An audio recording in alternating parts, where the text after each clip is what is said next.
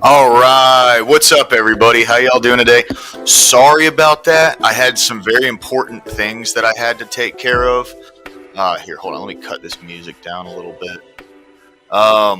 Just some things popping up, but it's another good day. How y'all doing today, man? Robert Whaley, welcome in, brother. Always good to see you, my man. Always good to see you. How you doing, bro? Staying cool?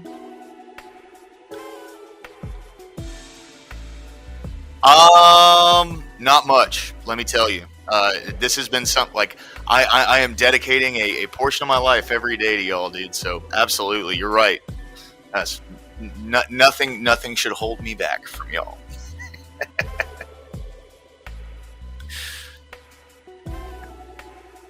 All right, so lots of big news today.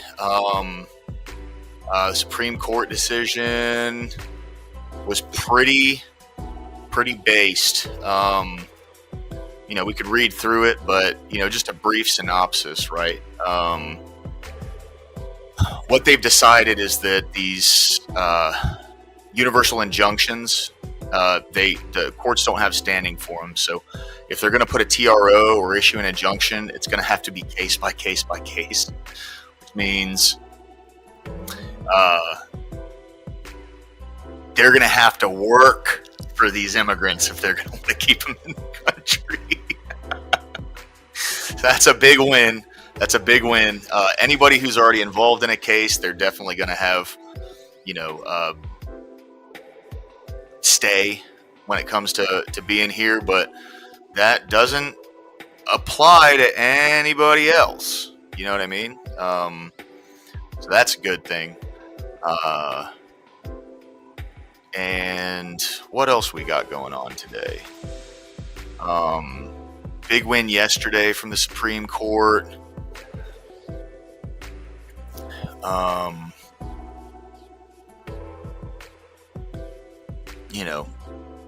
It sets a legal precedent moving forward that oh shit, yeah, that's right. My bad, dude. My bad. I'm jumping in now.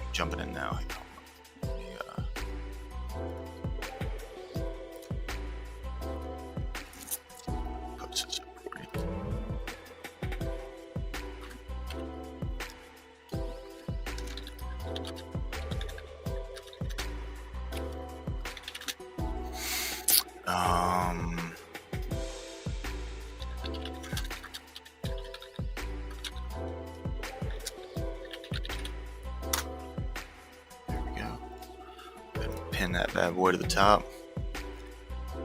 Yeah, Canada FAFO, absolutely. Birthright citizenship, yeah, Canada can back the fuck off, man.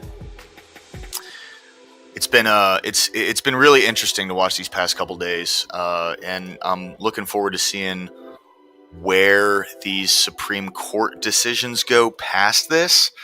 It's seeming, it's working towards the agenda, so that's pretty nice. Base Tweaker, I have that link up, man. You're more than welcome to jump in at any point, dude. Happily have you on whenever, you know that.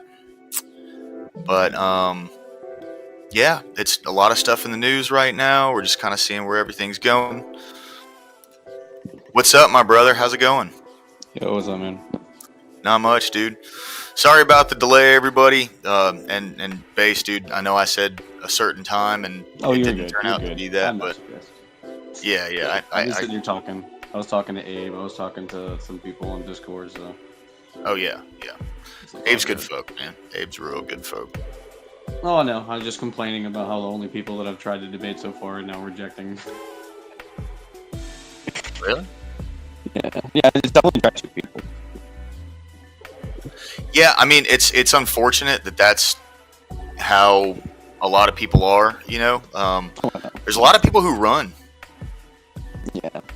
I think Doc's running for sure. You're kind of breaking up, brother. Now? 1 second. Hold on. Let me see. Maybe this is better? 1 second. All right, go ahead. Hello? Yeah, there you go. Perfect. Cool. All right. Yeah, no, I know that I know that Duck's running. I don't know necessarily that Mel's running. I think Mel is just afraid that I might just attack them personally. Yeah, yeah. I mean, people probably. I think there's a lot more fear involved in that, and not like fear of looking stupid, but like they genuinely have this idea that whenever somebody who has an opposing belief to them is going to face them, it's immediately just going to turn into like a bullying match. Yeah. And that's not the case, right? If they watched any of my debate with Ryan, they would know that, though. Yeah, but you can. That's the thing with these people, bros. You can show them all the evidence in the world that something isn't true, and they're still going to believe it. Because, like, I was perfectly nice to Ryan during the entire debate. Then when an open panel came up, that's when the ad homs came out. Right. Right. I don't know. It's just an interesting thought, but I'll find someone. I just thought, I said this to Abe. I was like, I think it's funny that like Rob would agree to debate me before Duck would. Like, it's a wild concept in my mind. Yeah, yeah. Well, it's unfortunate. I really wish that. See, I think, and that really like touches on the title of today's panel. Is people get trapped in these echo chambers, and they tell each other like, well, whenever you see this person, all they're going to do is attack you. All they're going to do is make you feel bad about who you are, what you believe, yada, yada, yada, right? And that's typically not how it goes in a very general sense, right? Like, some people are like that. Duck is like that very much, where Duck, his whole debate tactic is to like make you feel like the reason you believe what you believe is because you're uneducated.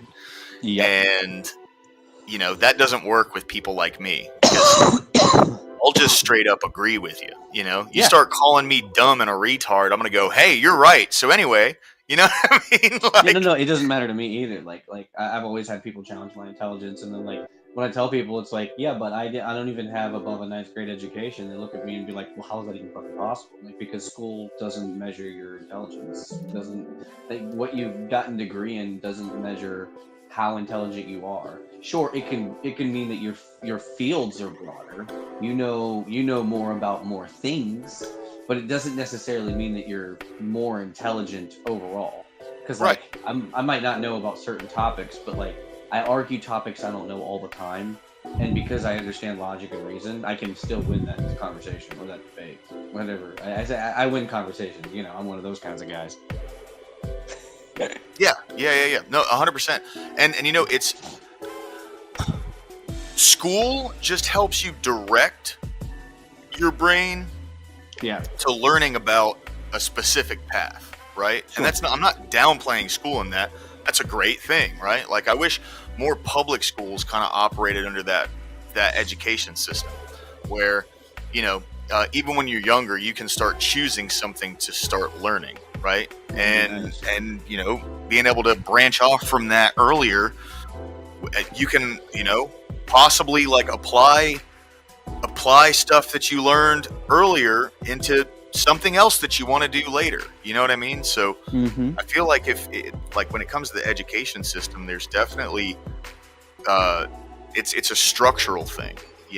Like we have this rigid, standardized testing kind of, like, did you learn this, and this? Stamp, you're approved. Versus something that, what's up, Abe?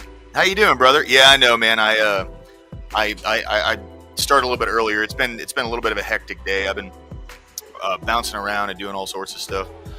But but that's why I came up with the topic to begin with. Was the idea behind echo chambers is something that I've always struggled with, and in realizing that I was encapsulated in one on the left so long and I didn't know it, and getting out of that was such a huge thing for me. And I know now that when I'm looking at the debate sphere, it's full of nothing but echo chambers. Like, it's like riddled with them, and it's so bad to the point that like people are giving people are giving themselves false confidence and false information on debate topics, for instance, that otherwise could be refuted if you were to step back and look at it more objectively instead of subjectively. And I think Yeah. that is a massive issue that we have currently. And like I mean, even I can demonstrate how I've been guilty of it. Of course, everyone is guilty of it, but this, like, when you're talking about the grand scheme of things, that's why you need different places. Like we got Sarah, where everybody from left or right can go and debate, and she moderates in a way that's very moderate and very conducive to the argument and not conducive to what she believes. And that's why I was telling you that I think it'd be a good idea to direct a lot of what you do as far as debate and stuff like that in a more general sense, so that way you can attract more eyes from the left and not just have another echo chamber. And I think that if people started building spaces like that, and people would generally see the success of those spaces or the importance of those spaces, then we might actually be able to affect some kind of change in that. Oh yeah, dude. No, 100%. That would be definitely ideal. K2, what's up, my man? How you doing? Good to see you. Abe, welcome in, brother. Sorry I didn't say anything to you earlier, bro. Welcome in, guys. It's always a good day. Old Joe, what's going on, brother? Good to see you, my man. Salute. Thank you for coming in. Yeah. No, absolutely. You know, I genuinely, man.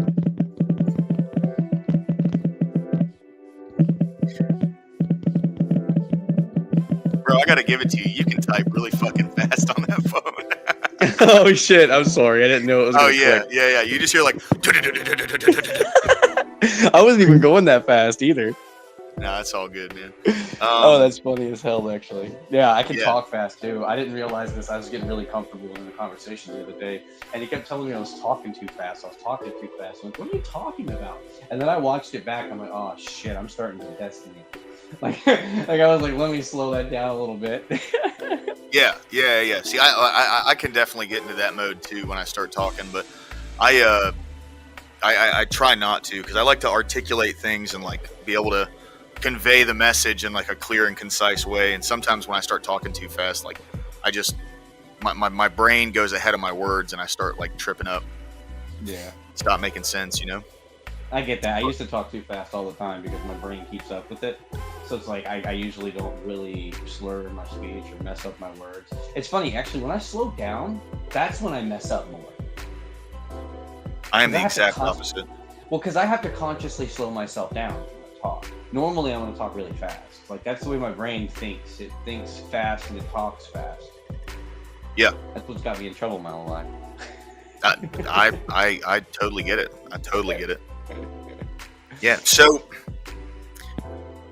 if I were to try and attract people on the left to come into the channel, what direction should I go with that? I'd say that's a good question for people that are in here actually watching it too. Yeah. Like, I can weigh in on this all day, but I'm just one perspective, and you know a good bit of my perspective on it. I genuinely think that other than going and hitting panels, I don't think like the 1v1 concept of the debate would necessarily drive the traffic unless you were to hit somebody that was really, really good and make them look really, really dumb. But that's kind of like one of those like if and situations, you know, where you're looking for more of like a singular approach to it. So like maybe there's only one factor, like how many people are going to show up. So showing up on a panel that primarily has leftists in it, or you know, communicating with leftists. It's just about making sure that you don't do what you did to Ryan. Because if you start doing that to them, then it doesn't matter how nice you are to one of them. They're going to take the instance of when you were mean to another. Well, and so, okay, here's the thing, right? Typically when like the first engagements that I have with people, I always have a very civil discussion with them, you know? Oh, look what Abe said. Yeah. No. Yeah, I put that up. Yeah. But that's the thing, right? Is like, I'm totally cool. I wouldn't mind that, right? My thing is, I'm totally cool with the concept of like having civil discourse with people. My thing is, the second they breach that, it's over. Like, I can't have a civil discussion with somebody after that. You know what I mean? Whether someone like lies, is intentionally dishonest, goes for the personal attacks. Like you've crossed the red line, and it's not going to go back over that red line, right? Like no more can I do that. And that's the thing that like it kind of sucks, you know, like with Duck and Mel and Ryan, like all three of them, I really gave a concerted effort to be civil and have a good conversation. Yeah, I know it does, bro. I know, bro. I know. Yeah, I I try to be civil. Like I do my very best to, bro. Seriously. And I think Abe, were you in that? What, like the first time I ever had that little debate with Duck on that panel, where like I asked him like define what right wing is. I have your answer that you're What's that? looking for. You want it. So no matter what, that's going to happen. Okay, unless the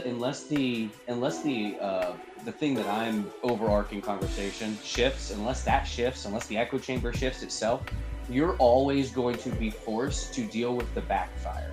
So you're going to have to be the good faith, and you're just going to have to take the fact that they're going to be bad faith at it. They're going to get upset. They're going to do these things. The difference is, if you're not giving them the ammunition to believe you're going to return fire, then they're going to be much more willing to consistently engage. You have to seem like you're their punching bag. Like you have to seem that way, because if you don't, they're going to think that you're going to be they're going to leave when you try to moderate and you go against them, right? If you try to moderate a debate against them and somebody else, they're going to feel a certain way about that. Versus they would rather have you more. They would see you as more of a moderate debater, not a debater, but a moderate moderator, and it would probably fare way better for you and your viewership. And your retention rate is what I would call it. The more important part is how many you retain. You can get the eyes. It's just about how many you're going to keep around. Right. No, that's totally fair. That's right, Abe. That was on your channel. Yeah. That was yeah. So anyway, like, long story short, Base Tweaker, I asked him to like, what is right wing, Duck? And it broke his brain so bad that he fucking rage quit. Steelman would probably do that. So Inward said Steelman would probably debate you, but I don't know who that is, and I try to. And right now, I'm not really trying to specifically avoid. Debate politics in and of itself. I'm not a huge political debater, and I would need a lot of time to do the research for a debate on something like that. Whereas me, I would rather something that's philosophical, moral, something that's a little bit more attainable in the mind, rather than something devoted to external sources such as research and specific like studies and stuff. Like I'm not a big fan of constantly pulling that shit up.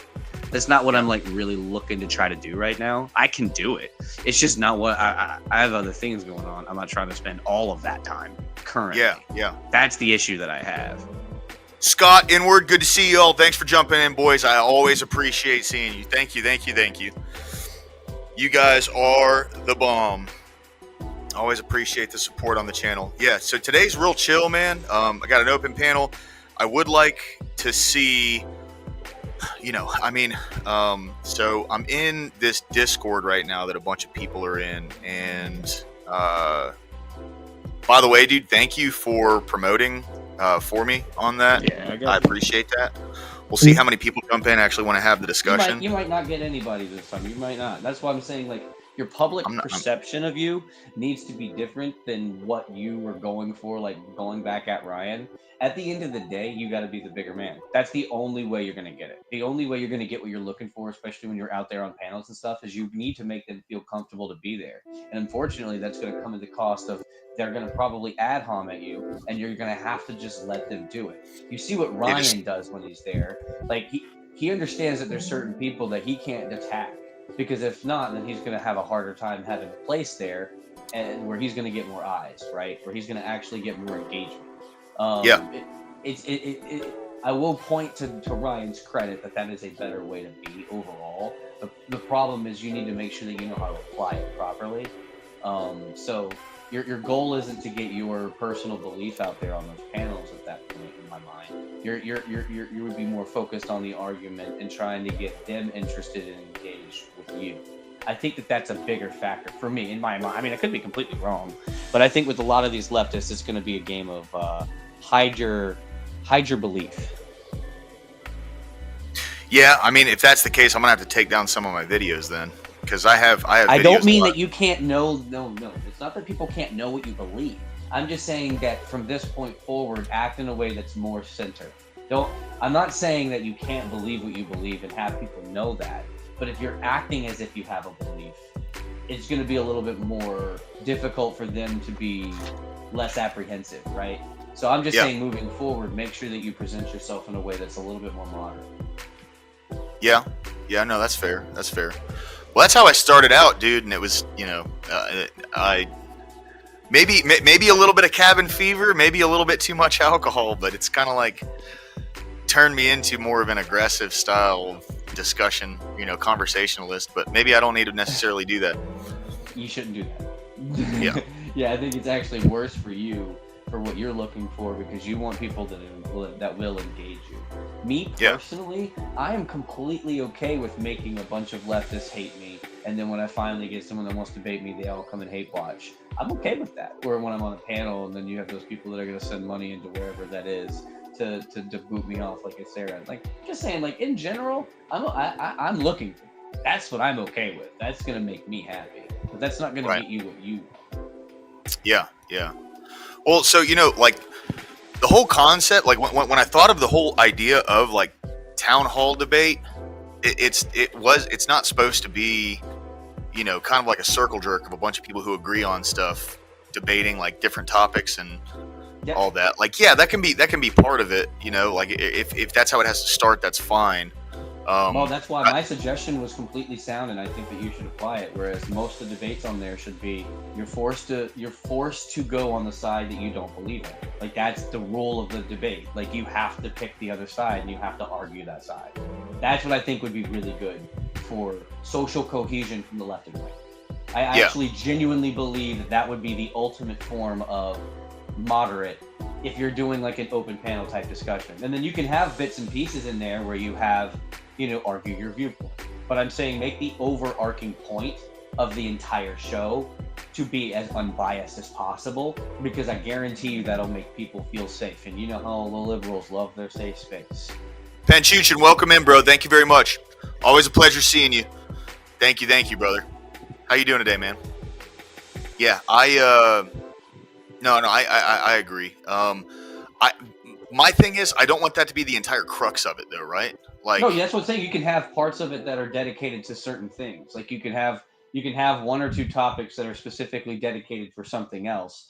But I'm saying that if you predicate the driving force of your town hall debates to be more of a moderate platform, that's the option that I would say would garner you the greatest success in what you're trying to do. And now yeah, again, I mean, if it doesn't seem interesting to you, I'm not telling you have to do it.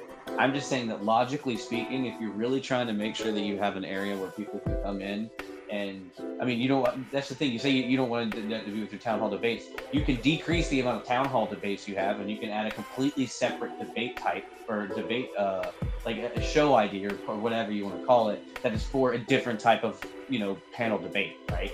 That's why yeah. I'm saying like you it would be a good start for you if you were starting off as a quote unquote safe space. And I think that that would be the best way to do it. Okay, okay. So, what would you think about this, right?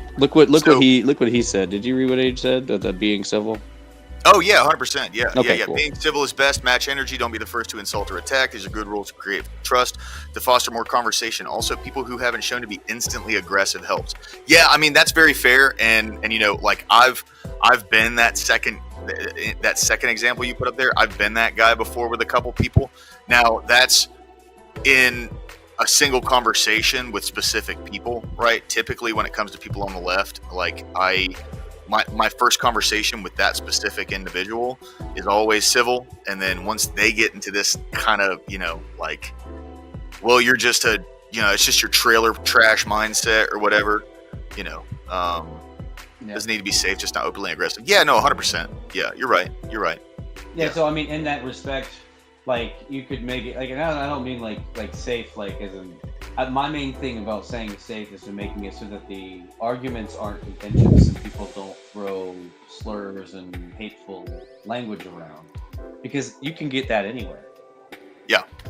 No, you on can't. any of these 100%. platforms. on any of these platforms. But Yeah. what you really can't get is a place where you can have a discussion or a debate without immediately getting attacked the moment you start to take away their opinion, take down their position. The moment that Right. you start getting there, people start getting in their feelings, and it's both left and right.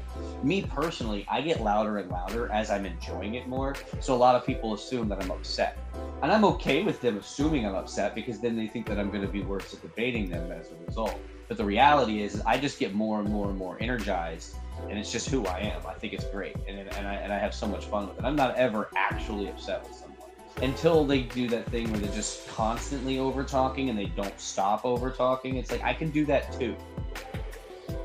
Yeah, no, fair. Yeah, 100%. 100%.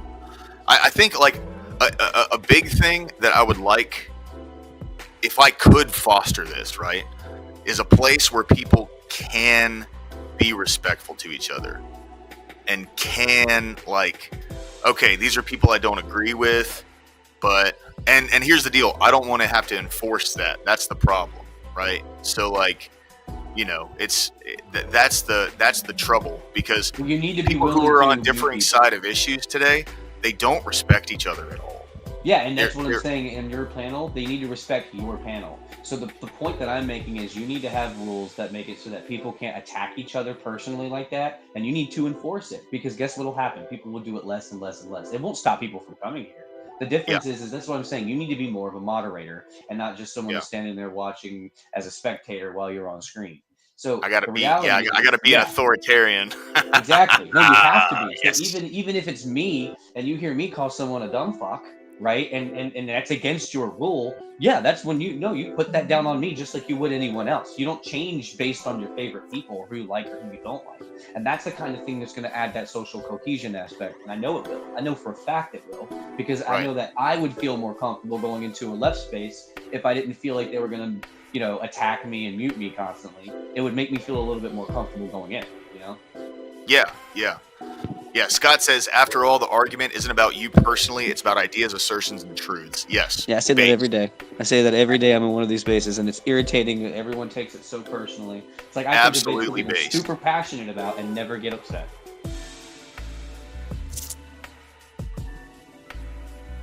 Yeah. No, I mean that's definitely true, man. It's definitely worth it, because I feel like being able to have a little more cohesion would really help unify the ideas of, yes, 100%, Abe, absolutely, keep personal out of all of it. Yeah, no, based, yeah, and honestly, like, Jesus wouldn't want me to be attacking people personally, and See, I like the idea of being able to there's go a on time to turn the other cheek, and there's a time to not turn the other cheek. Yes, correct. Yeah, exactly. Yeah, I can do that in every other space. I can go to any other space that I want and make it about Ryan or whoever I want to make it about. Just the easiest example I had. So Yeah. there's not very many spaces where I can go into and demonstrate for an audience that I can actually argue and talk to people without insults, because generally I don't start the insult. Not generally, Generally, somebody else says something that's insulting to me, so I say something that's more hurtful back to them because that's just what I'm good at. But I don't necessarily have to do that. Like my debate with Ryan, I never insulted him. I do. Well, no, I'm just saying my actual physical debate with him, I never did. I just never fair, ever did. fair. No, and you're then right, on the you panel afterwards, I fucking decimated him. Yeah, you're right. You didn't. Yeah. Leftist activists want it to be about the person they're arguing with because they know their arguments lose without lies, falsehoods, and fuckery. I mean, yeah, dude. Like, that's a really hard thing to get around. And that's why, like, going into these kind of debates and knowing where they're lying and what they're saying is so vitally important. But I do want to say this, though. That's not exclusive to the left. There are people on the right that do the exact same thing, and this isn't like a both sides kind of thing I'm saying, but I just want to say, like, that's something that exists in both spaces. There's some people who are willing to just, even if they didn't have to, they're still willing to, like, spout some bullshit. It's crazy. Well, that's where I was saying before that That's what I was talking about, the echo chambers. Like, that's why I was saying, like, it is on the left and the right. We have them all over. I mean, again, you watch it when you watch Jess. I mean, that's what that is. It's literally just a little echo chamber. Like, at the end of the day, like, I'm not against any of those people, but you're in a space where everyone's going to have the same principled idea and attack the other side, even if they don't fully agree with one side. Like, Rude Crab doesn't agree with one side of the space, but he's more likely to agree and add on to the things that I say than he are most people, unless he's just feeling argumentative, you know. Yeah. Yeah, I mean, I might, honestly, I might jump over to Signal Syndicate tonight. I tried the last time, but I just got in a little too late, and there was already kind of like things going on. So, I think tonight would probably be uh, a good one to check out for sure. But yeah, if Abe can actually genuinely drive you some leftist traffic, it probably would be a good idea for you to consider this. Because at the end of the day, that would help you retain people. That would bring more people from more spaces into where you're at. And then that Yeah. would also give me a chance to just be like, all right, let me debate someone on your platform in front of the people that you currently have there. And then those people are going to watch me. And they're either going to really hate me or they might like me. And if they really hate me, then they're going to hate watch me when I debate another leftist somewhere else, for instance. Or even if it's, here again. It's just one of those things that I know that it'll drive traffic no matter where people go. And I think it's a good thing that we can spread this around so that other people have people that want to watch other people, right? Yeah. Hey, Abe, you know what? Honestly, I'm going to take you up on that. Tomorrow's town hall, when I get done streaming tonight, I'm going to go ahead and like write out structure for town hall and come up with at least just like a rough draft. So tomorrow we can do start getting the building blocks together for town hall. I think that would be something that would definitely benefit in the long run, right? Yeah, I need to make sure that I get my name out there too. That'll help you start going on these panels and stuff, so that some of these people know who I am. It might be beneficial for you as well, so that way I can start driving traffic for you, which I think would be good. Because I'd like to bring some people that are really, really ready to debate. I can't remember that guy's name. That guy that was on Tomato last night. He irritated the shit out of me. I think his name was Wick. Yeah. Something like that. Yeah, that's somebody that I think I might actually want to debate, but I don't know if I'd want to debate him on politics. You could go over to his channel. He does a bunch of panels and stuff over there. I know, but again, that's what we're talking about. Joining a leftist space, feeling comfortable to join that space and not get spurred on or attacked, right? Yeah. I don't want my first appearance somewhere that, like, you know what I mean, being that uncomfortable and it hinder, you know what I'm saying? So I feel like making sure that people know who I am is important, not necessarily by going on their channel, right? Right. Yeah. I think that's that may be a good direction to go in. Chat, what do you guys think about that? I know there's only a few people watching right now, but like, what would you think about having more lefties in our viewership over here? He's a total N-word too. You see that? Look at that. Look at that N-word in there. You know?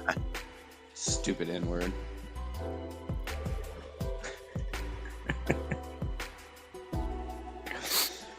Oh, I love it. I love how I can always see the chat too. He wants to talk about Duck and those who've blocked me. Well, Duck's blocking everyone right now, Scott. He blocked Bill Hicks. He blocked a lot of people. Yeah, I mean he's on a blocking spree right now. I'm pretty sure he blocked me too. Lower class, it'd be cool to do a King of the Hill style, where the opinion, or wow, one more person is on top and the people have to challenge them to take over. Yeah, I mean that's not a bad idea. Yeah, absolutely. Yeah, and then just have like chat decides, But I guess like here's my issue with that. Okay, is like having a biased chat.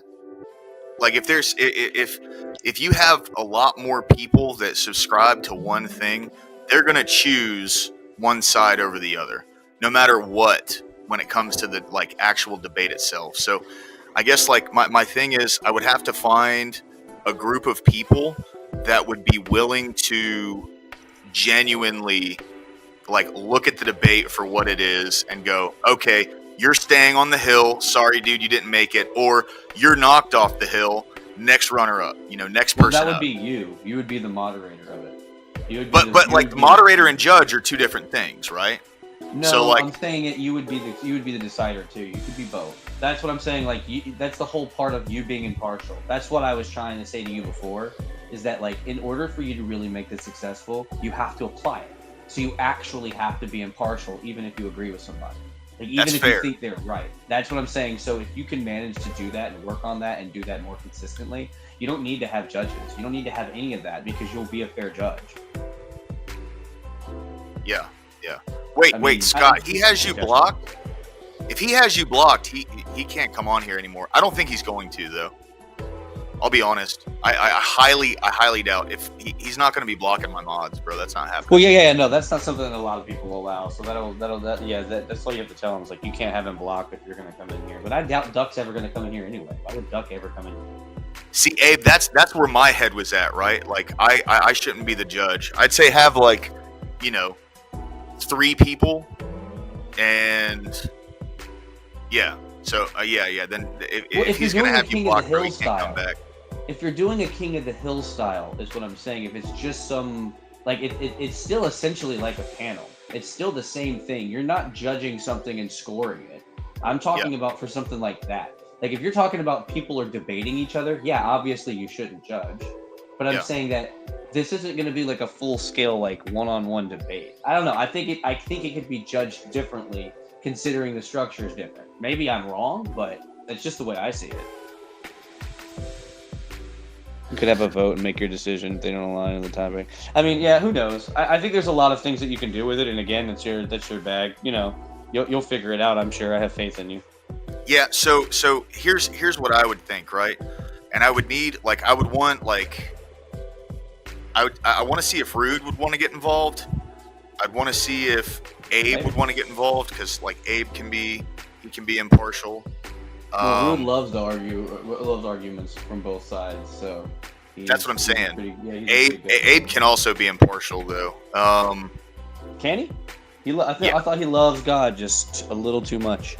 He does, but he can also compartmentalize that when he makes decisions. At least that's how Abe. That's how you come off to me. You know what I mean? I think if a Christian debates a Muslim on which religion is true, I think he might have a hard time being impartial.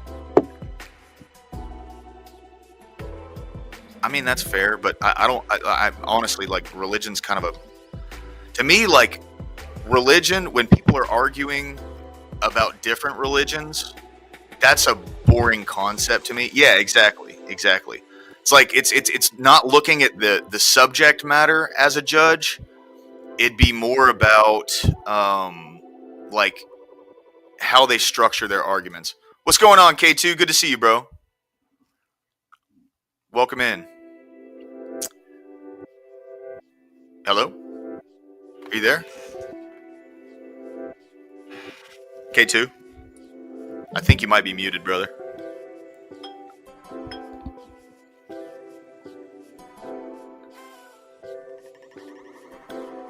Hello? He might be working on fixing you. Fair. But yeah, so, do you genuinely believe that you could be impartial? Are you talking to me? Yes. Oh yeah, absolutely. I'm more impartial. Yeah. This is for me. I don't really give a shit about what I believe when it comes to debate. Debate for me is always just a bit about following logic and reason and trying to make sure they stay 1, 2, 3, 4. No delineations, no jumping around. You have to stay on target. It's very important to make sure you put your point across. It doesn't matter if your point is real or true. Yeah. If you convince others of it, then that's all that matters. Yeah. What's up, K2? Am I here? Yeah, buddy. What's going on? What's up, lower class? What up, flip face? What up? Oh, that much driving into work right now. Nice, dude. Nice. Yeah, so the main topic of conversation right now is just creating spaces that are not hostile, creating a space that is not hostile or, yeah, Arukar, he is. What's going on, brother? What's up, Cecil? Welcome in, dude. Glad to see you. But yeah, it's creating a space that isn't hostile to either side, while also being able to have a conversation back and forth that's constructive, at least to some degree, right? Because what's up? Oh, I'm sorry. I said that's what I tried doing yesterday on Jess's channel, and then the acting like I wanted to debate. I'm like, I didn't. I just wanted to tell them how that benefited me, and then EOD's like, when I said, hey, I'm not here to debate, he's like, oh, I'm just here to have a discussion with you guys. Yeah. I like EOD. I like EOD. Is Arukar Oak? Is that Emmett?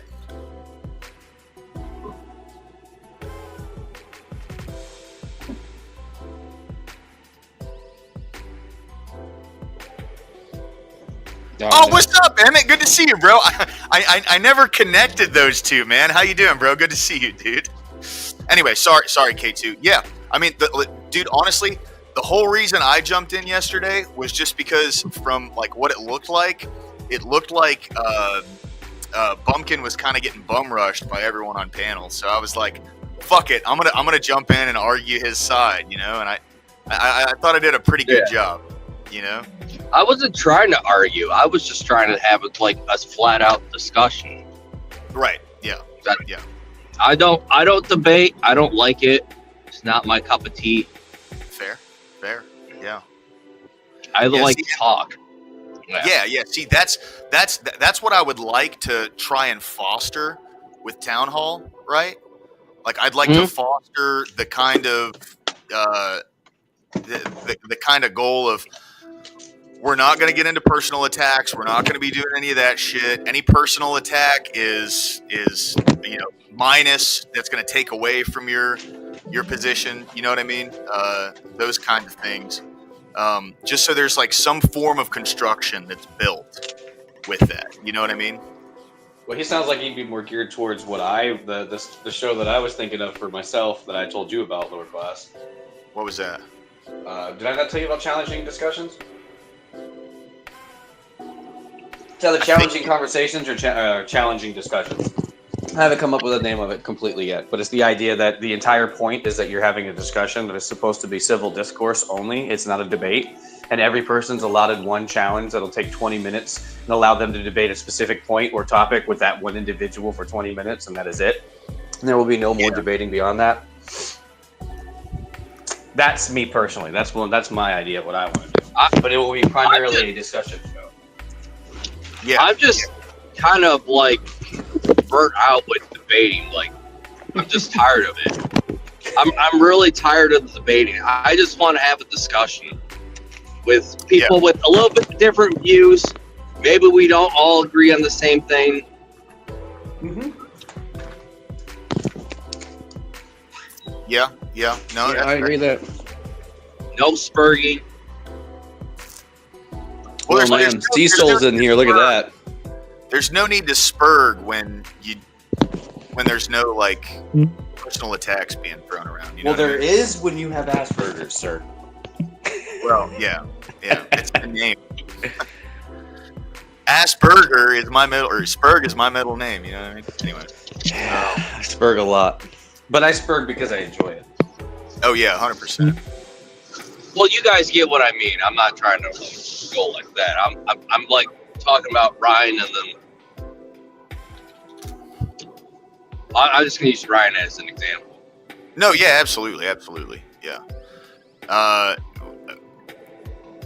wish me and him could have more constructive conversations. It just it seems like he's not interested in that shit at all, dude. No, he is. But having a conversation with Ryan requires you to make concessions you're not willing to make. That's the problem. It's not that he's not willing to do it. It's that he's going to force you to make concessions that you don't want to make make his conversation make sense. Because if he can't presuppose something on you, you can't use it. And since the majority of his arguments and his points and his viewpoints are from his emotions, they all fall flat to a logical argument. That's why he does what he does, whether it's subconsciously or he does it overtly. Yeah. Yeah. No, you're right. You're right. And it's unfortunate too because there's a lot of good that could be done in a good discussion between people.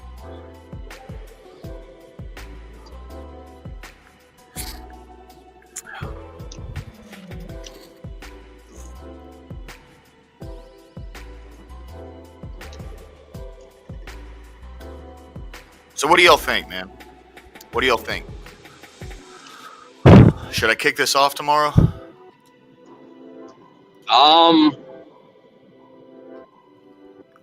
Think. Hold on.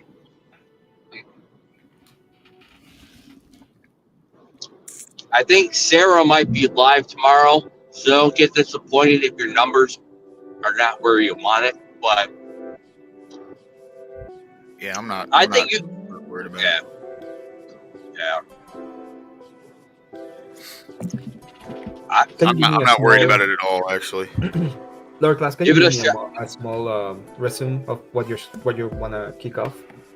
So what I want to do on Saturdays, it'd be called the Town Hall, and the whole concept of it is to get lots of people from both sides of the aisle and like focus on a constructive debate where like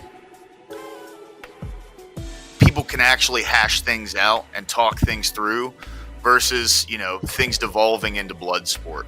You know what I mean? Yeah, I understand. It will devolve into blood sports model, like. Well, not with me as moderator. That's the thing. See, I'm not going to be really like debating at all within this. It's going to be me essentially like taking the reins and not letting it devolve into blood sport. I understand that's like things are going to happen like that, but with someone who can stand on the reins and be like, nope, we're not going there. Bring it back, reel it back. That's minus whatever points. Maybe come up with like a point system. You know what I mean? I mean, it sounds good. I like it. I just, like I said, the debating stuff's getting a little bit old. Yeah. Well, debating it's almost the same thing. You're trying to get out your points and trying to. Yep.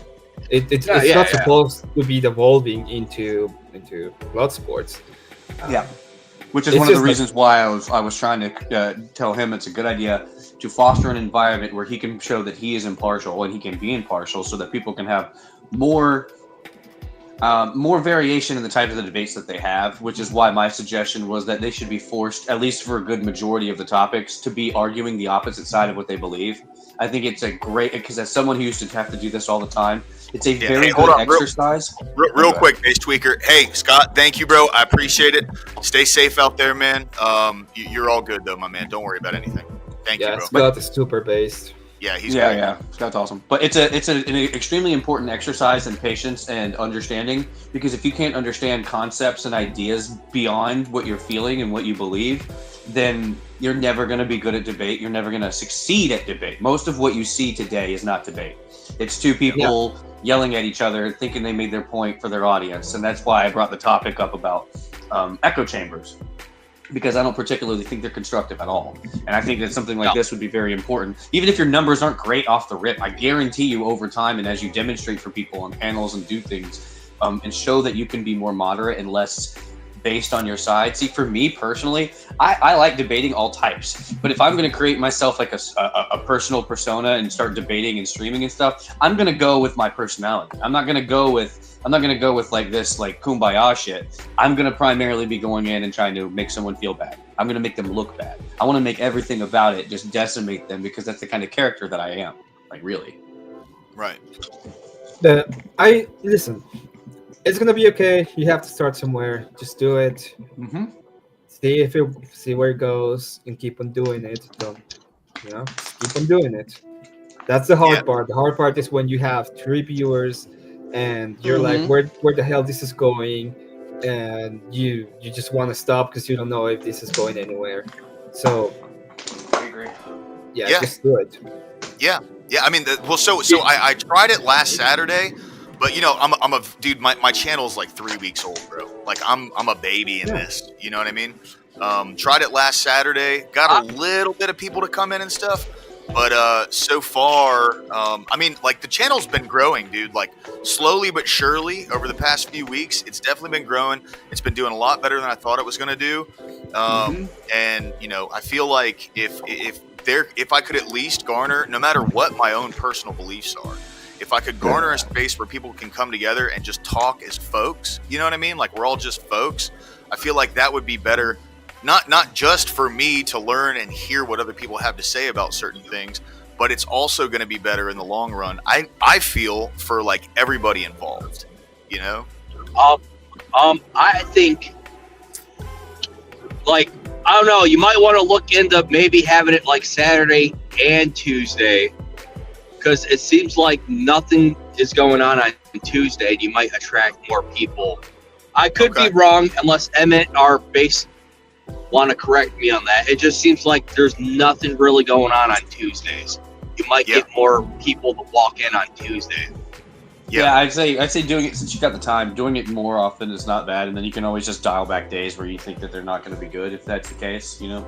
That's what I was saying. You can still play with your schedule. I just wouldn't fuck with your God and Country, because I think that it's in a good spot.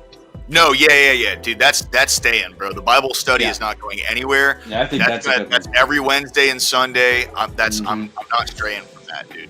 Like, I think that's a good one. Yeah, I think that works pretty well. Yeah, it especially like, considering those are already the days of worship to begin with.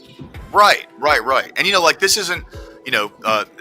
By the way, Emmett, K2, if you guys ever want to stop in on one of the Bible studies or anything, bro, you're always more than welcome to. It's an open panel, open Bible study. On Wednesday, at the very end. Now, granted, I did fall asleep, but at the very end, there was like an hour-long debate between a couple people on panel about scripture, which is totally cool with me, bro. I like that. You know what I mean? But it would have lasted way longer if you had given me permissions and I could like bring people up. Like, dude, it would have lasted because there were so many people that wanted to come up and argue with it too. And I was just like, wow, this would have been a great way to have your channel have some good view hours. See, I got, dude, I'm sorry to bust the bubble. I won't be able to join your Bible study. It has nothing to do with you. It's just I cannot talk scripture.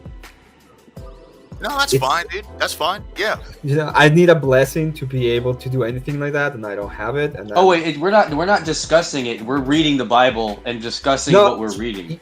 Yeah, that is okay. Well, you're interpreting the Bible, and I don't have, according to my church, I don't have the power, and I don't have a blessing to interpret the Bible to laymen.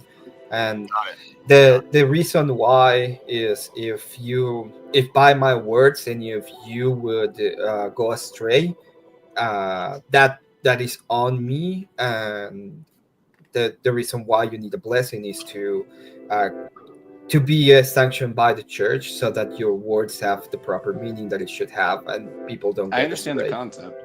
Yeah. So it's not that I don't want to have discussions on that. It's just that I'm not able to. But it's nothing against you. I totally understand. Yeah. I don't take it personally. Yeah, 100%. No. I mean, I do, motherfucker.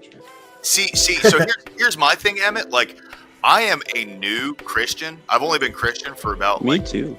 A year now, and I'm just starting to learn this. I'm just starting to get involved in it. I've believed in God for a while, but I'm actually like just recently starting to kind of dedicate life to that whole thing.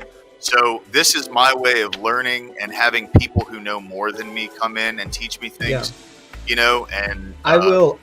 My only thing that I would tell you about that, I would 100% recommend you to go to liturgy and talk to an Orthodox priest and do that.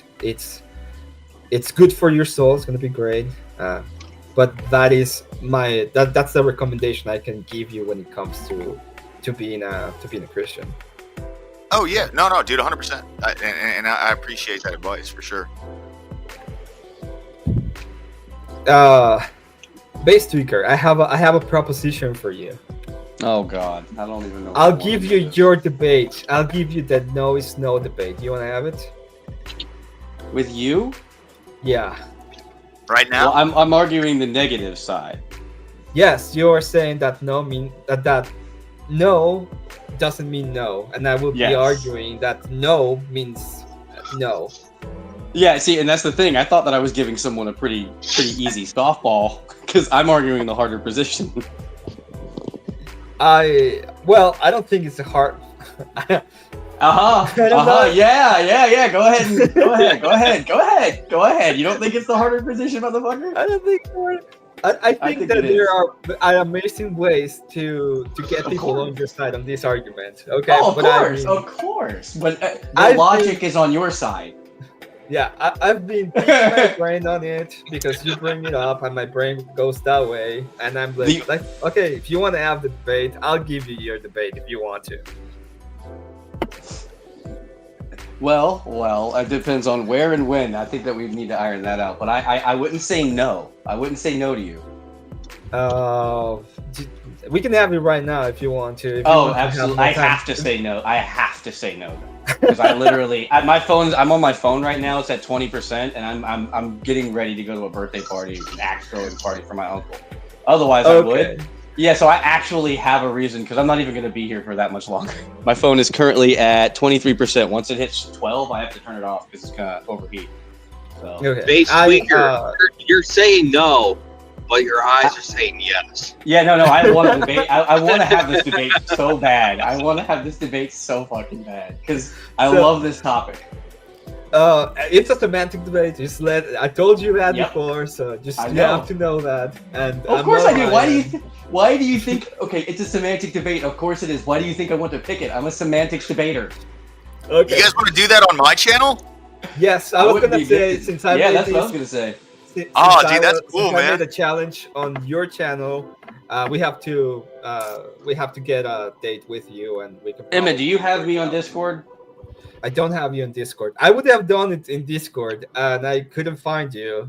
So I'm in that one Discord. I don't know if you're in it with everybody. I saw Lower Class turn on the stream. I was like, I know. No. I have to go and challenge him. BBP, welcome, bro. Thank you, man. Thank you for stopping in, bro. Always appreciate you, dude. Wait, are you in Abe's? Are you in Abe's? No, I'm not in Abe's. I'm in the one where there's a lot of leftists in it. I don't know which one. Mud Crab gave it to me. I don't know. Oh, you're in the. Mud Crab hates me since I called him a feminist. I know that's you. No, I love Mud Crab. Mud Crab's somebody I think is great. It's cool. I remember that conversation. Really cool dude, but he really dislikes me. Yeah, it's the Sanctum. I guess it's called the Sanctum. I guess it's Hornets Discord. No, I don't have it, but maybe.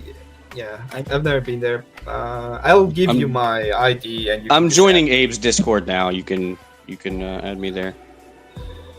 That way we can discuss it too, and not just have to have a third party trying to figure out how to get us together.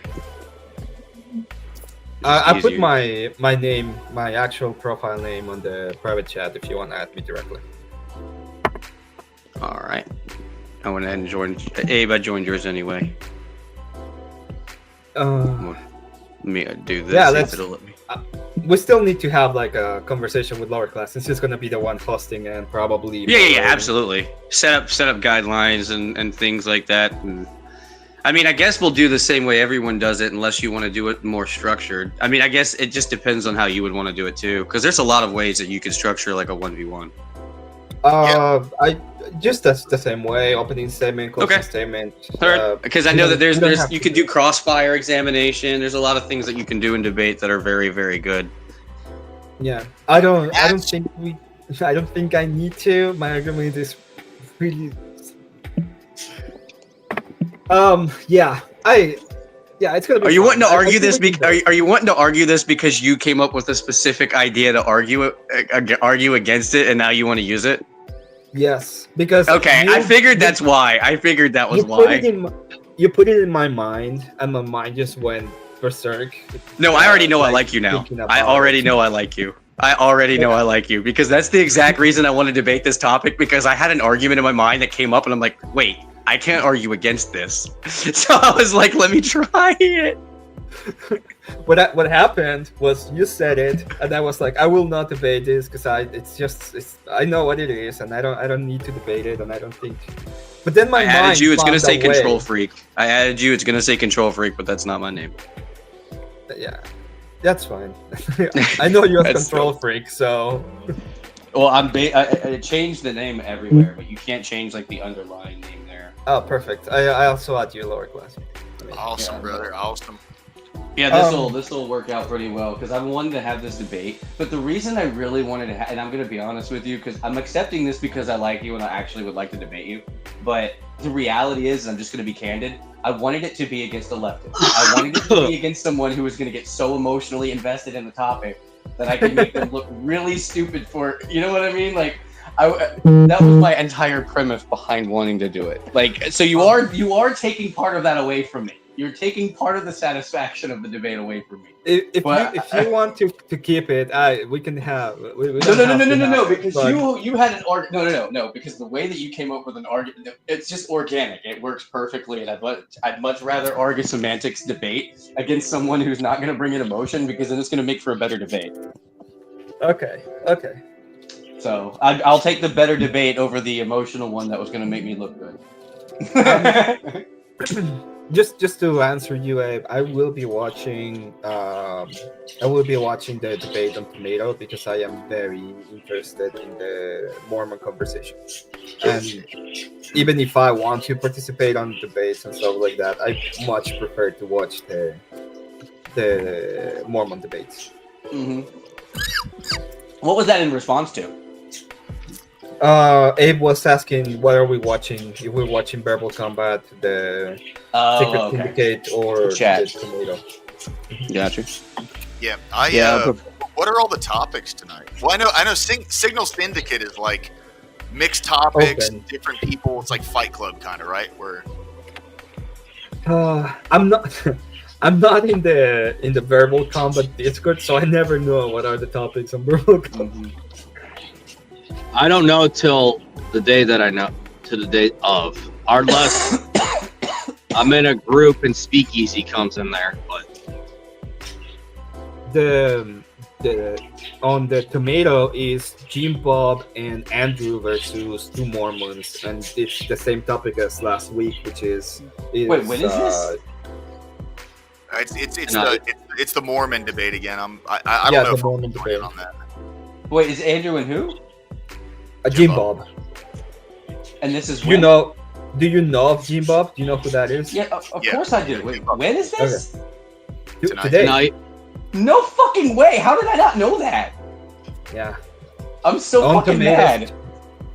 mad. I'm so fucking Didn't you- mad. I got this stupid axe throwing birthday party to go to. Oh, and it gets better. There is a Sunday we have Rob Knorr versus Radical Coder.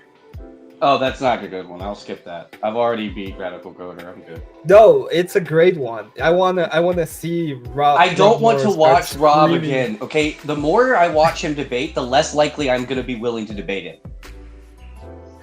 Why? Because he's fucking good. That's why. Yeah, I know he's good. He's my probably favorite great debater. now. He's my favorite debater in the space. He's what I don't think Andrew or Jim Bob are really better than Rob. I just don't. No, there's I think Andrew's on par. I don't think Jim Bob is. Yeah. I think Andrew can compete, but I don't think that Andrew's logic is nearly as sound as Rob's. I think that Rob is pretty good at keeping things accurate, and I think, but I mean, again, them together, I think it's an unfair advantage. I think it's an unfair advantage for Andrew because I think Rob just doesn't have the experience that he has. Well, That's my personal opinion. Yeah. I know it's not fact, but I love Andrew. I'm only here because of Andrew. Yeah, we're always here. So. Yeah. You know what's funny? I saw Andrew on the Whatever podcast a bunch Me of too. times, like when he first started calling in all the time. Mhm. But I really didn't get subscribed to or anything to the Crucible until after I started watching Rob. Yeah, I would say mine's close to that experience. Like I watched whatever podcast a couple times, like because it was like a train wreck I couldn't take my eyes away from. And then this guy Andrew came on, and I started watching it from his channel instead. And then I just never stopped. Yeah. That's kind of how that just went. So like, and then I subscribed to him around probably this year. Is when I subscribed to him, like towards the beginning of this year. Maybe February. But and then Rob, I subscribed to him as soon as I started watching him, and I've put almost as much time watching Rob as I have Andrew. The TikTok invasions are pretty entertaining. I can't take I love my eyes the off of invasion. that. Yeah, I those love the invasion. Those are fun. But see, I would like to do them. I prefer his debates, but the invasions are amazing. They're gold. Oh yeah, they're hilarious. But that's the thing about it is I would like to do the invasion. Like watching the invasion's great, but I would like to actually do it myself because these people go nuts. And I think it's hilarious.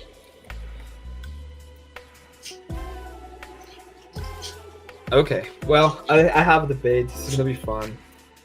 Yeah, I'm gonna try to see if I can get my phone charged to watch some of it, but I don't know. The idea of doing the invasion has always been interesting to me. Who's this beard person in the chat? Should always get like a battery pack, then you can charge your phone on the go. Like, Oh no, my phone itself Oh! is old. Oh, What's up, dude? Good to see you again, Bear. How you doing, man? Hello, mate. You all right? Yeah, man, I'm doing good. How's it going? Oh, good. Is my audio okay? No issues? Yeah, it's Yeah, pretty no, good. it's just I don't think I've interacted with thank this you. person yet. Oh, right. Have you been tonight? You been okay? Ah, man, I'm hanging in there, bro. Just trying to like brainstorming with the folks here on what direction to take things when it comes to the channel, and we're starting to hone in on something. I think it's going to be nice. Ah, okay then. So what are you thinking then to go towards with the channel? Well, so I'm going to stick with Wednesdays and Sundays being the. By the way, guys, this is Bear. He's good folks, man. He came in during the Bible study one day. Oh, thank you very much. Oh. Nice yeah, to meet man. everyone. Yeah, bro. Nice. I was wondering. But hello.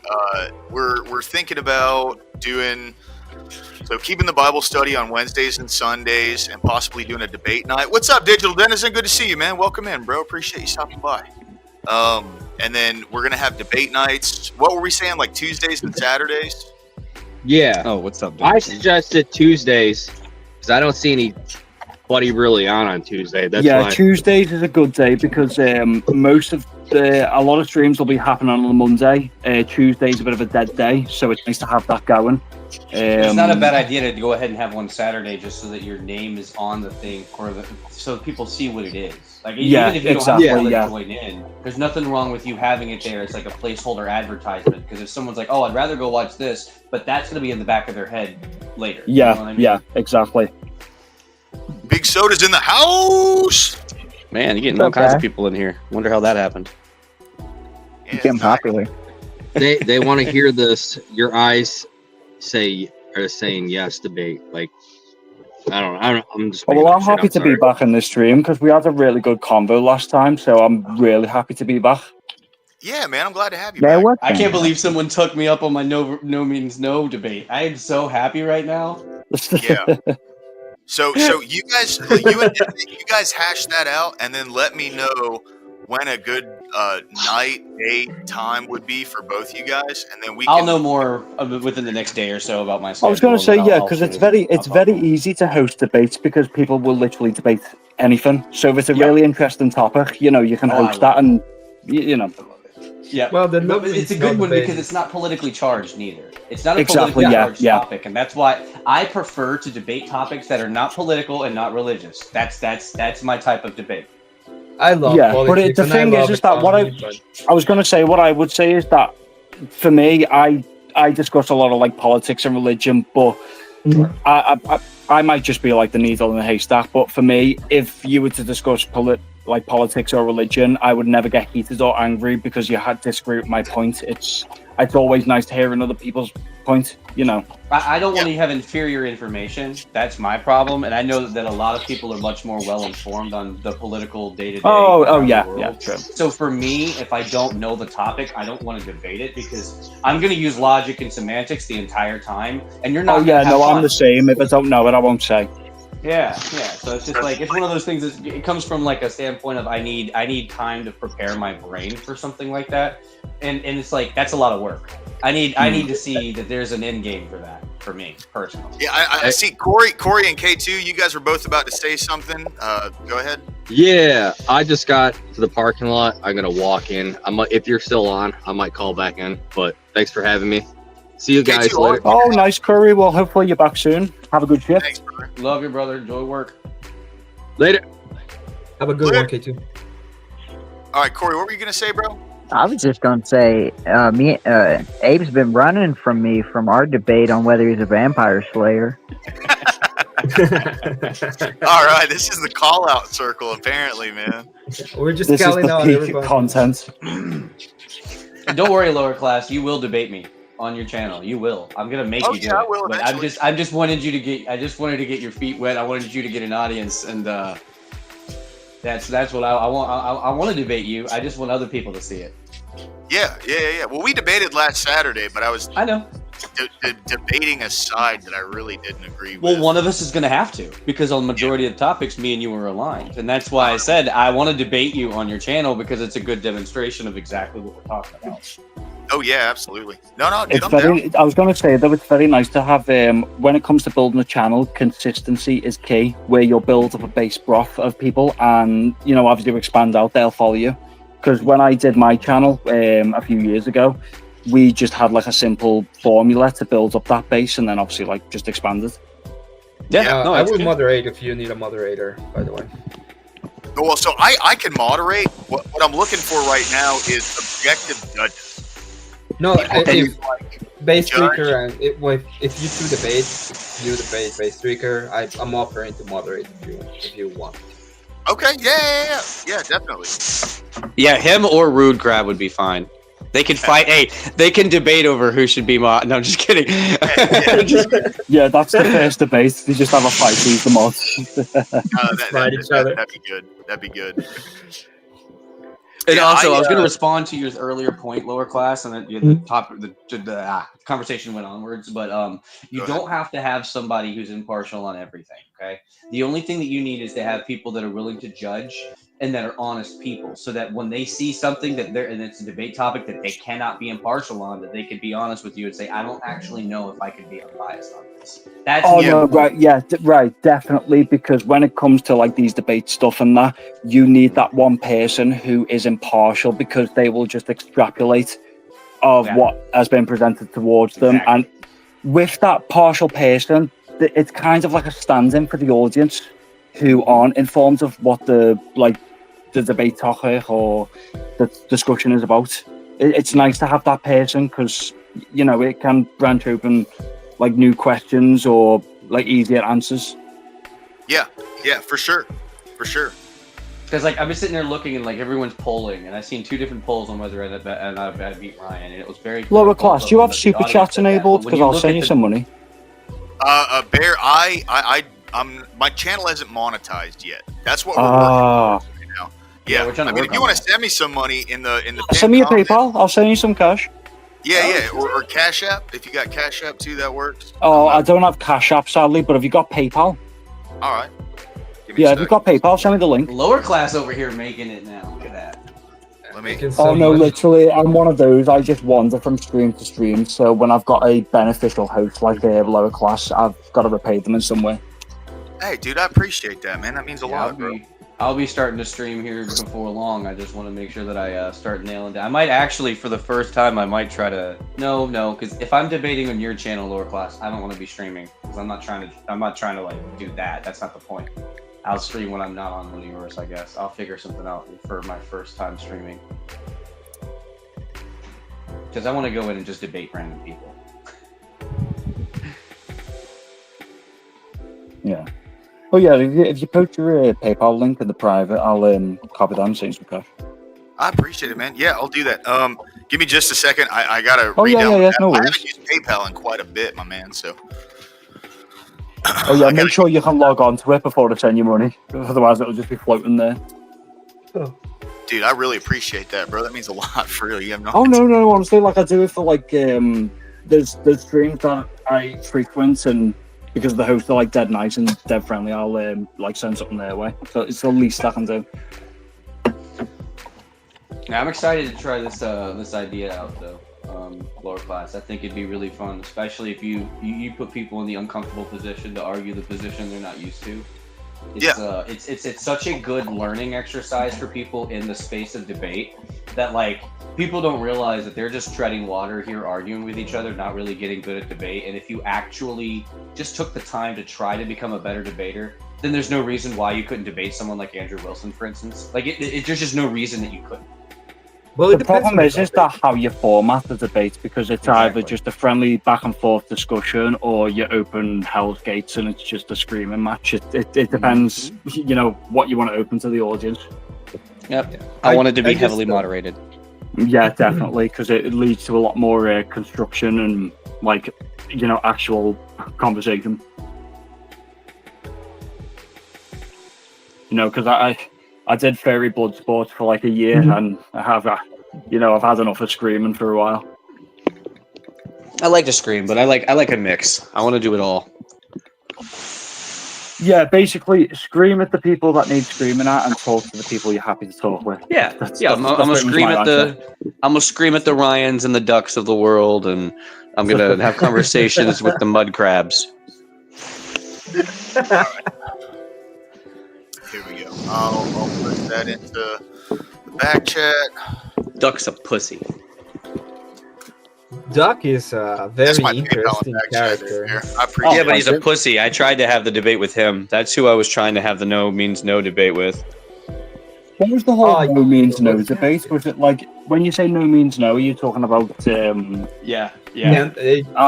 talk about it. We can't talk about it. Yeah, We no, have a it's say. fine. I didn't want to say it explicitly, so that's why I was like, when you say no means no, do you mean no That's means... why I said no means no. That's why Yeah. I specifically chose the words that I chose. Yeah. Yeah, fair enough. Yeah. So when I say the no means no debate, absolutely I'm saying that no does Yeah, not I know mean what you no. mean. Yeah. And I can't wait Yeah. to argue that.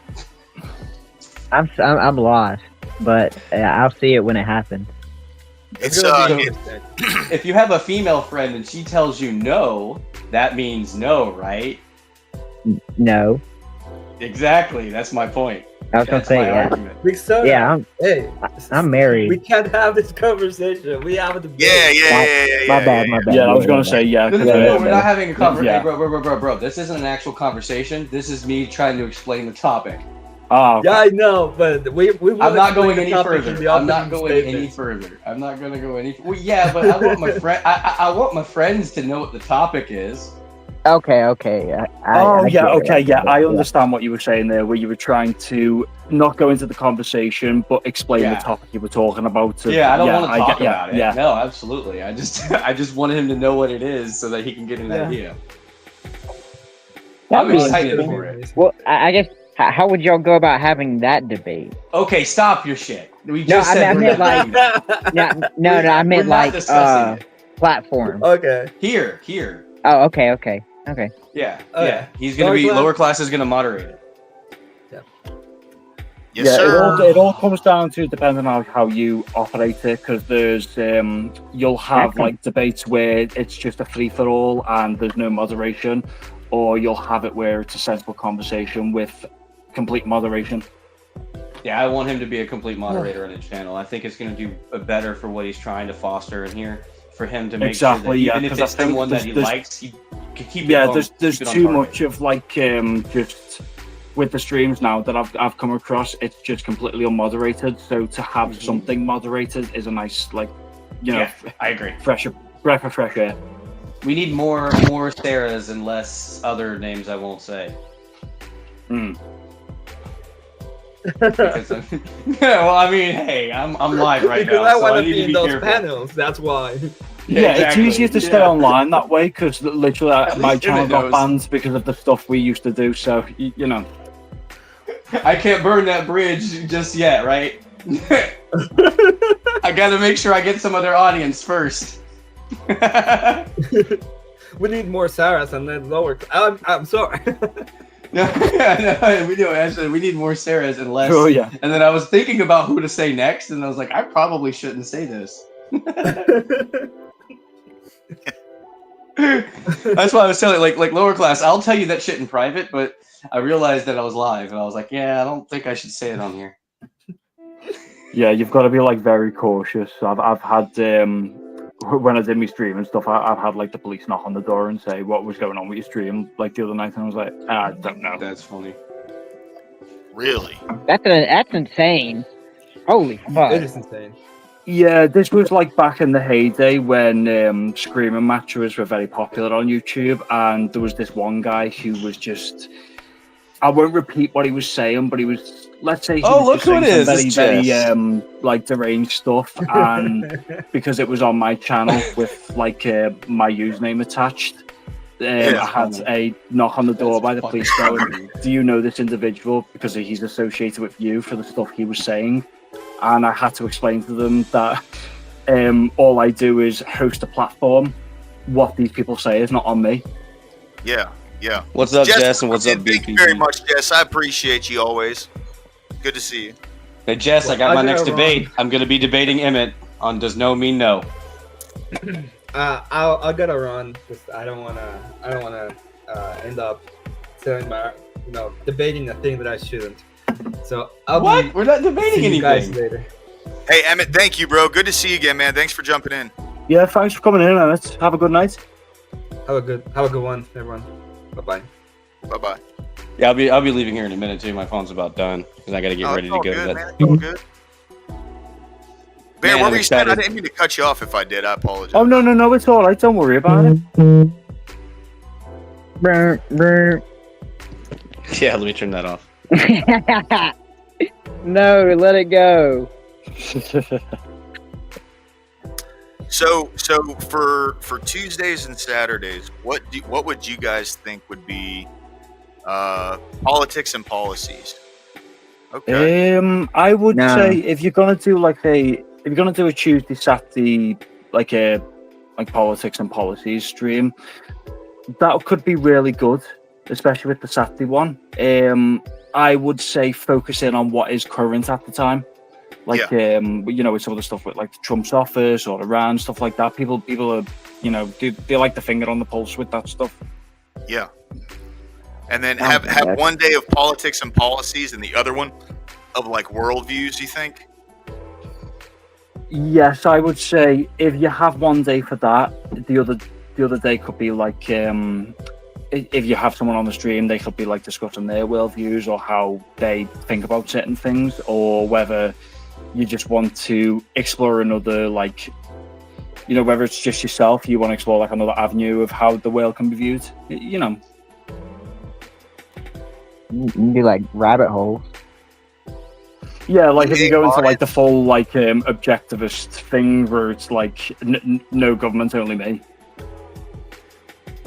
Bear, I think this question was pointed at you from EA Audits. London tomorrow, anyone? Russell Square, 12 noon. You know what that means? I was going to say I'm not from London myself, but I don't know if there's like a protest or something going on tomorrow. So maybe. Well, isn't there that famous debate area that's in London? Oh Like, yes, yeah. it's like I think it's like Soapbox Square where a lot of people go, Yep. and like yeah. Okay. Hey, Yes. they've got a lot of nice videos like where people will just meet up there and like they'll debate like right there in the street. They've had like a load of good of them, but now it's you can't do that anymore. It's illegal. Oh, it's Tommy Robinson. Oh. Oh, okay. Well, I mean, not just Tommy Robinson. We've had. Don't get me wrong. I'm not going to drag you into like the full political spiral, but we've literally in the UK we've arrested people for posting stuff online, and the most famous one is that we arrested a woman who was silently praying outside of a think it was a fertility clinic. Oh. Yeah, so that's why whenever I go on streaming Americans, I always say America is the greatest country on earth. Yeah. Yep. And I'm not even American, so you can count that. Hey, Whoa. dude, salute, bro. Cheers, man. I'm gonna be honest. There's some of us that are squandering it away. I agree. There's half the country right now, bro. Like we just. Oh yeah, I mean, don't get me forgotten. wrong. Like I know America is dealing with its own problems, and it's not perfect, but it's still like a model society and country. You know. Yeah. All right, boys and girls, I'm gonna head out of here. My phone's charging enough time later on. I might hop in. I might not. I might just wait for the inter debate. It just depends. See how the night goes and see if my phone charges. Take care, I- next week. Yeah. Hey, I love thank you guys, and I'll see you bro. tomorrow for town hall. God bless, brother. All right, bud. Peace. Yeah, Jess, whenever you want to jump up, please feel free. You're always welcome. Yeah. Do you know what? To go back to, because it's your stream, lower class. What else were you thinking in terms of like stream routines, or what you're thinking of like bringing up in the future? Well, so here's the position I'm in right now. I hurt my knee about like 3 weeks to a month ago. So I've been at home every day. I'm out of work. I do like logistics from home. There's just been like a lot of stuff going on. So I've been at home, and I went to where I'm going to get my MRI done so they can like fully assess the damage and what needs to be done isn't until the 30th of July. And then after I have the day surgery, I could be out for 2 months. So Oh yeah, especially with your knee. Yeah, definitely.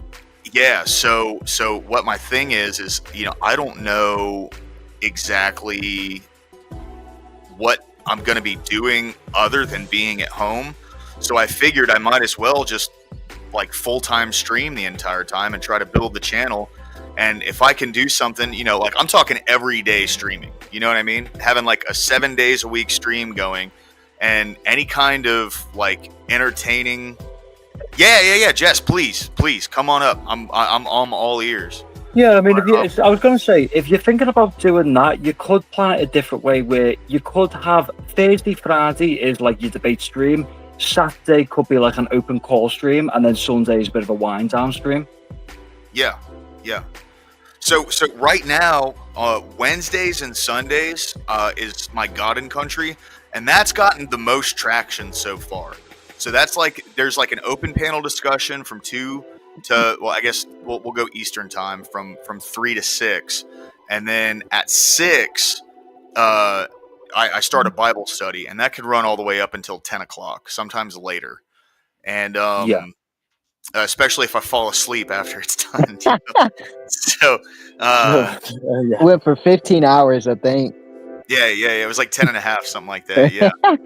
But so I do that on Wednesdays and Sundays, and I was thinking about doing the debates on Tuesdays and Saturdays, and then Monday, Wednesday, and Friday figuring something to fill the space there, possibly just doing like current events panels and having people come on. My big thing is I want to attract people from all sorts of different sides of the spectrum, and just let people know that like if you come in, you're not just going to be attacked immediately. Like we can actually have a discussion, something constructive, and at least like come to an end point of some form of what's the word I'm looking for, like compromise. Yeah, see, because don't get me wrong, you've got a really good plan there in mind. The only thing that I would say is that you could have a bit of a free-form open panel on the Saturday to bring all these people in, and if they're interested in what you're doing or they're happy to be back, that's when you go, okay, well, I'm streaming on like Sunday or Monday, so come back then. And if that's when your debate stream's opened, having those people around for that, is really good. Hey, EA, can you cam up real quick? Cam up and give me like a peace sign or something. Hey, EA, can you cam up real quick? I was going to say, I can hear the echo. Thanks, bro. Appreciate it. What's going on, man?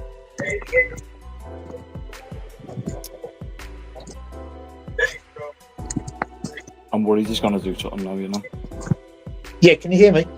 Yeah, I can hear you, bro. rustling about. Can you hear It's me? all right. Yeah, it's all right. Yeah, right. No, yeah, I agree with what you just said about getting stuff from every side. You know, trying to get. You know.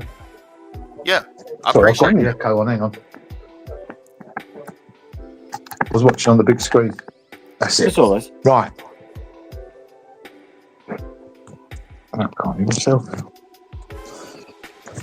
Yeah. So where are you from, low class? I'm American, so from Florida, moved into Bama, so I'm in the heart of the Bible Belt right now, right in the buckle. How about you, cuz? From Florida.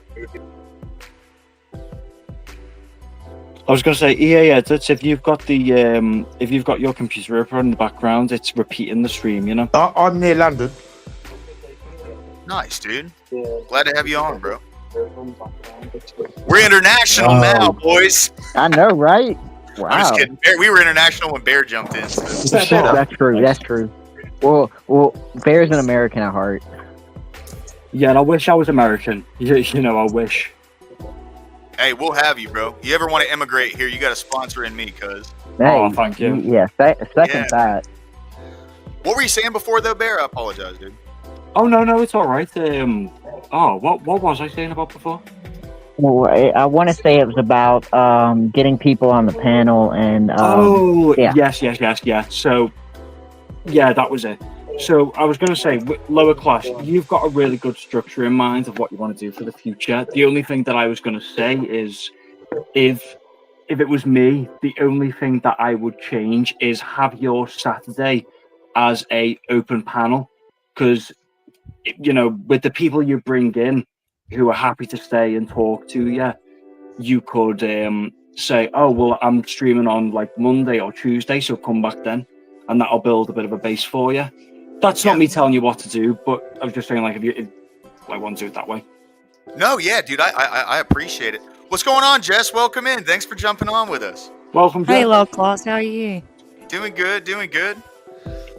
Just hanging out today. Just going through the motions, you know. Yeah, I heard you discussing channel plans and stuff like that. That's cool. Thank you.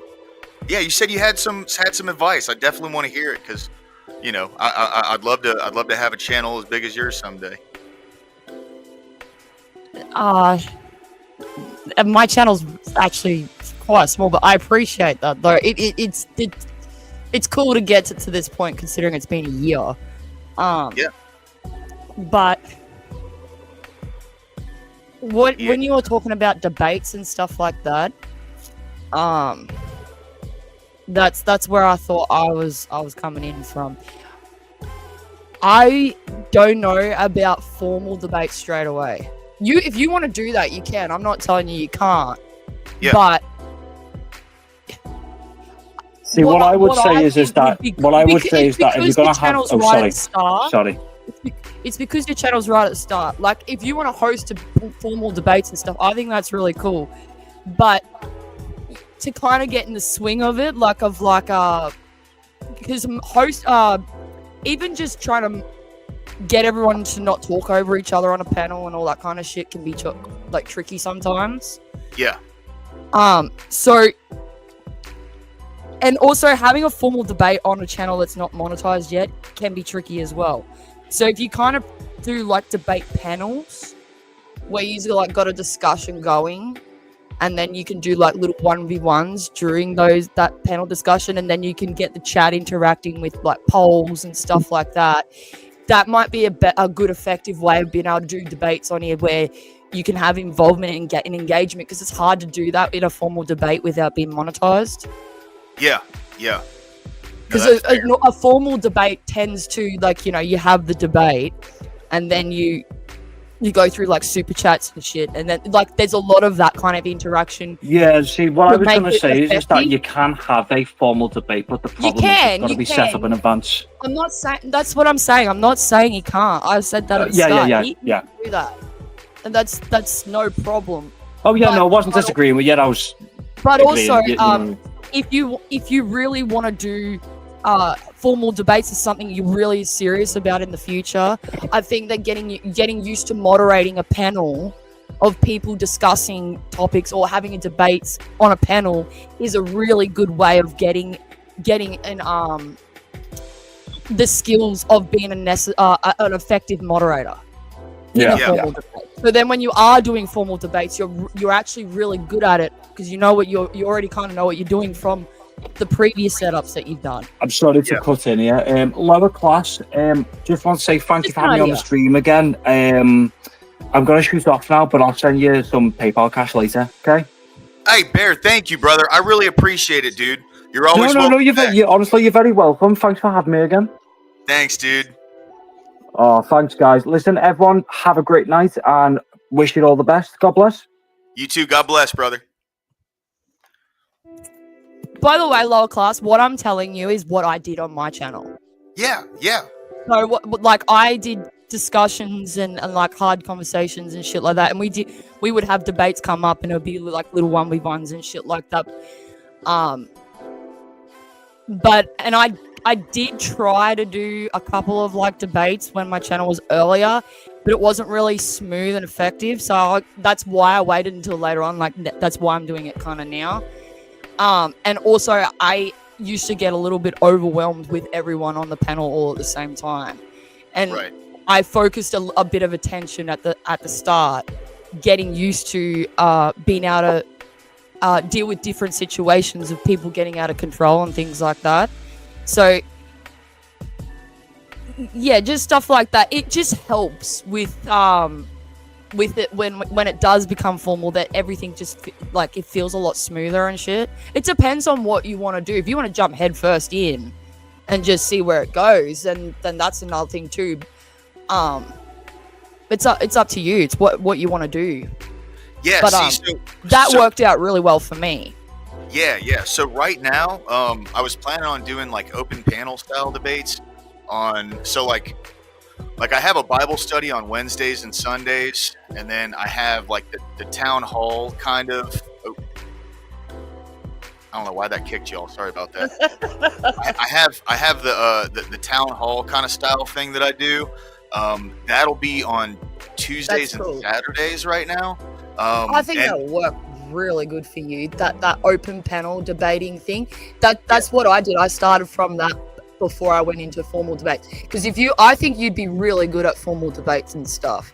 But I also think that kind of skill of being able to do open panel debating stuff would be also a really good skill to get down pat as well. But it depends on where you're planning on to go and what you're planning to do. I just heard you talk about debates, so I thought that might be some handy information, because I found through my experience that doing that open panel part of it really, really helped. No, yeah, absolutely. I really appreciate it. That's why, and that was the whole reason, like, I kind of wanted to jump into this topic specifically today. And it was just funny how like Emmett and Base Tweaker both jumped in, and then they were like, hey, I want to debate you on this topic. And the other one was like, all right, yeah, sure. And they were like, well, we'll do it on your channel, lower class. So I really wasn't, it wasn't something where we kind of like, no, that's good. That's good. If you're getting requests like that, lower class, that's really, really good. The only thing that you got to think about now is that, okay, I'm not a monetized channel, so how do I get the chat engaged so that they feel like part of the show? Because as a viewer, it's the most fun when you can interact with the panel from the chat. Right. Like, you know that. Like, we all know that from when we're in other channels and we're doing that shit. So if you're on a non-monetized channel, doing like polls and getting the chat involved, or what do you think on the topic, or what do you think about something that you're making fun of or laughing at or whatever, and getting the chat's kind of thoughts in that, you can kind of do it that way. Or you could have judges up here where you have people that the specific judges or whatever. It depends on exactly how you want to lay it out. I don't know what your plans are with that. How do I do polls? Oh, what's up, Rude? Welcome in, bro. Glad you made it, man. You do polls. You go. All right. Have you got the YouTube app? The YouTube chat open outside of StreamYard? Yeah. All right. You go into where it should, at the bottom of the chat. It should have a plus. Like it should give you the option to fucking put a poll up. Can you see it? Ah, yeah. Yeah, they are, and that brings the chat more engaged and shit. And then you can put in whatever silly ass shit you want that the chat can engage with. And that if you're doing debates and stuff like that'll really be something fun that you can have a lot of fun with, depending on what you want to do with it. All right, I got a poll up, guys. Go ahead and vote in the poll. But take what's useful and leave the rest. I'm not trying to tell you what to do. I'm just trying to, whatever's useful, take it. Whatever's not, don't worry about it. Yeah. Okay. No, I really appreciate that, Jess. Thanks for jumping in and letting me know that, because, I'm so new to this. So at the end of the day, I am there's EA again. My knee's messed up right now, so I am stuck at home, and I scheduled an MRI, and that's not even going to happen until the 30th of July. Ooh. So I'm going to be stuck at home, like leaving to walk the dog. I'm going to be stuck at home until then, because I can't really, if I walk too much, it swells up, it starts to ache real bad. So I need something to do for the next month, and if I can constructively spend that time building this thing into something, I want to do that full time every single day. Do you want to know what I would do if I was you or in your position? Yeah, what's that? I would do the open panel debating thing that you're talking about, and I'd have a set topic for that, for whatever it is. Okay. And then I would do you have prompts underneath underneath whatever that topic is. Okay. Oh, that's a good idea. Yeah, and then that will create discussion, and then through the discussion you'll actually find natural debates come up. People just naturally have disagreements through the prompts that you lay out for discussion, and then from there you can do 1v1s, or you can get the chat involved with you can ask them to decide to pick the topic of what they're gonna debate, or what. It depends on what you want to do with it. But I would do that, and then I'd get the chat involved with both voting and to do with the prompts. But the thing is, I would wait until after the 1v1's finished, and then ask the chat to their thoughts on all that kind of crap. Yeah. No, that's fantastic. So if you've got you don't need too many prompts. You only need maybe just 5 to 10 as a backup, because it depends on how in alignment of agreement everyone is on the panel. You may only need 2 or 3 of them, or you may need all of them. It keeps the flow of this discussion going. So when the conversation goes dead, you've got a new question or new prompt to bring in and to liven up the conversation again. Yeah, no, for sure. Yeah, so it keeps the flow going. Yeah. And having people come in, see, it's my time slot that I'd like to be able to capitalize on, because I know there are streamers around this time that stream and they get a good bit, and it really feels like my time slot doesn't conflict with anybody that I'm not necessarily trying to compete with. I'm not competing with Rob. In some cases, I'd be kind of competing with Andrew, but the guys from the Crucible crew that are why would you don't lower class? Don't think like you're competing with people. Just do your thing. Just do what you want to do and what you like. That's fair. Yeah. That's what I do. I don't focus on what every other cunt's doing. I just do what I want to do, what I like. Yeah. Because you don't compare yourself to other people and shit. You're not them.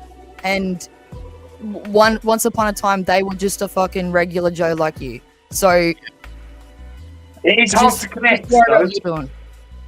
It's good to take, I hope one day I'm in that spot, but don't try and compete like that, because you want to be doing authentically you. Yeah. You know what I mean? No, you're right. Yeah, absolutely. There's a billion people watching every day. You don't need to compete. You just need to get in touch with them. Yeah. Find people that like what I like, and and are willing to You don't watch need them. to be anybody lower class. You'll find people that like you for you. You know what I mean? I appreciate that too. I genuinely, I really don't try to play a character or anything when I get on, man. I just speak my mind and chat with everyone that comes in, and you know, it's honestly like people like your personality already and what you bring. There's two things that with this and the engagement that you've got already from chat and all that kind of shit is because your personality and what you bring. So you already have those things. Thank you. So then once you actually work on the flow of things, where you actually want to go with stuff, your actual like having things more structured and set up and shit, then that stuff will come later. But people are here, they're not here for that kind of shit. They're here because of you and what you bring. And I'm here because of them, man. Don't try and be anything other than you, because that's why people are here. Yeah. No, everyone that comes in, like the people who are here every day representing, supporting my channel, man, it just means so much, dude, that they're like coming in and being part of this thing. You know, it's awesome. It makes me feel good.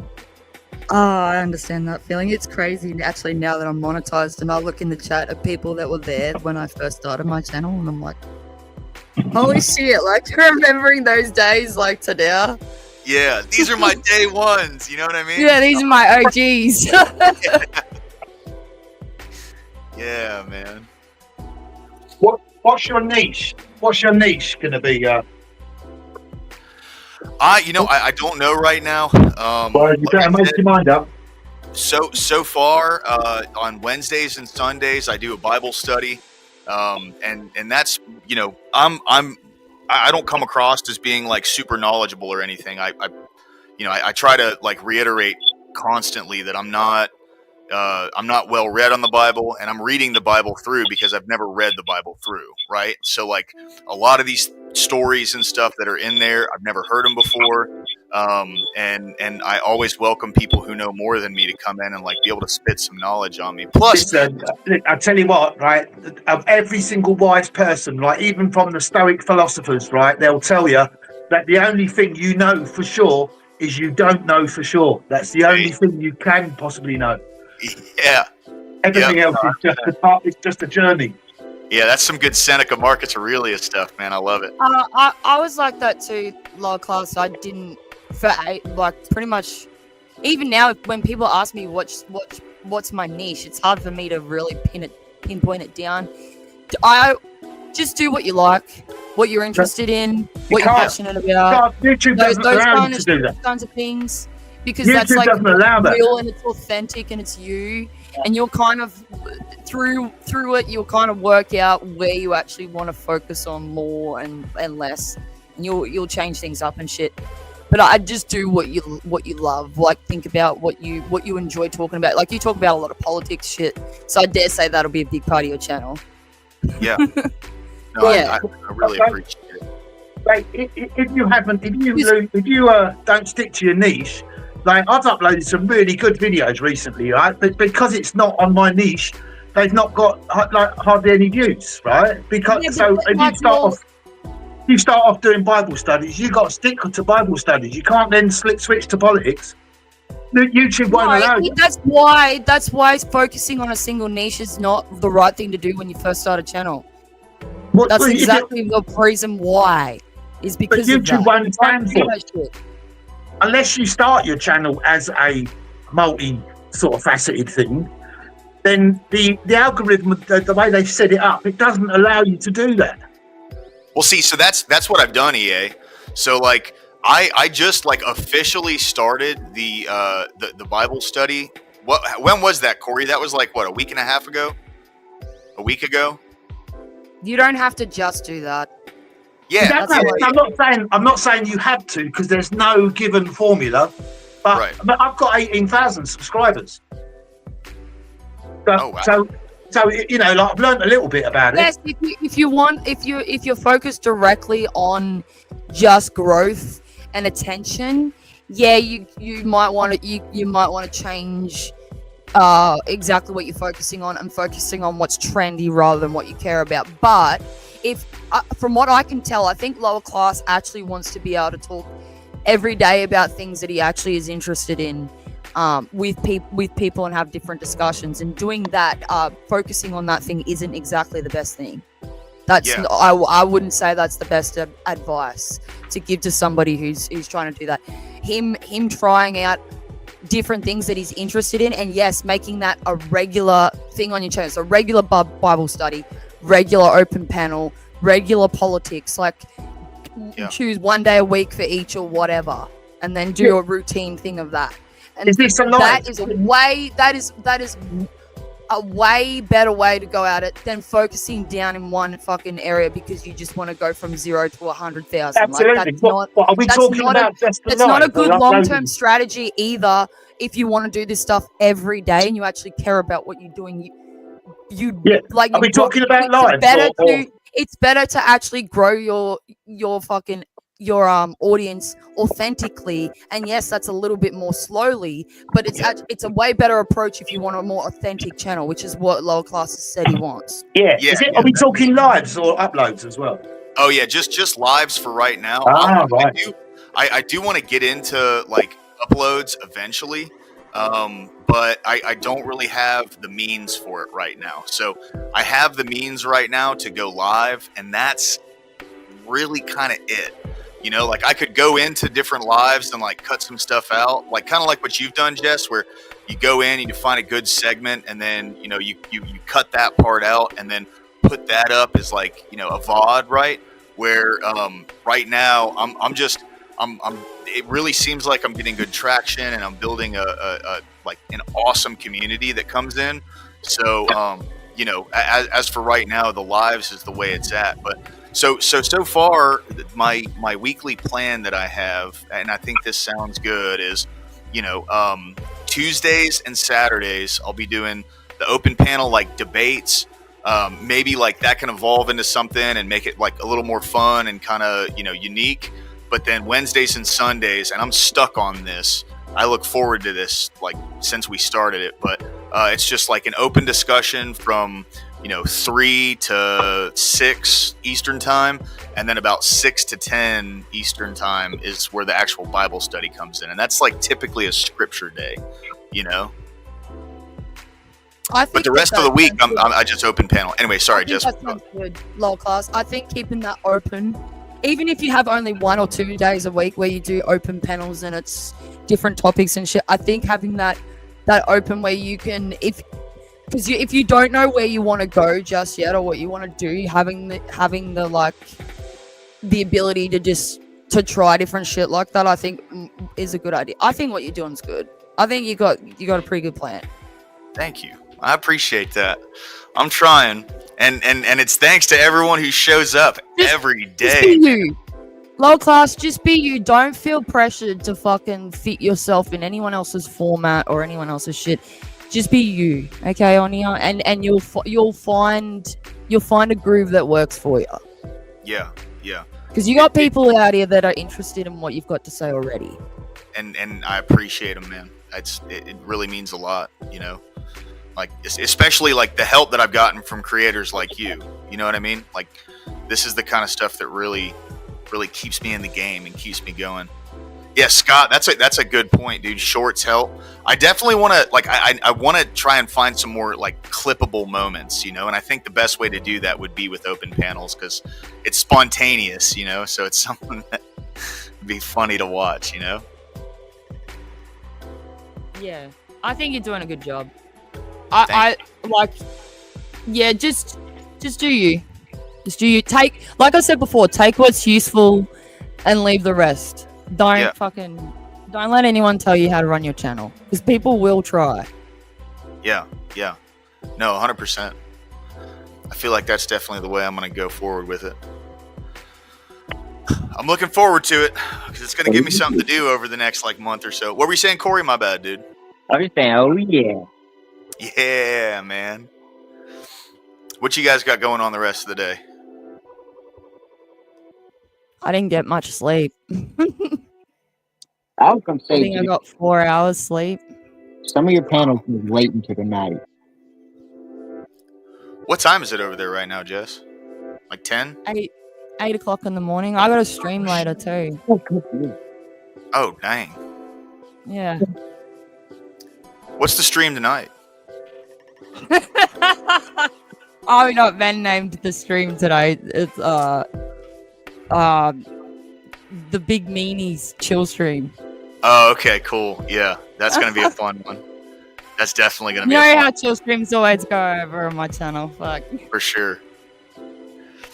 Here, hold on. Let me. I'm gonna go ahead and plug your channel, everybody. I'm gonna be posting this link in the chat. This is Jess. Go ahead and get over there and sub if you haven't already. I know a lot of guys in the chat have subbed. Where are you from, Jeff? Yeah, stop. What are you spamming that for? What was that? What happened there? Loads of the same message came up. Was that you, Noah? What happened? About 8 of the same links came up. Oh yeah, that was me just spamming her channel, and then I just subbed to you, EA Audits. I'll go ahead and plug your channel too. So this is EA Audits channel, guys. If y'all want, please like and sub to both of these guys. They're very. Have you ever heard of auditing? Auditing? Yes. Never heard of you. I've never heard of you. I've heard of auditing. Auditing, not me. Auditing. Yeah, auditing. It's, it came from America originally. Yeah. It's kind of First Amendment, First Amendment auditing. It's like facing cops and getting them on video and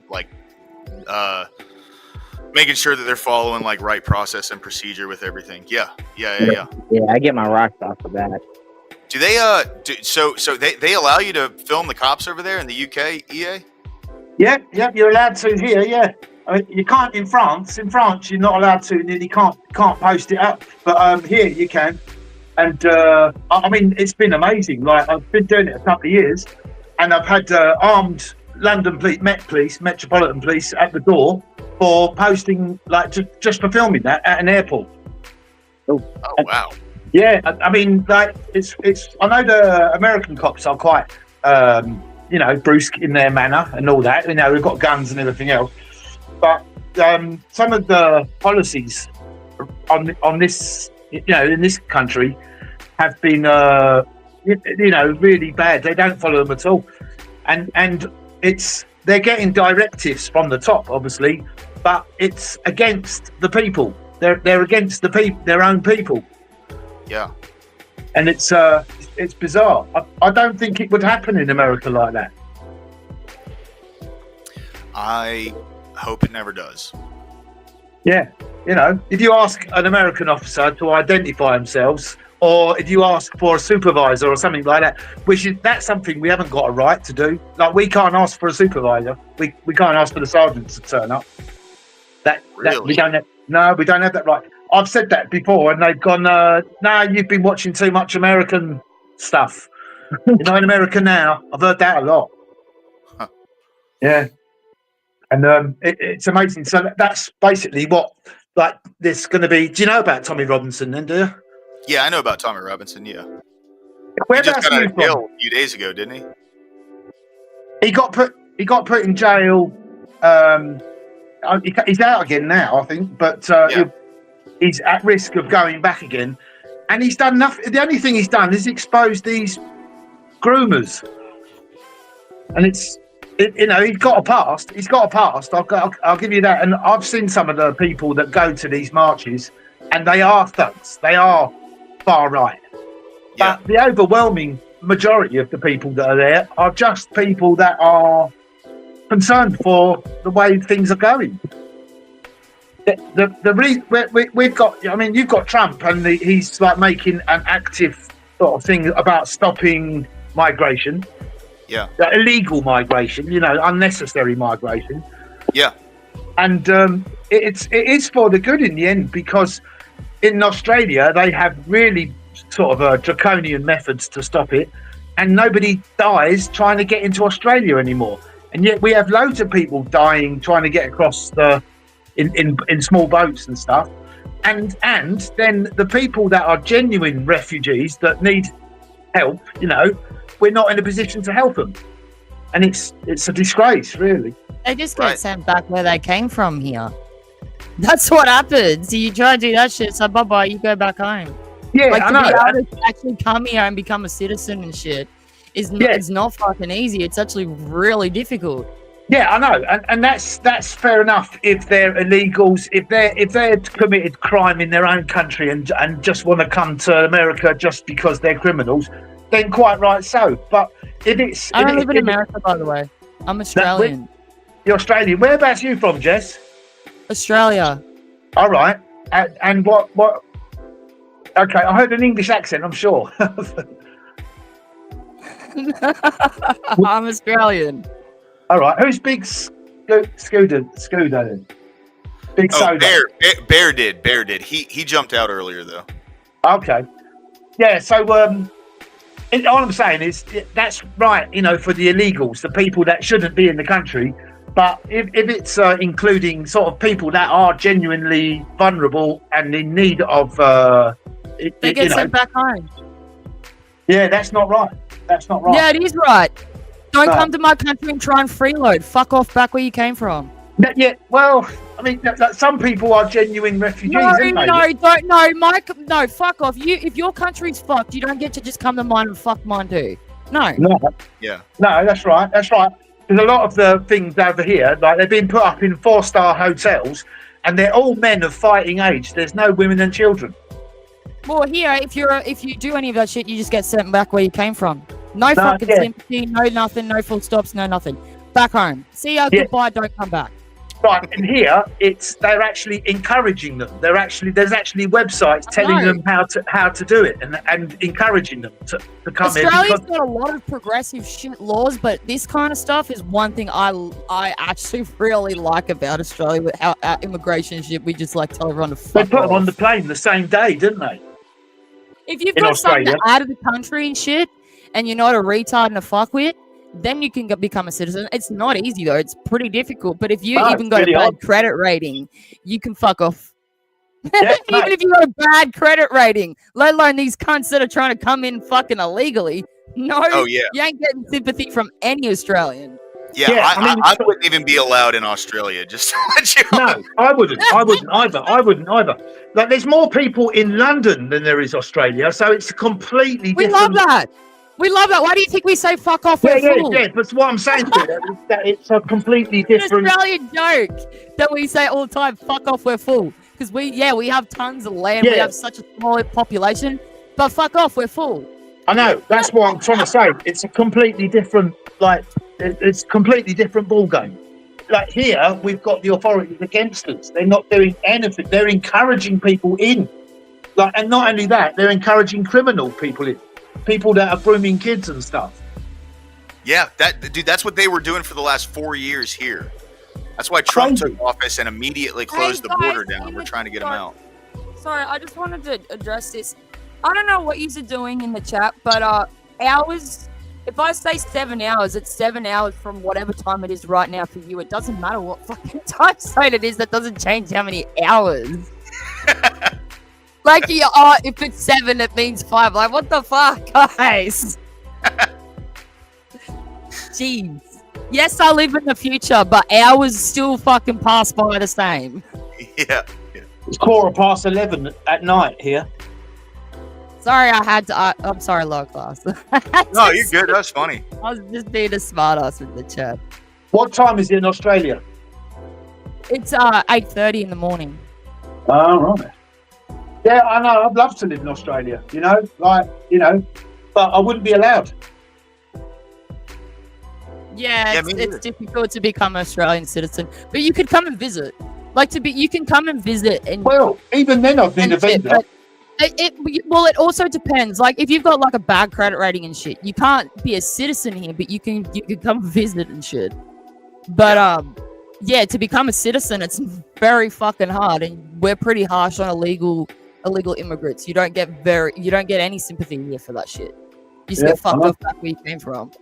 No, I mean, I did actually get a visa once to come to Australia, and it was really odd, and that was ages ago. So like, and it's got sterner now. So there's just no way would I be allowed into Australia. No way, not even allowed in to visit. Well, even getting a working visa and stuff, there's certain criteria for that. They don't just let you're just anybody, you can just come in. Like there's certain criteria that you got to meet. You got to be actually benefiting the country in some kind of way to even have a chance of that shit. Otherwise it's like, and I think it's probably one of the best setups like that in the world. I really think America should adopt that because that's why I can never understand why there's so many Australians in London. Not the same, but something similar. Why is there so many Australians in London? Immigration. A lot of all these dickheads that coming in every year that are just living in there with nothing illegally. That problem would be greatly minimized. Yeah. But how come there's so many Australians in London? Sorry? There's loads of Australians in London. Yeah, that's probably because you tell everyone to get fucked and call everyone cunts and shit, just like we do. The same with like the Africans, South Africans. We tend to kind of get along quite good with them too, because of certain cultural things. But also, there are some things that with Brits that will make Australians and Brits fucking fight like crazy. And Australians and Brits fighting, holy shit, that gets brutal. Well, like, there's loads of South Africans here as well, like white South Africans, because of the policy by the black people in South Africa at the moment. It's the most racist country in the world. It's the most racist country in the entire world. Because Australia, Britain, and fucking South Africa have certain cultural similarities, but a lot of differences as well. So we kind of get each other a little bit with certain things, especially when it comes to banter and humour. Yeah, but like South Africa presently is by far the most racist country in the world. I wouldn't know. I can't say that. Yeah, there's loads of South Africans here, like white South come Africans. back in, whatever, brother. They've had their farm stolen. Like they don't feel safe. Like white people, you're not safe as a white person in South Africa now. No, 100%.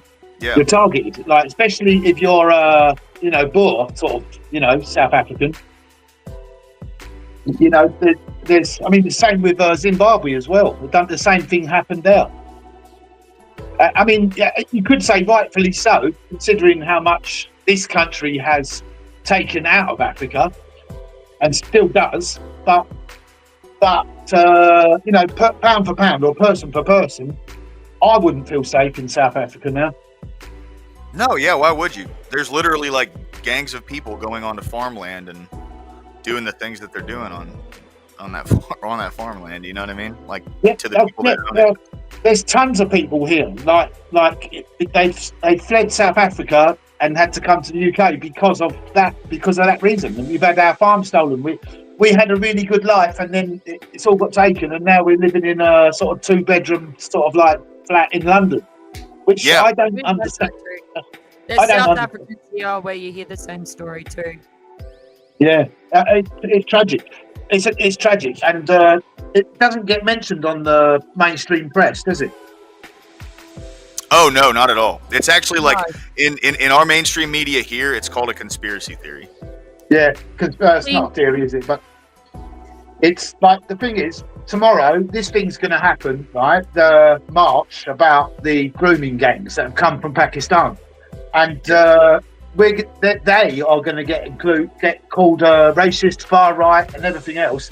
And meanwhile, in South Africa, they've got politicians standing in stadiums, full stadiums, saying, "Kill the white man, kill the women, kill the children." That's what they've been. That's online. You can see that. Yeah, it's incredible. It really is incredible. Yeah. Yeah. No, you're not lying, dude.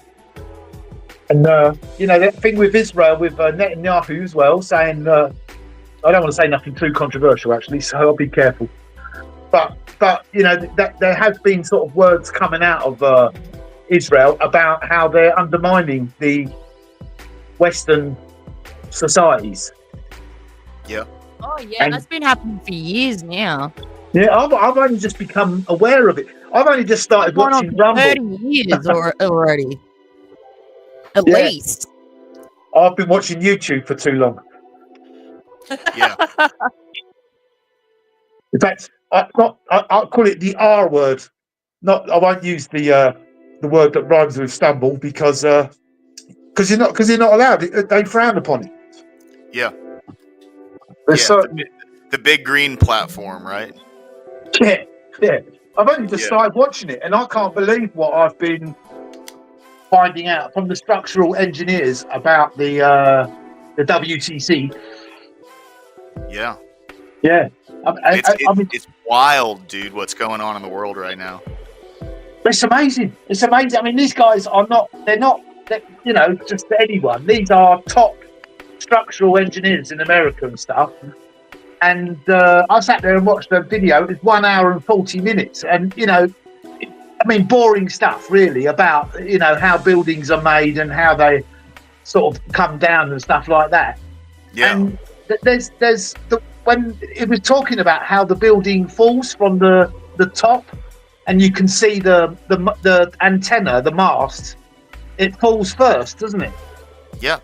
And then the actual walls of the building get pulled inwards. Right. Oh, And yeah. Oh, so you're talking about New York in 2001. Is that what Yes. we're going on? Yes. Yeah, buddy. I didn't want to say the words. I didn't want to say the words, but Yeah, that's and this guy's one of the top structural engineers in the entire world. right. And he was laughing. He was holding his head in his hands and laughing. So I just can't believe that they're saying that it's gone down as a pancake effect. You try clapping your hands 110 times in 10 seconds. That's the sort of energy that you're looking at. And with that, you're not talking about any air pressure, resistance, or nothing like that. There's no other way for that occurrence to have happened like that other than to have removed the base. And that didn't get hit by any object. Well, yeah. I've been very careful what I say. Yeah, no. I definitely want to do a panel on this one day. I would love to have some folks on to talk about this because this is something that in America we call my generation the 911 generation. Because that happened when we were very young, and then almost ever since then we've been in perpetual war since. Right. And it's a very like that's a topic I feel very strongly about because there are friends that I grew up with that were kids when this happened that went over there and were deleted in this war. You know what I mean? So it's one of those things where look, when you look back on everything that happened on that day and the sequence of events, especially like reporting that certain buildings had fallen down while the buildings behind the reporter saying it, things like that, really wild when you look back on that. You know what I mean? Yeah, there's very few eyewitnesses, like very few raw footage of these objects actually hitting the building, that building. And if you look at the structure of these craft, they're wafer thin, and they would hardly dent that building. So for it to have gone into the building and sent out a plume of fire in all directions this is what the guy's saying. It's just not possible. There's no way that object would have hit that building and gone straight the way through. There's no way for that to have happened. What are you talking about?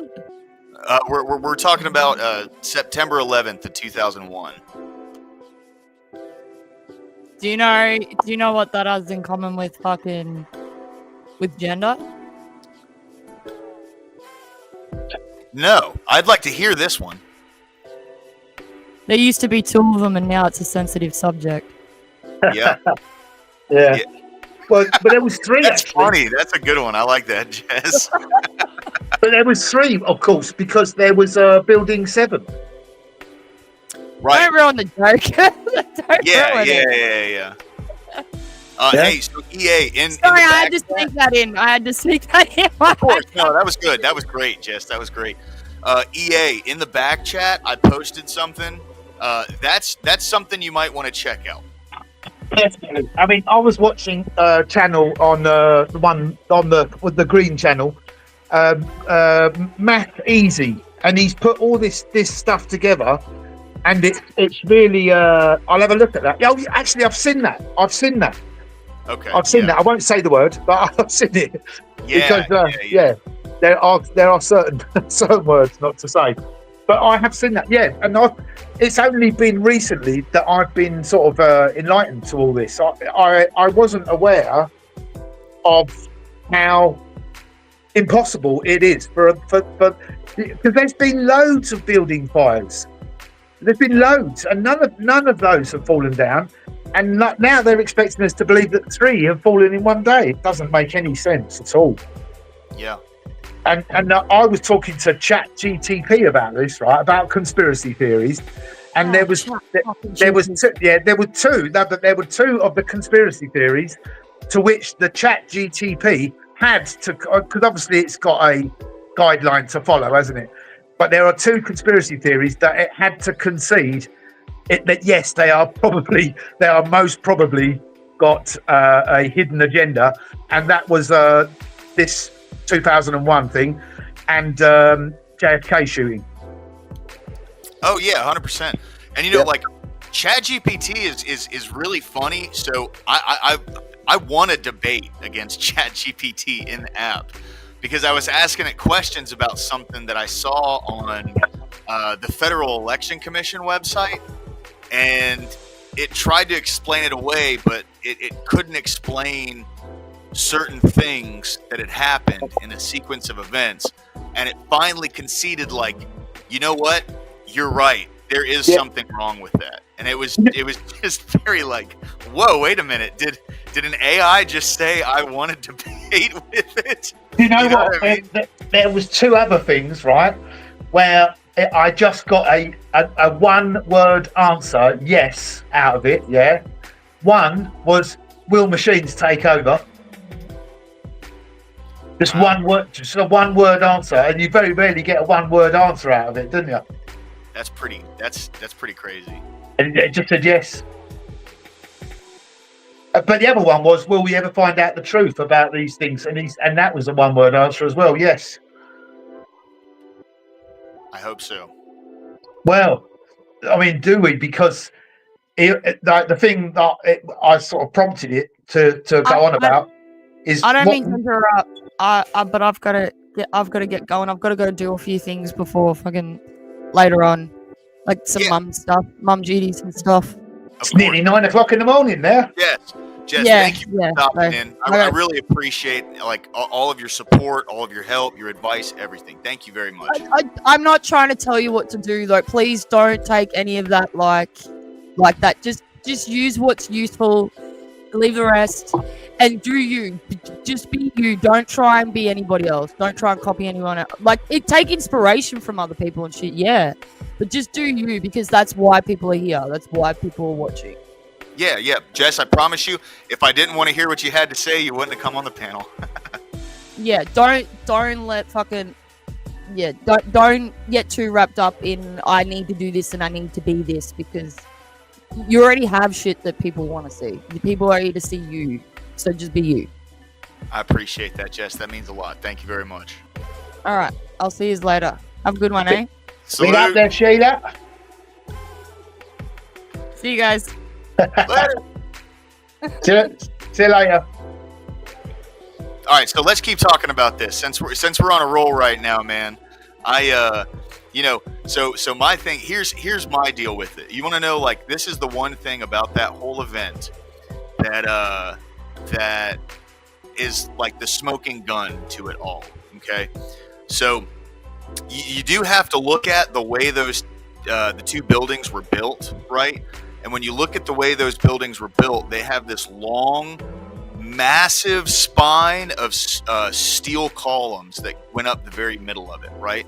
And that's also like in the elevator shafts and everything. And no one has yet to explain how where the flying thing hit it, right? How all of that steel below that just completely evaporated, and it fell at literally like terminal velocity speed. Cheers, Jess. Right, now there's only one way that mast, the way the building falls, right? There's only one way. You're completely right what you're saying about the steel structure. I mean, the outside bit is the weaker part, in as much as there's less steel there. But there's only one way for that. They do it in really slow motion, right? And the mast falls first, and then the building is sucked in. The sides of the building gets pulled in. Right. And there's only one way for that to happen, and that's if you remove the base of that steel structure. Yeah, but then also, like, think about it, right? So there's all of the steel that goes up the very middle, and that it didn't just tip over. No, it completely crumbled. Yeah. Right? So all of that had to be destroyed at the exact same time for it to just do that. You know? I mean, some of the footage on Green site is absolutely outstanding, because there's one. I mean, I've only just seen this footage, and there's one where the guy, he's actually got a flat right next to the building, and there's so many things. Like, it's hard to know where to start. He doesn't see any aeroplanes, but he hears the explosion, right? But then just before the first building collapses, he says, "Oh my God, a third plane has hit." And so as to say, like, because he's looked on the TV and seen, like, there's an object has hit the building, like, he's in his own mind, he's seen a third, like, even though he hasn't seen any. Yeah. And it doesn't make any sense how that structure was turned into nothing. Where did it all go? Dust. Absolute dust. Yeah, and that does sort of suggest some sort of a energy weapon of some type, because it doesn't make any sense, does it? Nope, sure doesn't. If as they're saying that there were balls of molten steel at the base of which is not true, because again on Rumble you can see these things.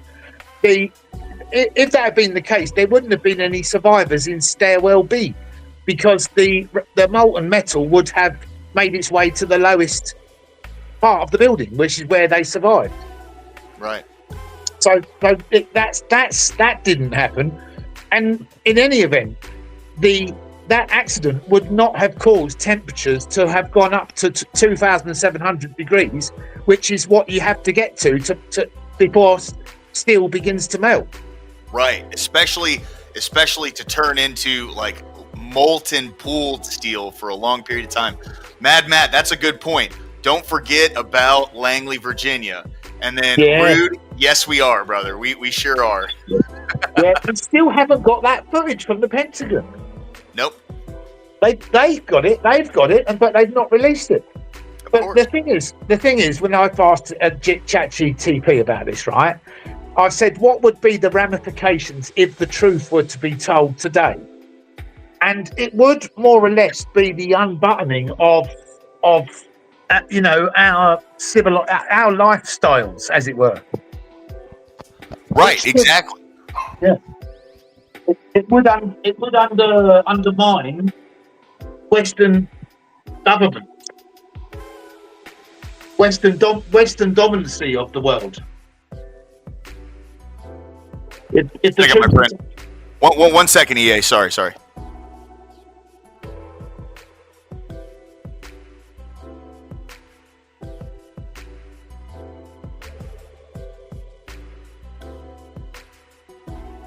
Back we on conspiracy.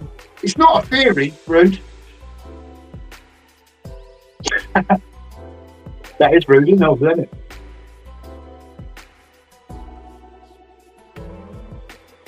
And something like that, Streeto, you say about a speedo, say about a tinfoil hat. Do you know, like, this is a word It's a maximum. The sun is on a maximum power. Yeah. All right. You all right there? Yeah, I'm back. Sorry. No, a friend of mine came by and dropped off some grub to me. I'm stuck at home right now because I hurt my knee about a month ago. So okay, rude. I have a question for you. I understand that. My question is, how did the steel that was in the center of that building, from the base to where the object hit it, how did that crumble all the way down and not have any large pieces that stuck out? I mean, they didn't find anything, did they? Not a desk, not a chair. No, the only thing that survived was paper. Yeah. Paper that survived. Yeah. Those few people. But it is interesting, the footage of when they are looking for those survivors of Stairwell B. They walk across the rubble, and there was no. I saw no molten pools of steel. It didn't happen. Well, so Rude, that was made during like the peak of American steel production. Like American steel is known to be the best steel in the world. Yeah, they tried to blame weak steel at one point, didn't they? Yeah. And no, it's nothing to do with that. There's no other way. The only way you can get that building to drop in 10.4 seconds is to remove the base of the steel structure. There's no other way of doing it. But it is weird because when you look at the building, it does sort of like as it's turning into dust, it's powder puffing outwards as it falls down into its own signature, right? Yeah. But when it starts at the top, and you see the mast fall. And if you do that in real slow motion, you probably even got an image in your head of it, right? Where it begins to fall, and then the sides of the building begin to get pulled in because they're on the strings of steel that are being pulled in by the collapse of the central structure, which is the strongest bit, and would not have been touched by those objects. They would not have had the velocity to get to the middle, let alone come out the other side. Yeah. Or come out four sides. Right. And see, that's my question though, is it's less about they'll never allow it to get out. 100%. 100%. Absolutely. Well, I know we'll never know. My thing is I just want to ask questions, right? So my thing is, it's less about like what happened at the impact site, more how in entire uniformity, complete uniformity, all of the beams that were used to make the spine of that building that went all the way up as far as it did, collapsed in the exact same way at the exact same time, and for the top of that thing to fall at terminal velocity. It's exactly that. Mad Max says controlled demolition. That's exactly what it is. There's no other way of doing it. Have you heard the what's his name? Something Steen. There was. Do you know who I'm talking about? Steinstein or something. His name was. And he says pull it. He says pull the building, which means controlled demolition. It's a term in demolition. He was being asked what to do, and he said, "Yeah, just pull it." Yeah, I haven't myself heard that specific claim. I'm not saying it's not true. I just haven't heard it myself. Well, listen to this one. There was a BBC report, right, talking about Building 7, right? Now, BBC is run by it's a Jewish-run thing, right? And they made a report that Building 7 had collapsed. They went, and the third building has collapsed. In the background, you can still see Building 7 still standing. Right. Yeah, that's what I brought up earlier. Yeah. How they had reported that it had fallen while it was behind the reporter who was reporting on it. Yeah, and that's it because BBC is an Israeli-run thing.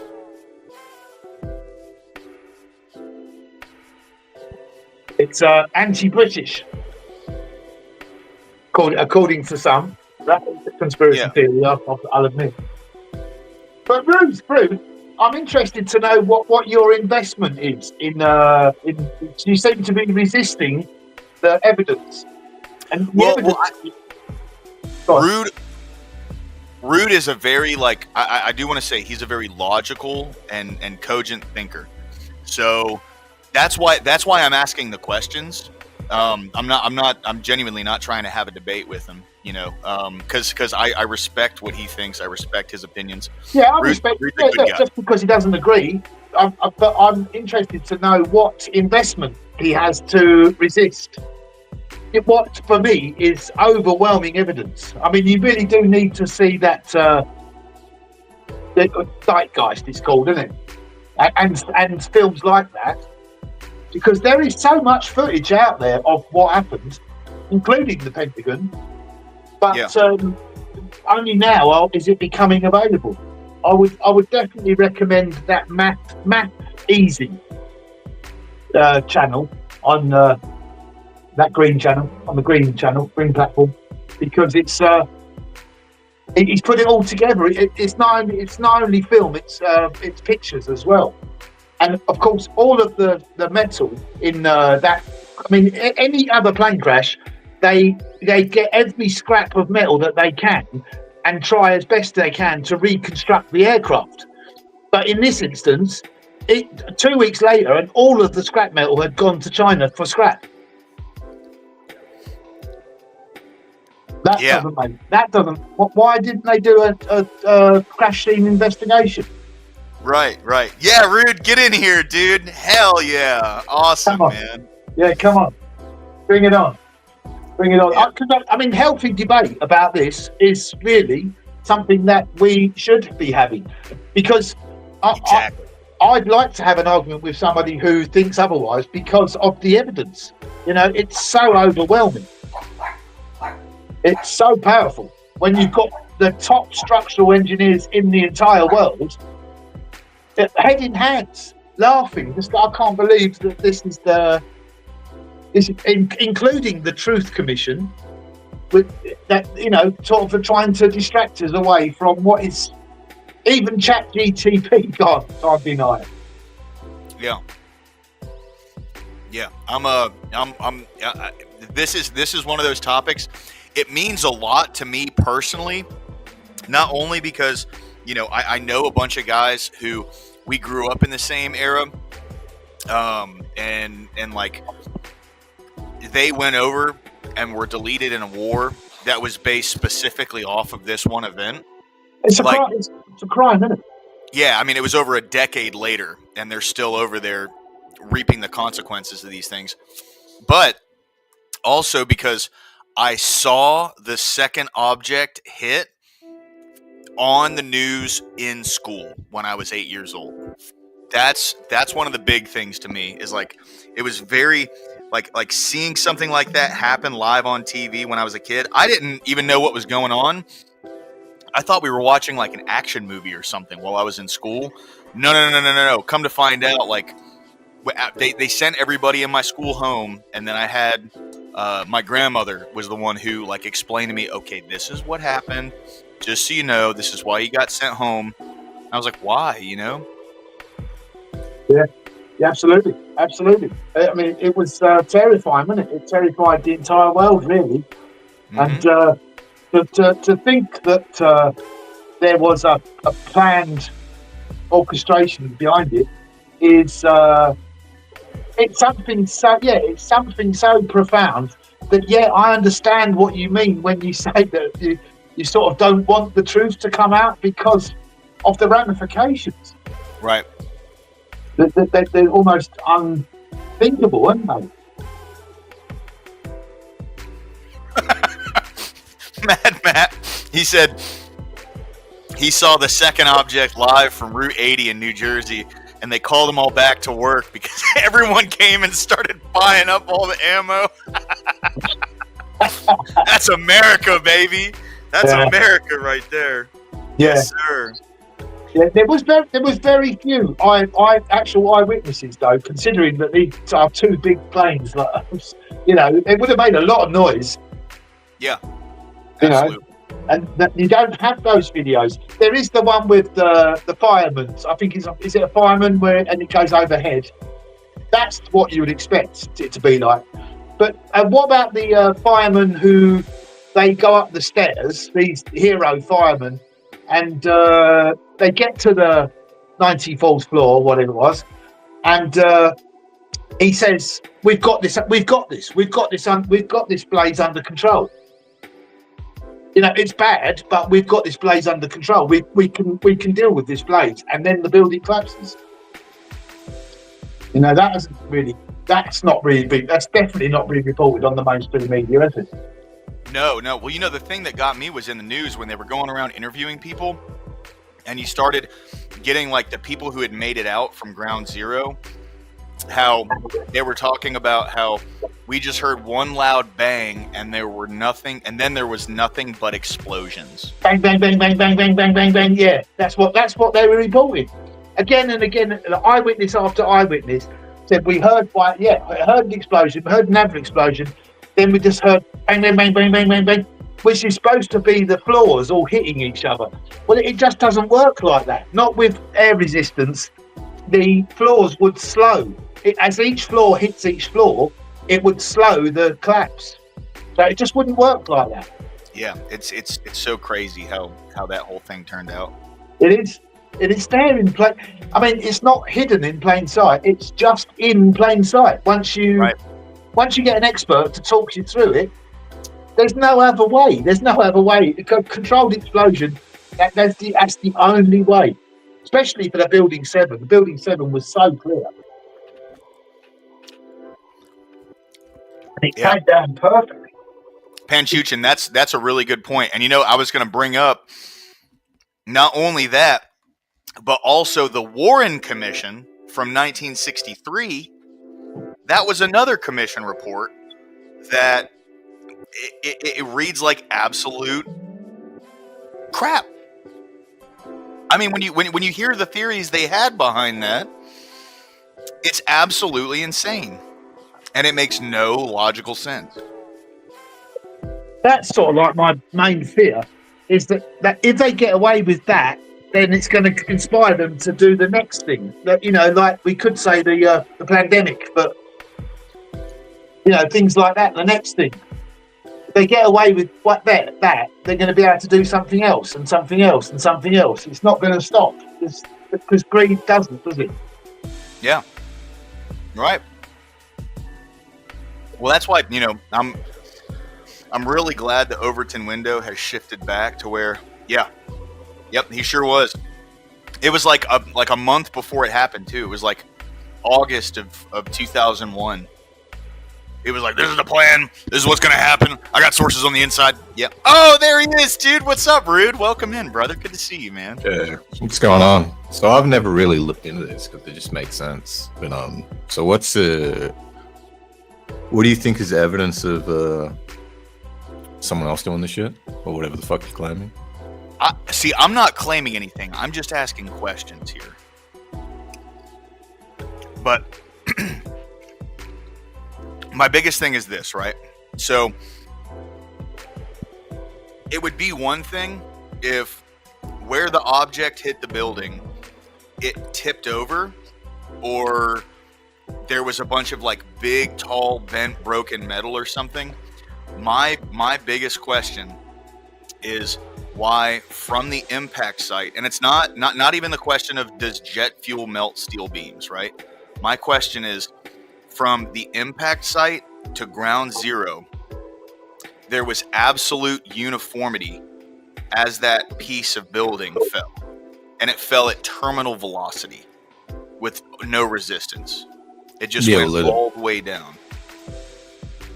It's kind of like Jenga. If you'd have dropped a bowling ball from the top of that building, the bowling ball would have hit like slower.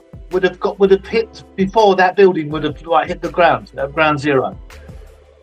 Well, I think they both would have hit about the same time, probably. Well, that's right, terminal velocity, right? But see, Rude. That's a good point. Like Jenga, where you pull it out and a piece of it falls over, and then the rest crumbles underneath it, right? Like there's like a sequential event where when the top piece gets when you pull a piece out from wherever you pull that piece out, that's the first part to start bending, and then the rest bends over. It doesn't fall straight down though, does it, Jenga? If you've done it in slow motion, if you hadn't done it in slow motion, you'll notice that like the piece you take away, it then begins to descend diagonally. That's because the pieces that remain have structural integrity. Exactly. The claim with the Twin Towers is its central core is where it has its structural integrity, and that the jet fuel went down the elevator to the central core. So if you're deteriorating the central core basically at a similar time, even though there would have been one beam to be the first to go, the rest wouldn't have had central integrity to remain. The analytics say about that jet fuel is that most of that jet fuel burns up on the initial impact. That's a lot of jet fuel. So, even if the jet fuel, as you say, that is an explanation what you're saying. But even if it did do that, it would only it could only get up to about 650 degrees, which is thousands of degrees less. No, like standard steel today, it's like 1200. No way. It's more than that. 1200. No, it's more than that. You got some steels that it can be more resistant, but generally like 1200. Even if it was 1200, that's only half of the amount you're being disingenuous because jet fuel ranges from like 600 to 1200. But that depends on how it's being burnt too. Well, from where I'm at, if you're below 2000 degrees, you're not melting steel. So I haven't looked too far into the jet fuel temperature thing, right? My question is more of I can allot you like let's just operate under the assumption that the jet fuel did melt steel beams that were in the center. My question is, how did it uniformly take the entire building down from the impact site to ground zero with nothing sticking up, no bent metal, like every single piece was completely eviscerated down to the ground? Like that's the question I'm asking. It's a stretch to explain that. Like, okay, so that's a different question then, because whether it was blown up or whether it was melted, you're still asking about metal that should be there, right? Correct. Yeah. So that's a different thought process. But like, I would assume that back in the day, 1960s or whenever the fuck that thing was built, dude, they weren't running full lengths from floor to top. You wouldn't even do that today. Like a lot of the lengths they'd be using would be manageable. You know what I mean? So things would be riveted together and bolted together and all sorts of shit. When the weight of that thing starts to come down, that shit ain't staying together. Right, I get that. But my question is, why is there nothing sticking up? Why were there no long beams? It literally turned to dust. What's up, Peace Dynamo? Welcome in, brother. That's my question. And it seems like, I couldn't tell you. I haven't looked, like, I didn't go to the site afterwards. I honestly haven't, like, gone through all the photos to try and see these things, but there's a lot of pictures, brother. I definitely recommend doing those yourself and taking a look at them. Yeah, there's a lot of pictures at ground zero. What you're saying there is a suspicious build process, because whether it was blown up or melted, those things should exist. Well, I mean, there is a lot more evidence like now that's come to light. I mean, every day there's more evidence coming to light, whether it be photographic or film, or indeed like by the structural. I mean, these are top guys. These are not. I'm not going by what I think. I'm going by what they've been telling me, and they've got there's nothing for them to gain in this. Yeah, I don't gain anything. I'm not American. Like no, but they're not. But like these are top, structural engineers. Yeah, trust me, bro. I've been dealing with engineers for most of my life, and every engineer I've ever met's a fucking retard. Engineers these days aren't like engineers of old. I'll tell you that straight. Every single one of them looking at a computer, just punching in design numbers and punching out sheets, and half of them don't even understand how things work or why they come out the way they do or what's flawed about it. The amount of times I have to send a blueprint back to tell them this isn't going to fucking work like that and have it redone 2 or 3 times is ridiculous. Yeah, okay, all right. So it sounds as if like that you're not on board with that particular conspiracy theory. Do you think then that there are no conspiracies, or there never have been? I think the main conspiracy I would consider is that it quite possibly could have been controlled demolition, but the route I'd go down for that was, hey, there's these big fucking buildings that could fall down and take out a lot more fucking people than they have to. That's the only route I'd go down. Yeah, that is a possibility, because that's what that something Stein guy said about Pullet. Because it could have tumbled the Tower 7. It could have tumbled, like over. And to say pull it, he denied it later, but to say pull it means, get it, demolish it.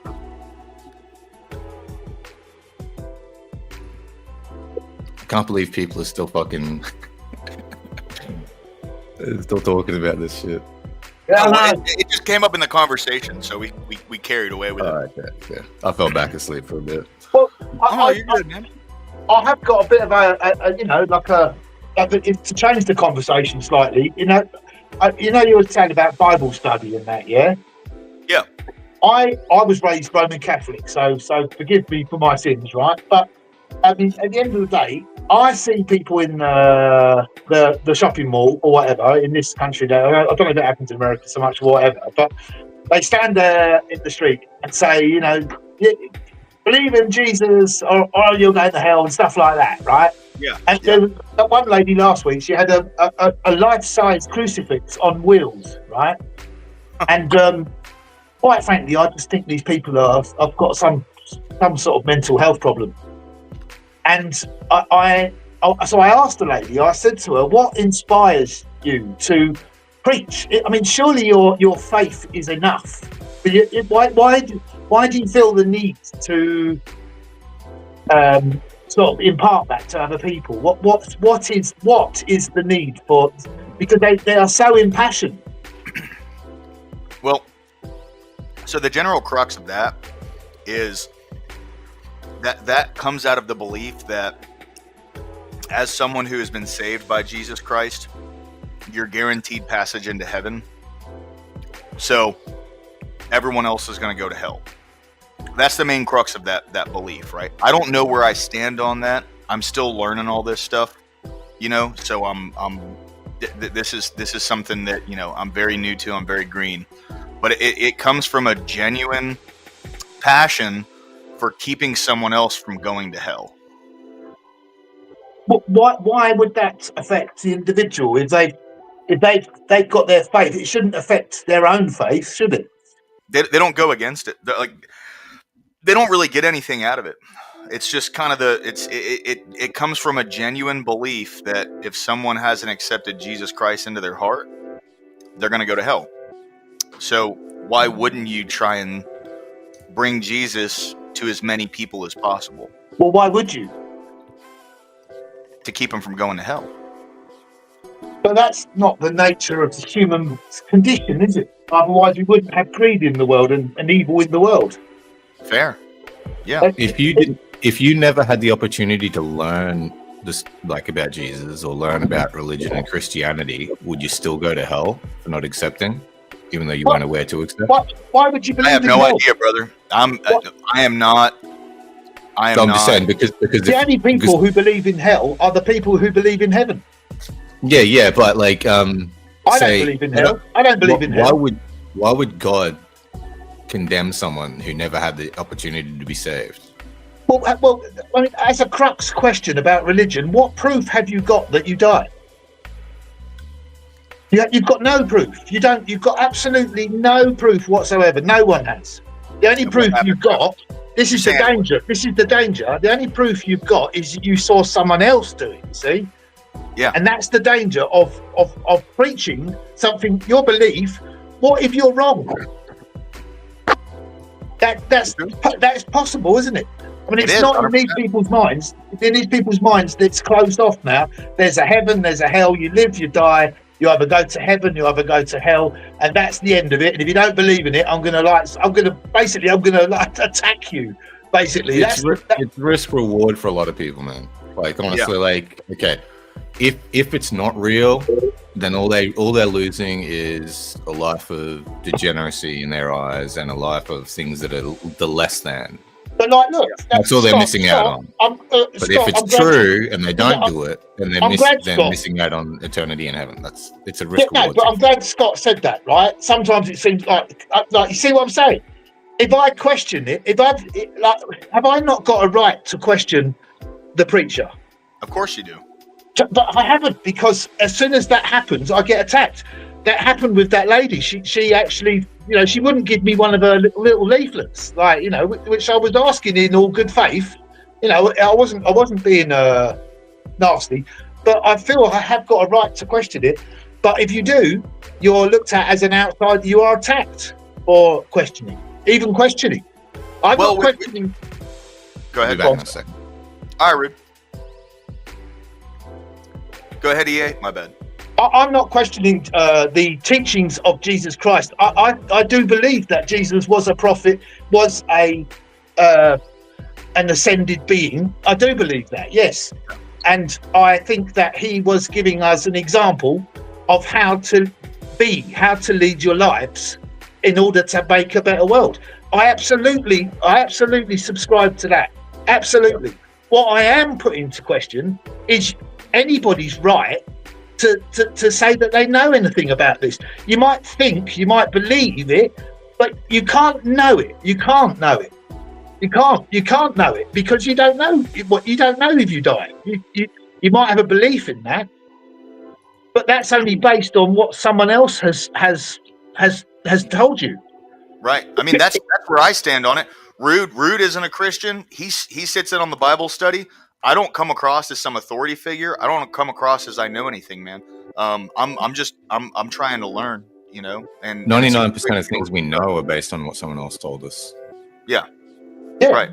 Now, Jesus said about the sinner who's sitting there looking for salvation and then looking at someone else who's looking down at the sinner because they're sort of, not as faithful as them. And they said, you're the ones that are in the wrong. That's what Jesus said. And there's a lot of things that Jesus said that, I mean, this lady that I was talking to in the high street, she was wearing Ray-Ban glasses. And I wouldn't mind betting she's got a flash car and a nice house. And I talked to these other guys from the Church of the Latter-day Saints. And I said the same question to them, and I got the same hostile, "You're crazy" type, a response sort of thing, right? And I said to them, right, because they were really well dressed and well smart. They're only young lads, so I didn't want to have a go at them. I don't want to have a go at anyone. Right. My point is, I just want that you should be open-minded about this thing. And once these preachers are not open-minded, and it leaves open things for like Kenneth Copeland and things like that, who for me is anti-religious. 100%. I agree with you on that. Okay, so if you're anti-religious, are you open-minded? Well, no, yeah. Some of the strongest believers that I know are people who don't believe in anything. Their belief in that. Yeah. How can you be the strongest believer if you don't believe in anything? Because if you try and convince like an atheist of God and thinking that they're setting they're closed off, their mind is closed off to even the possibility. And it's the same. Not really. But I think yeah, not necessarily, but by the same token, there are people who lose their faith. Yeah. And atheist just means you don't follow theism. Yeah. I mean, I think agnostic is. I know there's something, but I can't quite explain it, and I'm not sure that I am supposed to. How can you hang a label on something which is supposed to be everything? So my belief on where I stand and when I call myself a Christian, it really comes back to one central like focus is that's where like I do believe in God, right? I do believe there is a God. Do I believe it's like a man in the sky? No, it's a much more complex topic than that. But you'll get criticised then because it is. It's definitely a him. It's definitely him. I've had this conversation. I hear that, and people can criticize me on that all they want. I don't like.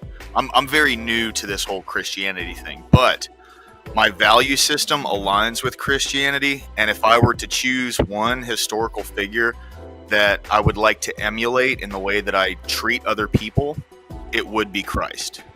And that's why I'm really reading into Christianity and like trying to dive into this thing because those two things together are when I call myself a Christian, that's what I mean, is the fact that that's where my value systems align, and not Old Testament. I'm talking about like New Testament, Jesus, the kind of values that let's leave Jesus out of this for a bit because Jesus was a special being, right? Yeah. But it's what's happened since. In the name what's going on, my man? In the name of Christianity. You know, the Inquisitions, Crusades, and stuff like that. Some horrendous things have happened. And what people do with a tool isn't criticizing the tool, though. Well, it went all the way across Europe and all the way across the world, basically, even into the Amazon jungle sort of thing, right? You better believe. Otherwise, we're going to attack you. That's been the crux of it. I was raised Roman Catholic. I know all about this. Yeah. That's got on your tongue.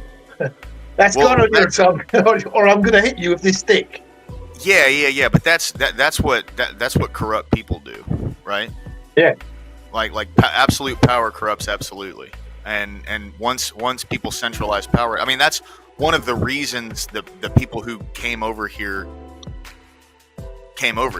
You know, it's they moved here so they could escape from like religious persecution, this state-run church that people would go to, and it was incredibly authoritarian. It was just when everyone ran over. State-run church, or was it a church-run state? Yeah, well, yeah, it's out the frying pan into the fire, then, wasn't it, for them? Well, so when we wrote the concept of separation in church and state, we didn't leave out that people from the church can be in the government, but we left out that the government cannot have a hand in the church, right? So that's what that separation of church and state actually means. So when the state runs the church, I would disagree. The state because can the individual being part of the government isn't the church being part of the government, right? And right. The government, they weren't forming a government to save the church from the government. They were forming a government to keep the church out of the government. Because like in England, like the state was more beholden to the church. The church had more say. Really? Do you know the Latin structure of the word government? Like govern, right, or govern, right? In Latin, control the mental. I know, classic conspiracy theorist. That's what. What about this one then? AstraZeneca. Yeah. AstraZeneca. Okay. Right now it is like AstraZeneca, right? Spelled word for word, like the same spelling, means a road to death. Huh. And the thing about that government thing being mind control, right, is like almost like what has been sort of imparted on Christianity, this is where it's been twisted up, because there has been religions in Scandinavia, in this country, right, going back thousands and thousands of years, right, pagan sort of religions, that if you had continued to, if they were continued, they were stamped out, purged. They were purged, and those religions took account for sacred sites like springs and trees and the environment. Christianity doesn't do that. Christianity just focuses on human beings, right? And that's a problem for me. been a big problem for me, that has. Because, yeah, it does make me sound mad, Scott. But it's not. It's neither left nor right. It's meant to be it all, isn't it? Everything. And the environment is important. Nature is important, isn't it?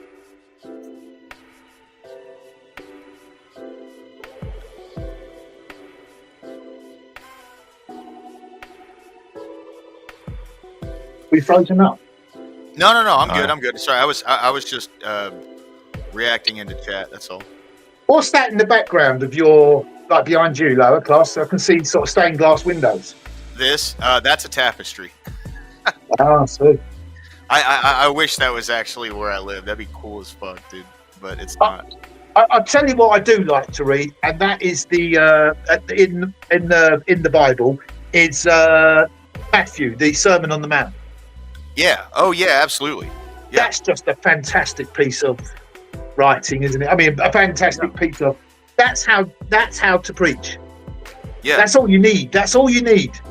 Yep. The red letters are the red. It's the Beatitudes, man. Like everything he said on the Beatitudes. Yeah. You know something? I got 3 words into the Bible and already started questioning it. Yeah. I mean, I totally understand. I was an atheist until 2018. And in 2018, I found a higher power. And about a year ago, I started like realizing that over time I had developed a similar value structure to Christianity. How do you know? When I started to move towards that. But I respect your belief 100%. But how do you know? How do I know what? What you know the what? How did you put it? You know that you were re-empowered. You know, I found a higher power. Higher power. Yeah. I mean, it took a while, man. For me, it was, I was real bad on heroin back in 2018. I got clean off drugs, and I just kind of surrendered the way I thought things should be to let them happen the way they would happen while I focused on what I needed to focus on in my life, and just how I didn't really dedicate time to changing my own personality and just focusing on certain things and like learning how to take accountability for myself and like trying to put like the main focus of my life was to put more of an emphasis on staying present so I could be open and available to helping someone else if they need it and if I can do it. A lot of aspects of my life and my personality changed, right? So I attribute that thing to, then I just called it my higher power because it was like I didn't focus on making certain changes. Like I became a much more honest person. I became much more responsible. Like I would meet commitments whenever I would say I would do something, I would do it, versus the person that I was before. I was the exact opposite. I did nothing but lie and steal and cheat, and my entire life revolved around me at that time. And, I mean, one day, dude, like I surrendered, right? Like I just gave up my need to try and control every situation and every person around me. And I didn't make that decision. It just happened, So if someone wants to call that, maybe it was your subconscious making a change, maybe whatever, yada, yada, yada. That you calling it a higher power as well is much more educated than to call it a him, which personally, look, everyone's allowed to believe what they want to believe. I'm not going to tread on anyone's beliefs, but yes, personally, I find people calling God a him really, really deeply offensive to women, for starters.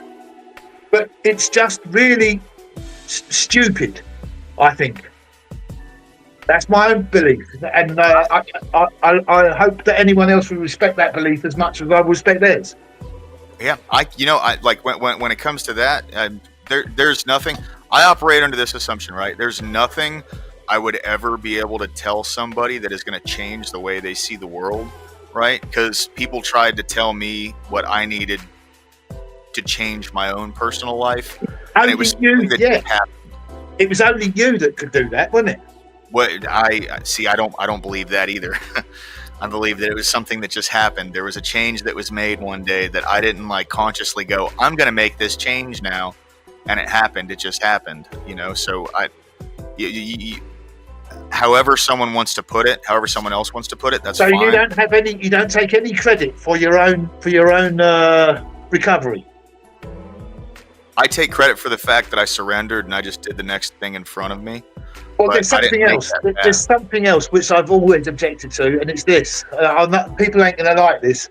Jesus died for all our sins. No, he didn't. No, he didn't. You die for your sins. You take the responsibility for your own sins. Well, yeah, that's fair. That's totally fair. Like, I definitely take responsibility for the things that I do, you know? Same here. I feel like that's part of being a man, you know. But the whole concept of that, when it comes to like the theological language, it really revolves more around the aspect of the transition from the first and this and. Like Creed says, he doesn't see why it would be offensive to call God a him, right? Well, yeah, that's how I know you're not a woman, Creed. For starters. What's going on, Frank? How you doing, man? Is that a fair thing to say? Why would it be? Why would God be a male? Creed? Hey, Frank, give me a peace sign, brother. Real quick, I just noticed a comment from Scott. Scott, it's not about saving the government from God. It's about saving other religions from other religions. Like, if you allow government to have input in to that sort of like aspect, then you're allowing someone who's religious to come into government and fuck over other religions, because every religious person wants their fucking religion to be in control. Yeah, that's true. Especially Islam. Frank, welcome in, man. Good to see you again. Thank you.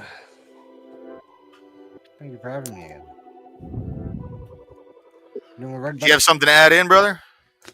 Well, I interviewed a theologian a couple of days ago, and he said some interesting things. And I think the gentleman that was just saying that that if you have a politician that uses religion in the sense of destroying other religions, then you have to ask yourself, why is that? Is it because of dominance? Yeah, it's greed for power, isn't it? I don't think they should call God a her or a him or a her, because God is supposed to be everything. Isn't that right? Well, is it because of dominance, or is it because of political votes? Well, where would a father be without the mother to have born the father? So, if anything, it would be the female side of it. If you wanted to sexualize God, so I really don't. I just find that I don't know. I don't know why, because I don't know anything for sure, do I? Right? But I just find it offensive, because I just don't see how that could be. I find it offensive because I feel that when Moses went up to the top of Mount Sinai and came down with these carved stones, that it wasn't God that did that, and I don't believe it was God who wrote the Bible either. And there's a lot of other things. Doing it in 6 days and taking Sunday off. I think it's just childish, to be honest with you. And God is, or when you say him, you're not talking about him. You're talking about you, Moses. So you're not believing that there is any God? By the way, I totally understand that. I didn't say that. I do believe there's an almighty, a higher power, yeah. But the sun is a higher power, isn't it? The sun ticks all the boxes. It's the giver of life. It's the giver of light. It's the. Why do we ignore the sun? I'd say water is. Yeah, water and fire. Fire as well. You know, they look for life on other planets, and they look for water. Why don't they look for fire? Because fire only happens on Earth. It doesn't happen. We don't No. see fire out in space. Yeah, The- because the sun is plasma. fires Well, are technically, more of a creation. well, technically, the terminology for fire, it's something that we give ourselves. Technically, if you look at the sun, it's made of helium. Made out of plasma, right? Now, fire needs oxygen and it needs organic matter to fuel it. You don't get that. That's very rare. But that is science. There's a lot of flaws in science because they're trying to see. The thing is with science is that you can actually put your question marks to it. That's what science is about. That's why you have these fanciful formulas, for example. I mean, the fact of the matter is, did anyone test up there back in the 1700s or the 1800s or way back then that the sun was made out of helium? No, they didn't. They didn't have probes up there. No, right. But Mad Matt says there, look, the volcanoes are on other planets, but there's no organic matter on those planets, Mad Matt. Or if there is, then there'll be fire. There has to be oxygen and organic matter. That coal or How do you get fire? Through those. Well, you have to have an organic sort of a fuel for it, and it needs. Yeah, but how's it oxygen. created? There's always a catalyst. How do you get fire? Well, technically, it's the triangle of free, right? Oxygen, that's the source of the heat. Then you have the what is it again? Fuel, oxygen, and the heat. A spark. You need a spark. Like what? Something has to be the catalyst for that spark. Right, so the volcano could count as a spark, but it doesn't count as fire because there's no organic fuel, and there has to be organic fuel for the fire to burn, in our understanding of physics.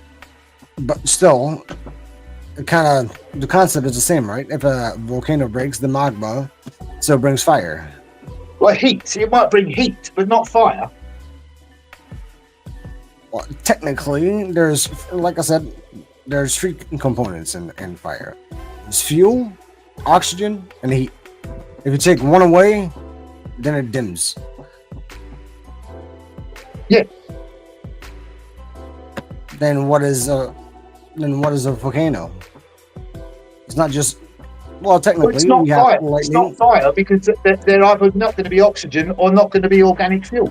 But okay. So you mean fire is not a substance that is just made without its components?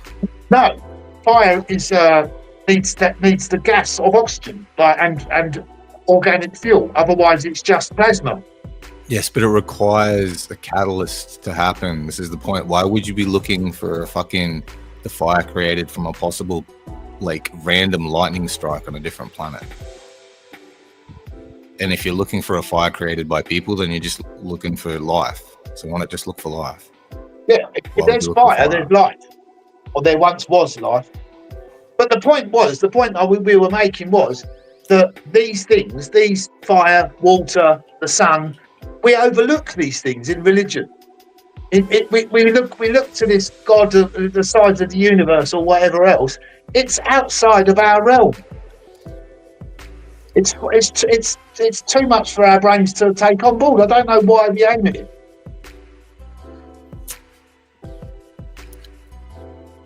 It's well known that if you don't see the sun for a long time, that your body begins to you lose vitamin D. You can become depressed and stuff and begin to wither. Well, technically that's not true because you have the Vikings that basically lived on cod. They didn't live in an area in a northern region to actually get enough sunlight. So what I'm saying is that these elements, right, or they seem to tick all the boxes that people use for God. No. So that is your argument. a modern day terminology to have an explanation. Well, what explanation have I had? I mean, if you've got nothing and then there's suddenly something, then that's like the Big Bang is the miracle, isn't it? Well, that is a theory. It is not a fact. Yeah, it's not a fact. No, it's been disproved more or less, isn't it? But I mean, what I'm saying is, going from nothing to something, that's like beyond the sun, beyond the fire, beyond the water. But we don't have those in our lives, do we? By the way, real quick, guys, real quick. Sorry, Frank. I'll let you get to that in just a second. It's storming again. So I just want to let you know, if this cuts off abruptly, it's just my power went out, and I'll kick it back up real soon. Okay, go ahead, Frank. So wouldn't you think that it's kind of arrogant to say that if there is a God, because I am a non-believer, I don't consider myself an atheist because I think that there's just a label. I don't know what I believe in, therefore I should not be labelized, I guess, in what I believe in. But see, the thing is that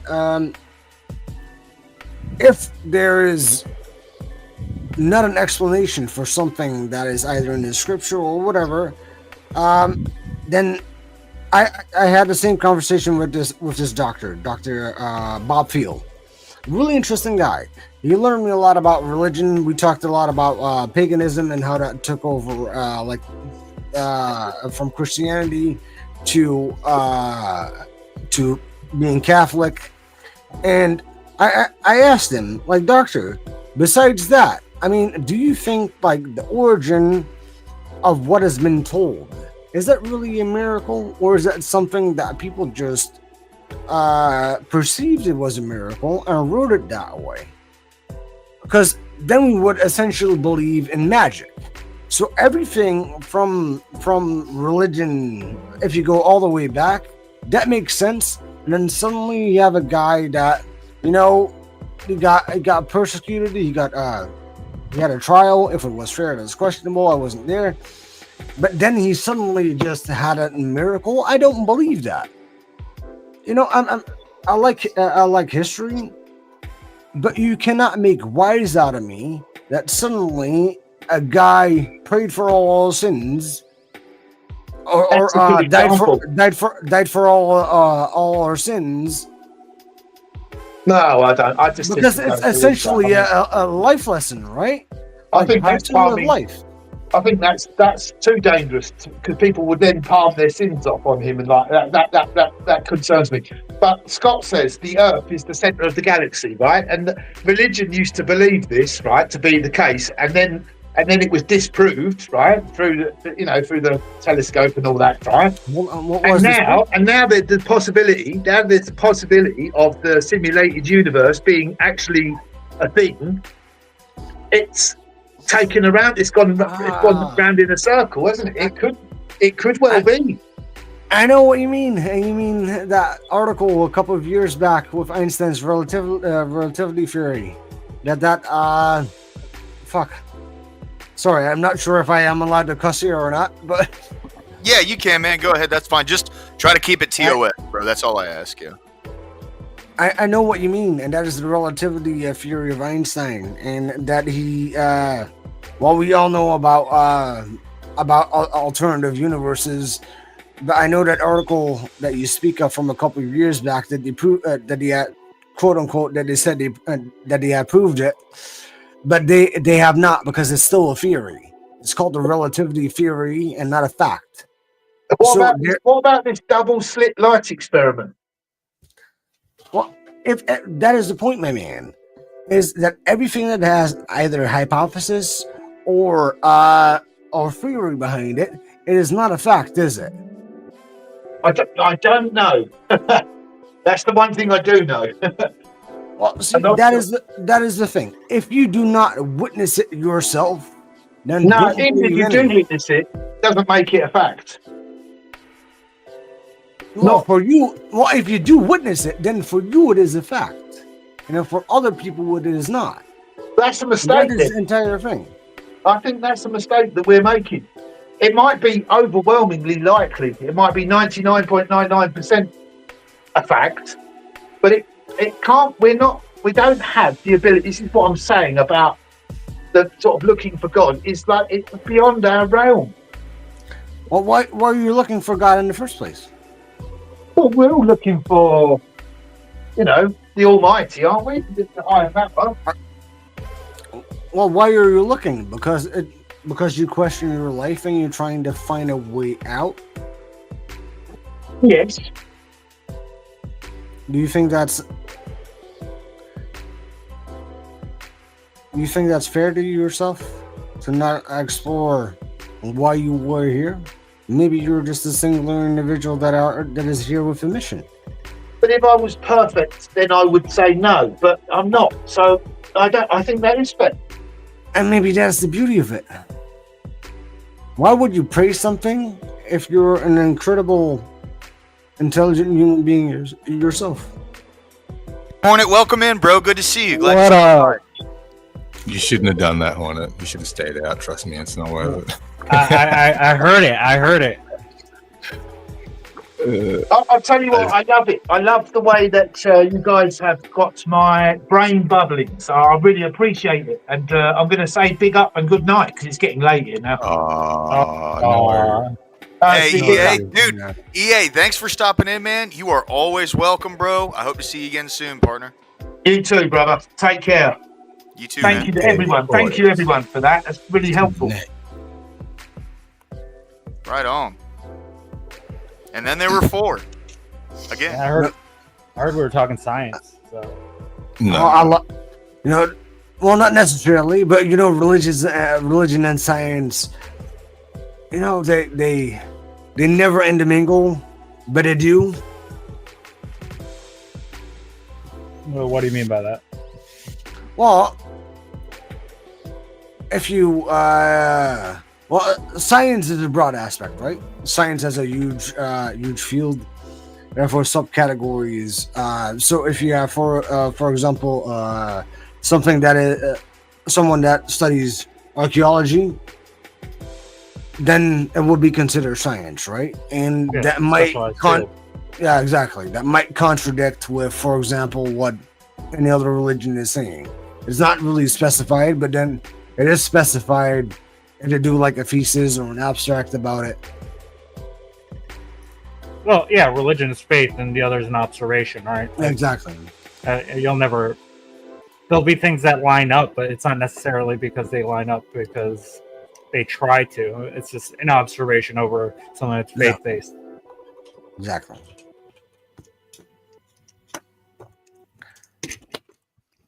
Right on. So, I will say, for a lot of folks, like a lot of people who, when they don't believe in God and they do follow more science, they'll say science is the explanation for how there's no God. But then a lot of people who are incredibly religious, the way that they'll put it is, well, the things we see and find out in science, that's the way God constructed things. So just an interesting little tidbit there, I think the people that say that it proves no God just don't fundamentally understand what science is. Science is just literally a measuring tool. Exactly. It is not a factual thing. It's not a no. It is factual. It is 100% factual. It's observation. It can be factual. I just don't know what case it wouldn't be factual. Yeah, you can never prove that there is no God, because even if science proves there 100% was a Big Bang, there's no proof of what created that. Or what happened beforehand. Yeah. Yeah. Okay. Science is the universal language to understand, right? To understand our surroundings, yes. Yeah.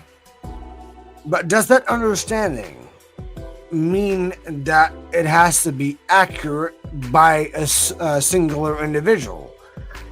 No, it does not. Therefore, we have, for example, math as well. They use math and science, and therefore it is the controversy that, it's either proven or disproven. Yes, that's the scientific method. It's either you're proving your thing or science will disprove your thing. Science always wins. For example, the Newtonian laws. They are laws, right? Newtonian physics, you mean? Yeah. Newtonian laws, I mean, let me see which one is first. Fuck, I can't remember. I know the laws. Object in motion stays in We're talking motion. about Newtonian physics, yes. Object in motion stays in motion. Mass plus acceleration and action and reaction. Those are the 3 laws, right? It's undisputed. That is just how it works. And those are laws. Just like you have law that you shall not kill people. I'm not kidding, by the way. Making a God joke right there. But those are laws that, maybe there's somebody out there that might know better, but we have not disputed that yet. They're laws. But still, maybe there's somebody that knows better. We don't know. Right? But it's the same thing with religion. And I have a really hard time with believing that there is any religion out there beside the historical fact. Because, hell, in the Second World War, we couldn't even get track on how many people got killed. But apparently we do get this one guy that, that got killed. And apparently we know everything about him. And that might sound a little bit to logic. That could happen, yeah. Like, we might not know exact numbers for everything because some things will escape like your observation, right? But for that one person, it doesn't mean that they are always going to... There's not a consistent thing that's always going to be like everything has to follow the same line. Mm-hmm. Hey, Ashton, what's up, man? Good to see you. Welcome in. The struggle. Thank you very much, man. I appreciate you stopping by. Thank you. Go ahead, guys. Yeah, unless you're just gonna unless you're using science to actually calculate for numbers of estimates, but then you're just giving an estimate. But I still don't see how science would be not factual. Well, it depends because they're, if you look at the definition of a theory is supported by a lot of evidence, like string theory. Can we prove it? No. There's a difference between a theory and a theory. You know that, right? No. Then hold on. Then what is the difference? The difference is one is testable, observable, and can be repeatable. And what was the other thing? Falsifiable. Yeah. So that's the difference between just me saying, "Hey, we may be made up of pixie dust." That's just a theory that I made up right now, right? But a theory in science would be something that is testable, something we can keep going through and be like, yeah, we don't have the exact explanation for 100% details, but we know that the things that we have proven in it are true. And that's why they say with 99% scientific certainty, right? Yes.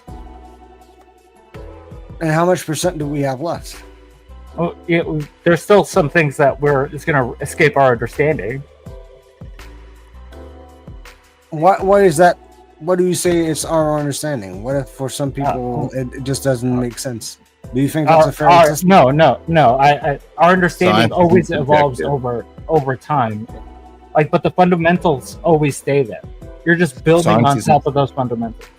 It's not subjective, it's objective. Yeah. A few people not understanding something doesn't make it any less true. Yeah. I totally agree. Sorry, just being a pain in the ass. Let's say, okay. So we know most science, we all know that science is broad, objective. Let's talk about physics. So physics, Newtonian laws. I've been covering this case recently. Can read. Don't want to get too much into it. I have my own personal opinions about it, but I know that lady struck her boyfriend just sheerly because I worked as a car mechanic and I have a lot of understanding about physics, and I am just convinced. But with my understanding, try to explain it to somebody that is just a lay person on how I think. And I think I did a pretty good job, by the way. And I did illustrations, did entire 3D images. But, apparently the verdict still was that, she's still not guilty. And to be honest, the prosecution did a really shitty job. And that is the entire thing. Because I'm not sure how much people drive here a car.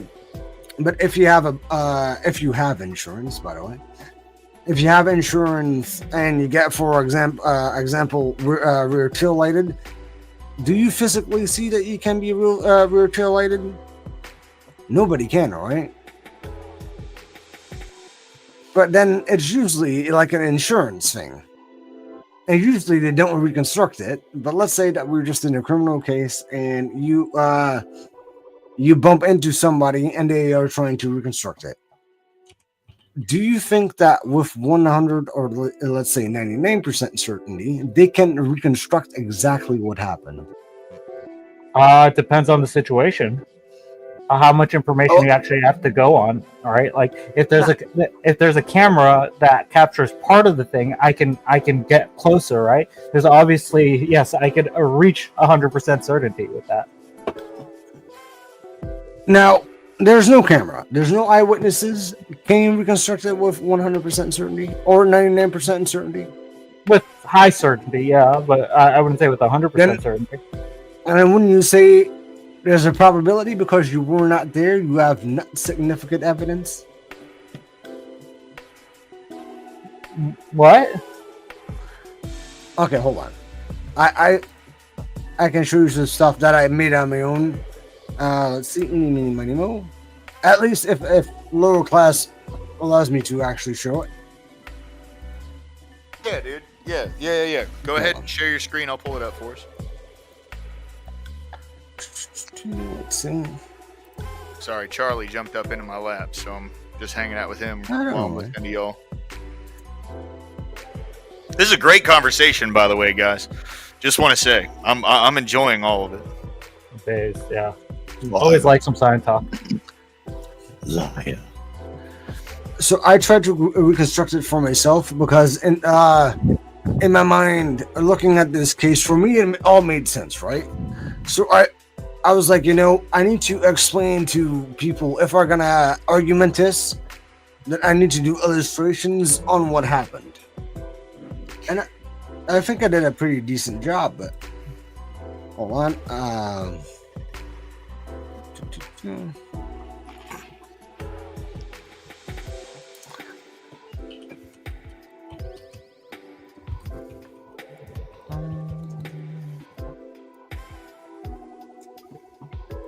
Where'd it go? There we go. So I made 3D reconstructions. Let me see. So if you made 3D reconstructions, then you know what happens, right? I don't need to see them. I'm just saying, like, if you did 3D reconstruction, seeing how the car was hit, seeing the impact, you can get into a level of certainty where you know how something happened. Because of visualization. Well, because of the information that you already had beforehand, right? Because of the impact, because of where it was hit, you can calculate how fast the car was going that hit it, and all these other things, right? Like you can estimate that. Can you guys see the screen, by the way? Yeah, it's up. It's up. It's a Lexus and a. So this is just how the human body would interact. Because you have your center of gravity, and that is just how it works. And I couldn't make it that sophisticated yet. Hold on. So I did it in I did it in segments. Hold on. I'm not sure if you guys can see this. There we go. Yeah, we can see it. Wait, you're talking about that May case, right? Where the lady just got found innocent? Yep. It's all over the news? Okay. Yeah, it was funny. I didn't even know that case was going on, and I watched the verdict happen right as they were giving the verdict. It was crazy. Anyway, go ahead.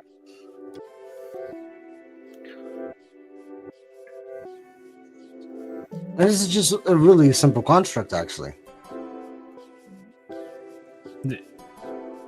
I don't understand what we're doing. Yeah, I don't understand how this is relevant to the point. Well, the point is that not everybody understands science in such a way that like I said, those through Newtonian laws. because that lady, just as lower class said, that lady got found only guilty of OUI. And you know, this is a shame for the justice system, because if they would have done a better job, the prosecution, then she would have been found guilty, because you know, you have data that would show technical data from her Lexus, and from the guy named that Boston officer was named John. That was her boyfriend. But for these cases, usually they bring in experts to explain this at a layman's term. Well, that is the thing. I'm doing a way better job than the actual expert, because that is the thing. It was so complicated. The video showed how the body would necessarily react. The videos you were showing us, because you're oh, go ahead. Yeah. Because there's no. You need a highly complex model. The speed, the weight of different objects, the material they're made out of. Like, there's so many different factors, and like the feet were just like rotating, like it was on a fucking. Exactly. Would it be? You would have to do every indent, every bone, you would have to basically model the whole thing. Like, well, I did the entire thing. I have way more. Trust me. There was no physics in it. There was. Yeah. The body was just kind of standing there. No, but it's a proof of concept. That is what it is. I'm not What's saying up, Dusty? Welcome in, bro. Glad to see you again, dude. Thank you for I'm not saying that I proved it, but I tried to prove it for myself and for the people that I was trying to explain it to. I could have done a way better job. Was a pain in the ass. You know, I do have an IT degree. I can model, but you know, I was like, yeah. I operate in CAD a lot, but that's what I'm saying. That's a super simplistic version of CAD. Okay. Okay, fair enough. Then let's say this. Then you have, and only if a lower class allows me to actually explain this, because I do not want to take over this entire stream. Man, do your thing, bro. I'm having a good time just listening. Okay. So you have a vehicle that is weighing 600 pounds. 6,000 pounds. So Lexus SUV that is crashing in reverse to a gentleman at the force or at the speed of 24 miles an hour. So you can calculate that. But that force, essentially, if he's only hit by the arm, it is distributed. Because that is what it does. That is what force does, right? So the force essentially bounces off his fingertips, and therefore he has no broken bones. It doesn't matter what happens, because you know there are people out there that have way more heavy impact. That's not true. That's definitely not true. You can get hit by you can get hit by a car at 20 miles per hour and break bones. The distribution doesn't. That distribution doesn't matter if they're it's about direct impact. It's about direct impact. Yeah, but distribution can matter if we're talking at super high velocities, but that we're not talking about that. Well, in reverse, it is a super high velocity against somebody that's weighing 210 pounds, and that distribution actually does happen, because you can say that it doesn't happen because it does. But I'm saying it's irrelevant. It's the direct impact. No, it's not. It's the direct impact that's doing the damage. No, it's not, because it is. No, it's a direct. How can you see that? So what happened in this case? Because did he die, or what are you talking about? Well, he did die. It's a murder case, and she didn't get convicted because the prosecution kind of fucked up on how to explain it. And the thing is that that gentleman got there were even what did he die from? What was these injuries? Let me see. Blunt force trauma to the head, because he fell back with such a force that technically they do not know. But it kind of nudged him. He had a ton of bruises or abrasions on his arms, and he had red tail light pieces embedded in his shirt. Okay, so you said you were talking about Newtonian's law before, right? Yes. So you understand, like the mass exerted by a 6,000-pound vehicle traveling at 24 miles per hour. When that mass is exerted on someone who's 180 pounds, they're going to hit the ground with at least 24 miles per hour. Which would be the impact point. Yeah. Exactly. At least. If you hit your head on the concrete at 24 miles per hour, some shit's going to happen. So it's not about it being distributed, right? No, it's not about like being distributed amongst your body so you don't get a broken bone on your arm. No, it is distributed because it's the force is transferred to you. My man, there's a humongous difference between those two things. Distributed. Even you can say distributed, but it's distributed amongst your entire mass, and it still affects you. It's still like not your entire mass, because he got only hit on the right side of his arm. So where did it distribute to then? To your center of mass. That is why which is your entire body. Which your center of mass is. So okay, fair enough. It does distribute. Okay, fair enough. It does distribute. But I'm saying that, you know, if it doesn't, it leave your body at a certain point, because at a certain point, for example, when you hit it, it leaves your body when you either slow down in speed or you hit something to stop you from moving. To stop the force, which is another transfer of energy. Yeah. Okay, I still disagree with that, because 24 miles an hour plus 6,000 pounds. A lot of people, and this is like the most shittiest argument, that they would say that it wouldn't need to break your bone. Well, first of all, that isn't the case, because your skin is flexible, plus your flexible skin, plus your bones, because bones can actually vibrate. They have a force load, and see if the point is that, or not. The point is, let me reiterate that. Hold on. Mighty bone. Feel light.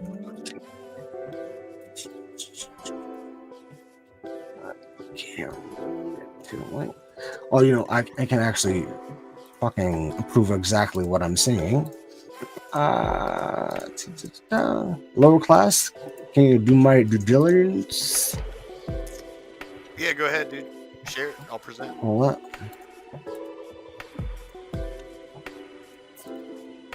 All right. So this is how our toollet was found. Yeah. Okay. Let me put my Canva here.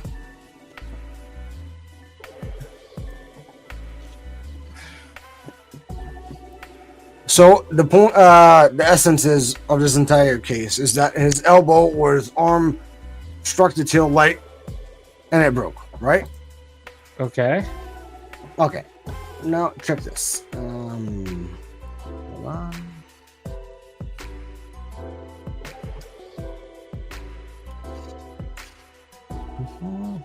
So a tail light has a diffuser, right? So this is the diffuser. Yeah. And it's missing here. Now, look at his arm.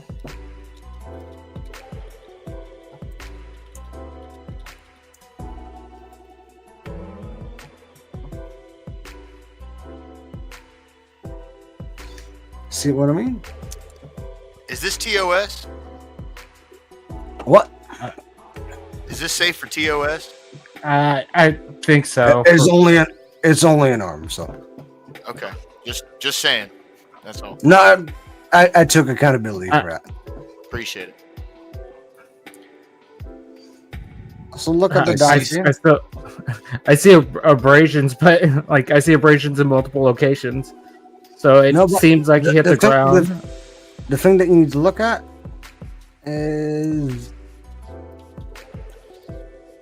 this.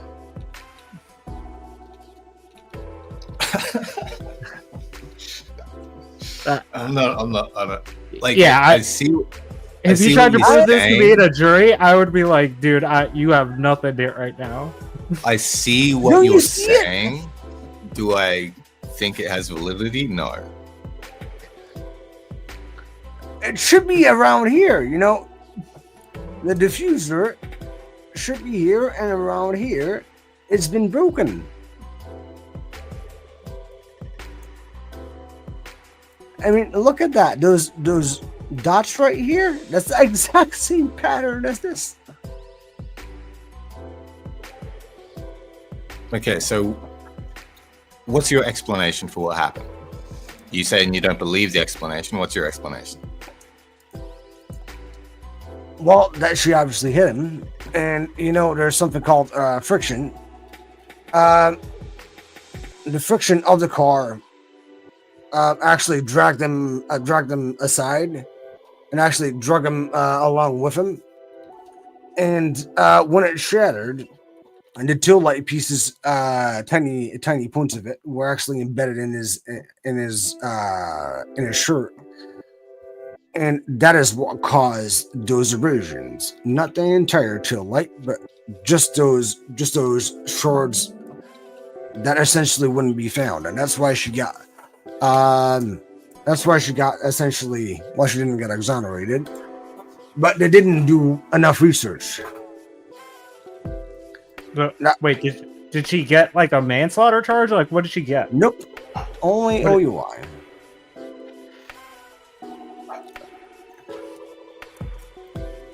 Only what is the case name? Can't read.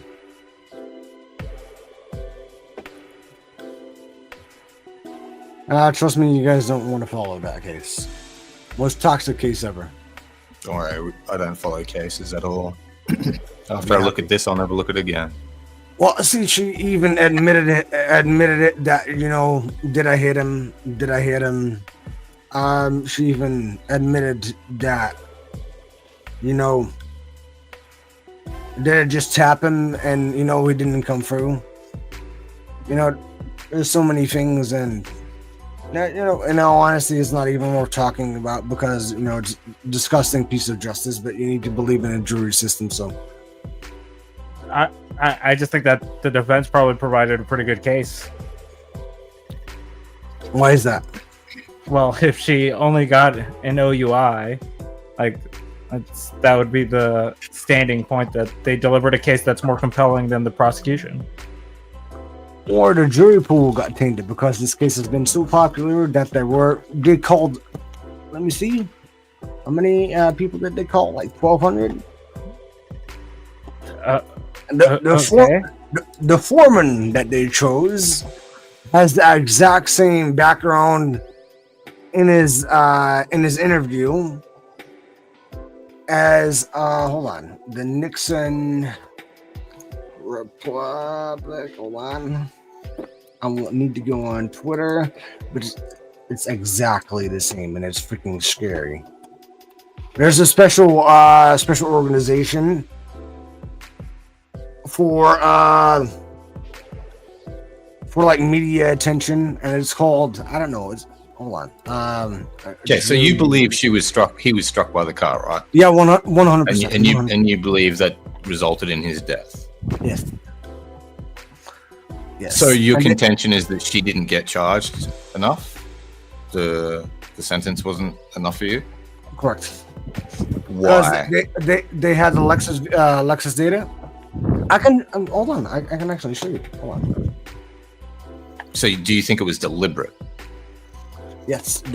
Well, it's deliberate in Massachusetts. Let me see. Secondary murder. There's just the intent of the action that already. It'd be a manslaughter charge. Yeah. No. It wouldn't be murder. No, it's secondary in Massachusetts. Like I said, it is a secondary murder charge. If you have already the action that you do that will cause that would cause potential harm or bodily harm or something like that. Don't pin me on it, but it's something like that. Anyways, folks, it's the weekend. I'm drinking beer. Anyways, let's see. Here we go. Present.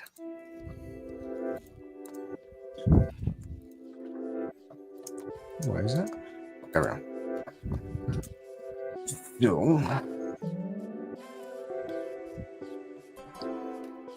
Rude, check your Discord real quick.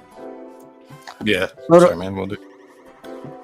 So there wasn't an entire argument about like phone calls and that kind of stuff. And to be honest, in the first trial, because this was the second review trial, they made a really compelling argument. But I used to work for ACES, and I needed to do the exact same thing that the forensic scientists needed to do here as well. Look at phone data, because this is all from the first trial, and I have no clue why they didn't use this in the second trial. They also used a new technology, or not new technology. I'm not sure if I'm concise with that, but with phone battery. So they checked the temperature of the phone battery in order to come to a conclusion.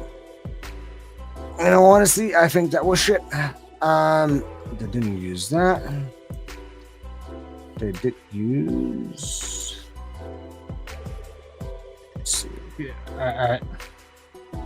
Oh, here we go. So this is your vehicle data. Oh shit. Recording. I hate using a freaking Razer mouse because it skips. It always skips. So let's see. Not sure how much you guys know about like key cycles and that kind of stuff. So the key cycle is let me see. When she actually drove the car, these are the two key cycles because she made a U-turn as well.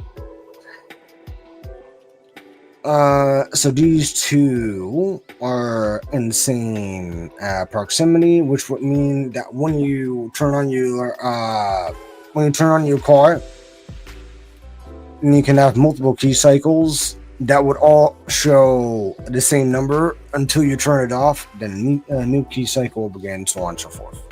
Yeah. So they show this when a key cycle actually is activated. Does not necessarily mean that you need to be in an accident. It just shows the irregular patterns of the car. So each one is 10 seconds. Each one is 10 seconds. But we didn't have a time frame, which was hella annoying. But we had his car data, which we know I watched the first trial, or even before the first trial and the second trial. So I mapped this all out.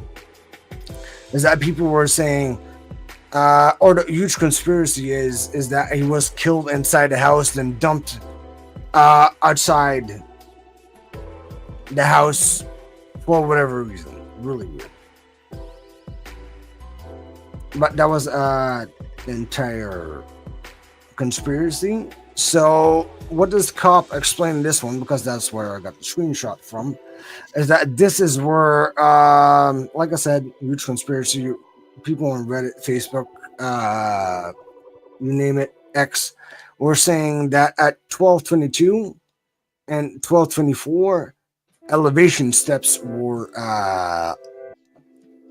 registered at this guy's name is John O'Keefe. At John O'Keefe's phone. So between 12:22 and 12:24, that is when the elevation change happened. And I work a lot with, I do a lot of advocating work. I'm an investigative podcaster. So I use all my IT knowledge to kind of let things make sense. So it's like, why is that elevation change happening? Because they, or the rest of YouTube, plus the defense, thought that 12:22 and 12:24 elevation change would register, or it did register, as flights of stairs. So I kind of tried to figure it out, and this entire route here, which would take about 2 minutes, as an elevation route of this. And when you go further, you go more up, and at 224, and this is where I measured that she made a 3-point turn. which would be concise with just 10-second trigger. And I didn't know all the data that we had in the second trial. Turned out I was spot on. So, obviously, pat on the back there. So, and it also is concise with the eyewitness that saw her car at the scene. But, this is not what they showed in trial, for example. I'm not saying that I am better, but this would explain and the elevation, what would happen, and the exact time, because I already knew the exact time, because I already knew that 224 or 1224 it stopped. Then you have 3-point turn. Then you just take the seconds here, and it's approximately. So 10 seconds. 6 is okay. So 8.0792 minutes. So it's 8 minutes, or a little bit over 8 minutes, that the incident happened, where they think that this trigger kind of nicked him, but it didn't register. Airbags didn't go off, because that is not what cars are made for. So hold on. Okay, so it didn't register and didn't trigger anything. So because that is not what cars are made for. Yeah, but that's the problem with the prosecution at that point. If you can't prove that, then exactly. Definitely gonna lose. That is why I am at peace with the verdict. I don't agree with it at all, but that's how insurance offices work as well. They have their own reconstructionists working for them. Yeah, and it's just really hard to prove. Defense and the prosecution both had people probably come up and said, like, this is why this happens, blah blah blah. Like, yeah, exactly. Having field experts is important to a case. But that's why you usually settle. Yeah, but I'm still trying to. I'm a hard time understanding why this is related to physics. Because the physics would show that. I have a different opinion. Okay, hold on. Sorry. Yeah, you don't need to pull anything up. No. I got it already. Let's see. Because stop fucking laughing, lower class. Piece of shit.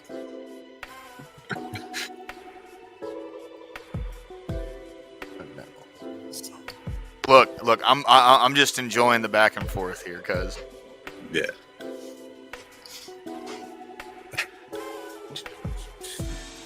Yeah. For me, it's feeling like a lot of super external, in-depth research. No, isn't really relevant to it's not. I always do cases like that, and I've been doing this for, let me see, since 2022 now. And not quite have a reputation. It's not always that good, but it's all fine. Negative attention is attention too. But it's always about either back in high school, you have a thing called FARC. You have visuals, listening. Let me see. Yeah. Oh no, not visuals, audio. Text, or I can't remember the other one. Anyways, that is what you are taught in school. So I try to do it all in the same thing. So when I do a podcast, for example, I do visuals, explain it, and try to elaborate on the same thing, what I am talking about, what I did, how I came to that conclusion. Because I'm a no, you're good. You're good, mate. I honestly, I read chat for a bit, and maybe I missed some stuff, but I don't know why the elevation of the route was. That is what people used in the first trial, and people were thinking, that is when he because the conspiracy is that he got killed inside the house where he actually got left.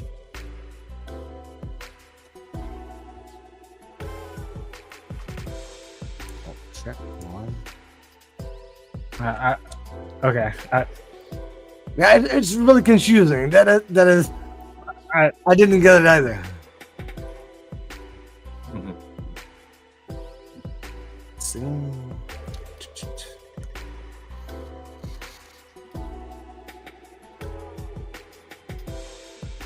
on.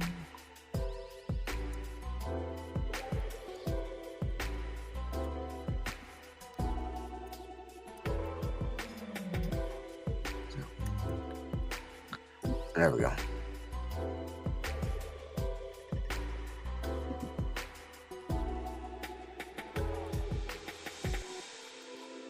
Okay, let me show something first.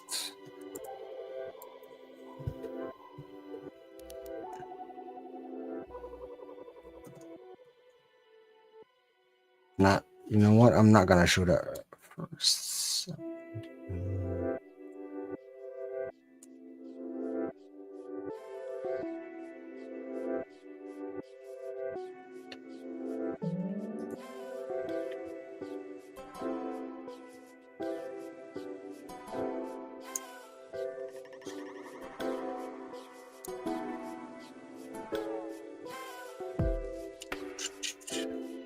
Where's it at?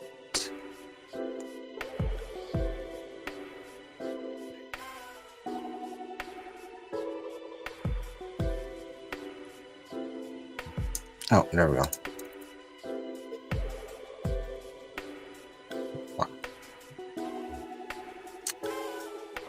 I thought I had it, but then just screenshot it from somebody that used it from me instead. It's all, dude. It's all right. Can you just like describe it? Can you explain it, like just to us? I mean, like I've known Rude for a little bit in the spaces. I've met Hornet a few times. They're both pretty. Oh, you know what? I can actually illustrate it. You know what? I actually done that. So, it's fine. Okay, let's see. Yeah, just explain it, dude. I don't really need it illustrated for me. If you could just explain it. But I needed it for myself as well. Okay. Okay. All right. So, let's see. Let's do a car.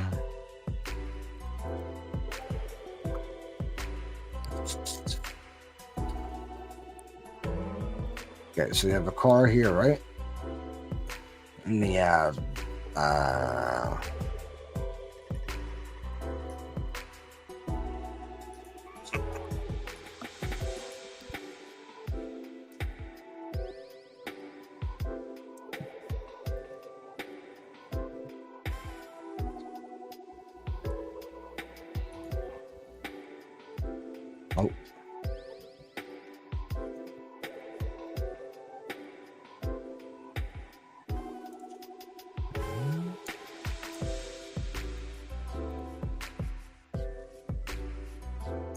All right.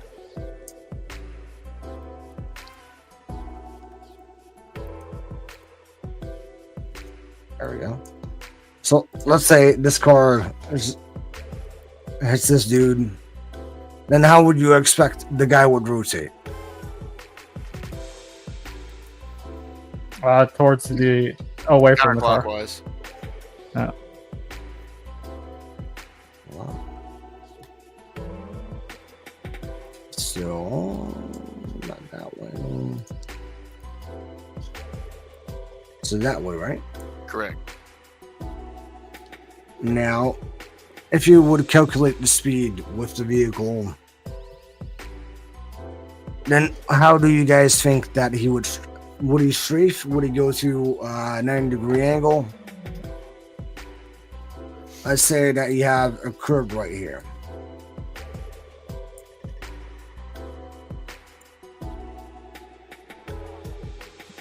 He would probably go on the curb, but I can't give you exact things because, like, I'd have to see where exactly he was hit and all.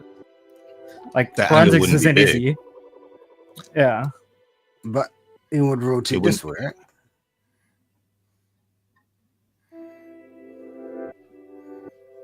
And that is the hard thing that they couldn't prove.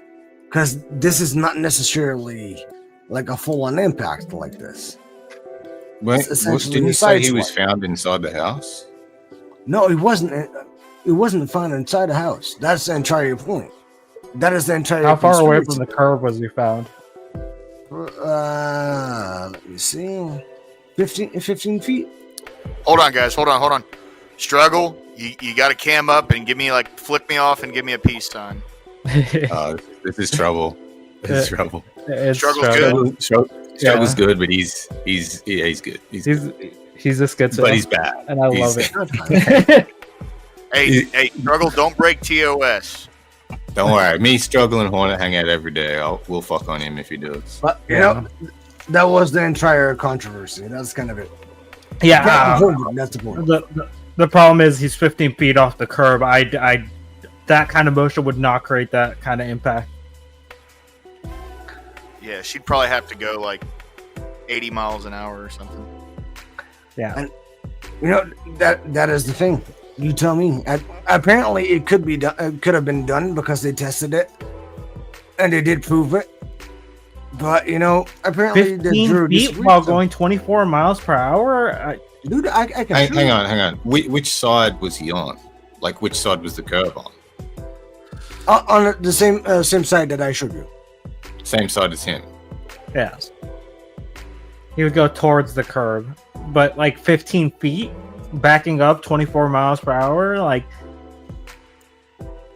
Was he on the right side of the curb or the left side of the curb? On the road or on the pathway? Exactly how I showed you. So he was on the road then. Yeah. Wait, hold on. Scott, why'd you time him out? What happened? Was she reversing on the road or reversing at a driveway? No, hold on. I will show you what their defense expert showed.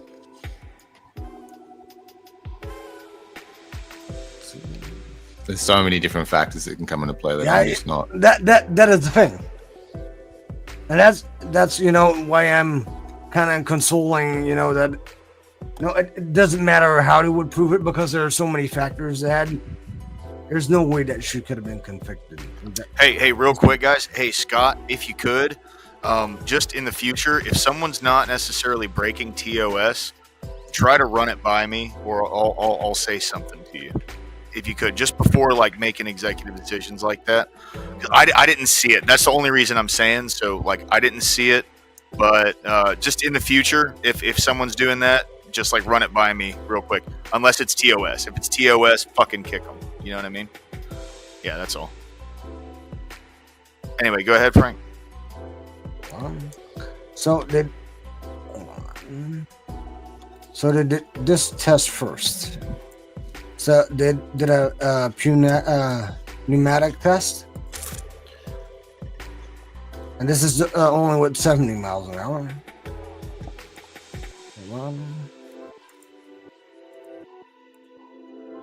Do. Once it had concluded, there was no reason for me to preserve those. The prosecution also challenging ARCA's methodology. Are you sure watching CBS on stream is a good idea? Oh, yeah. Yeah, sorry. It's fine. Oh, sorry. It's okay. I forgot about that. Good call.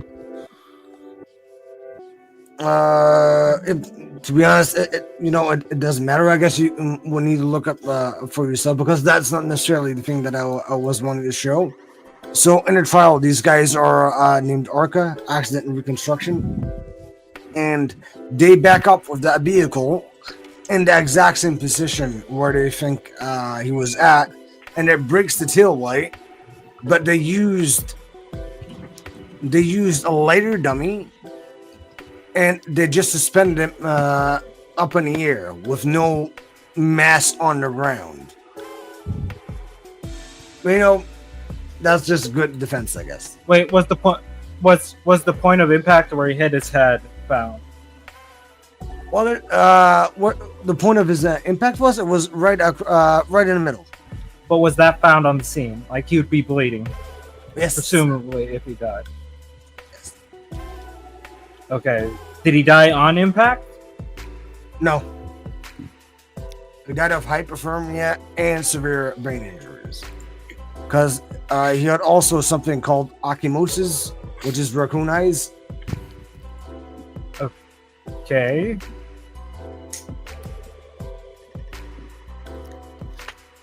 Yeah, I'm just having a hard time believing that a car could drag you 15 feet. You know, it's going that speed. It's completely fine. I have like 10 dozen other cases that I'm more confident about than this one, but I'm also pretty confident about this one.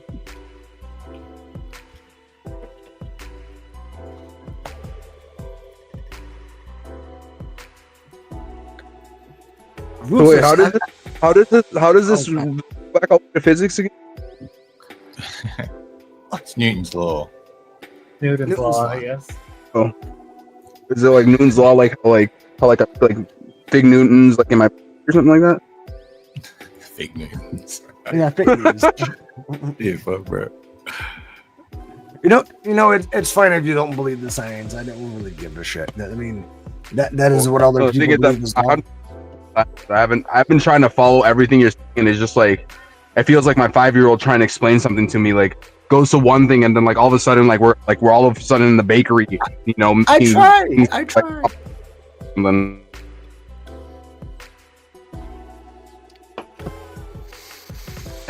sorry, my man. If I would, then I would be a science teacher, but I'm not. I just know what I do understand, and that is kind of it. But it's hard to understand what you even understand to begin with. It just doesn't make sense. Okay, so his body was found between the road and the house. Yes. Yeah. And you guys are saying that the force from a 6,000-pound vehicle doing 24 miles an hour in reverse isn't enough to put him there? What type of Lexus is a 16,000-pound Lexus? I'm not saying 15 anything. I believe she hit him. 15 feet if it's only hit. Yeah, 15 feet if it's only hitting your elbow. I don't know if that you would get that kind of transfer. 15 feet's fuck all. That's like, what, 2.5 body lengths? Yeah. You're not like getting hit going in the air and landing at a dead stop 15 feet. You fucking, like... You know how much force it takes for a body to roll? Not a heap. Not a heap. Yep. But you know, and the funny thing is that two light pieces were actually found in the snow. 2 light pieces were embedded in his sweater, but apparently nobody seems to believe that. Everybody just if you just fall backwards, you've already covered 6 feet off the curb, though. 15 feet off the curb. No, but I mean yeah, but the car's close to the curb. And see what you were saying. But 15 feet, you know, what you're saying is how many wrong because like if I'm standing, if I'm standing vertically to parallel to the curb, right? I legit have to cover like 6, but I have to rotate 6 times to get over there, just to even get close to the 15 feet. And at 24 miles per hour, with even like a fucking semi hitting you, I don't think you would make all 6 rotations before hitting the ground. You falling backwards under your own weight is going to cover the first 6 feet at least. If I was facing that direction, yes. But I'm saying from the curb, 15 feet from the curb. How much is 24 mile per hour? Let me look it up real quick because I got hit by a car and it was doing 60 kilometers an hour.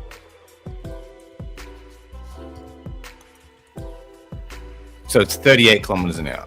Bro, I got hit by a car doing 60. I was on a motorbike and I was like fucking 40 meters down the road. Yeah. Not quite 40 meters. That's direct impact, right? I was sliding like a motherfucker. Yeah, I could agree. If it was direct impact, we'd be talking about something else. We're talking about someone getting hit in the arm, so like that force is going to transfer differently. I can prove to you guys right now that you don't need any broken bones. A broken bone would go in your favor. Yeah, it would work better for you. Well, hold on.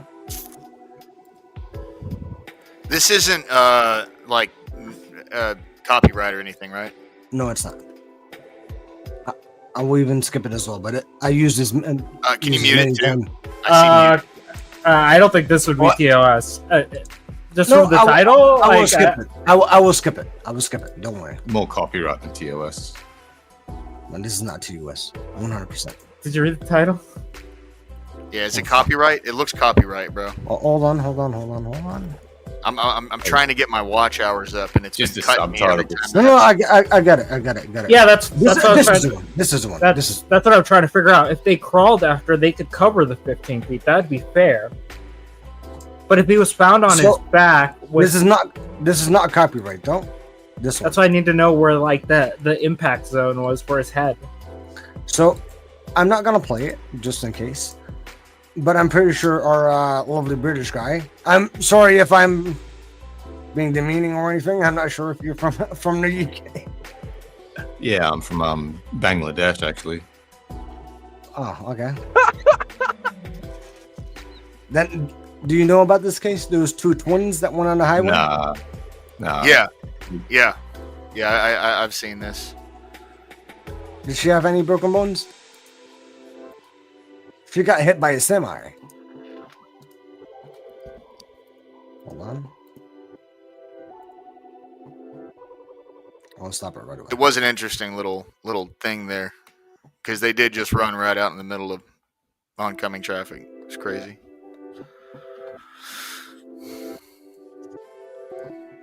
No one stands up. Yeet.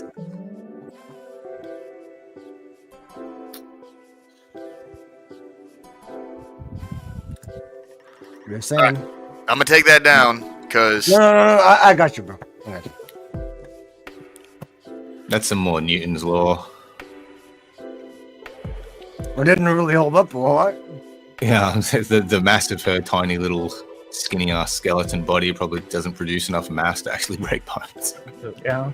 She So probably putting slept that on the right putting hand. her body in, She could also be putting- intoxicated. There's a million factors that we don't Putting know. her body in motion. This guy was also really intoxicated. Yeah, but broken bones would actually work in your favor. Or no, I mean no broken bones would work in your favor with the case. Oh, you don't say.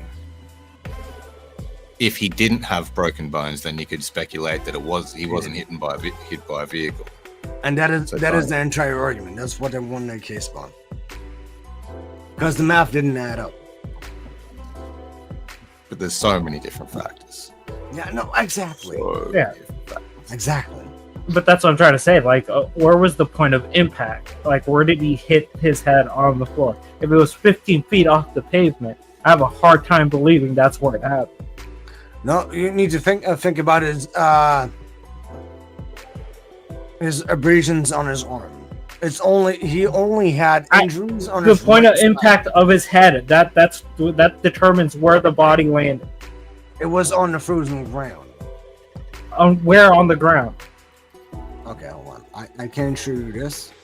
You know what? It's kind of pointless because nobody actually exactly knows, and that's the entire point. People are expecting. So they don't know the point of impact of where he hit his head. Yeah. Yeah, that shoots a hole in the case pretty Yeah. big. Because if they're attributing that to being like The cause of death. Yeah. the bleeding blow, that's a big thing where it's like, well, then where did his head hit if he got hit in the car? You know what I mean? Because it fell. That is my assertion. But Oh yeah. I mean, I get that, right? But at that point, everything's just like a theory. There's no definitive proof. Like in America, the way our court of law is supposed to work, mind you, is And it without did. a shadow of a doubt. and it did. Yeah. So yeah. But you had his you had Alexa's data, and you had his phone stop moving at a certain point, and apparently that wasn't enough because people just want, like I said, they want that evidence that is, well, not reasonable doubt, essentially. Yeah. I mean, if you're going to convict someone, I think that's fair. It is. Yeah. Which and in the inverse, it doesn't always work that way, man. So, you know, sometimes it works the right way, sometimes it doesn't work the way it's supposed to at all. It's unfortunate, but trying to prove that her story's bullshit doesn't help. You still need to prove what actually happened instead. Yeah. Right. And if you haven't got proof to that, then you're kind of fucked. No, but the thing is, why this story became so big is because there was a lot of witness harassment, and that was kind of the entire thing.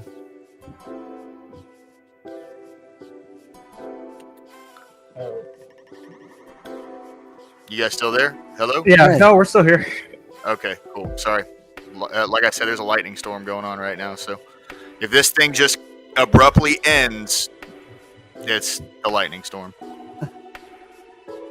You know, but that was kind of the entire thing. It was just, in all honesty, I've done a lot of cases, but not something like this. You know, I'm a victim advocate, but I didn't advocate for any victims in this case in particular.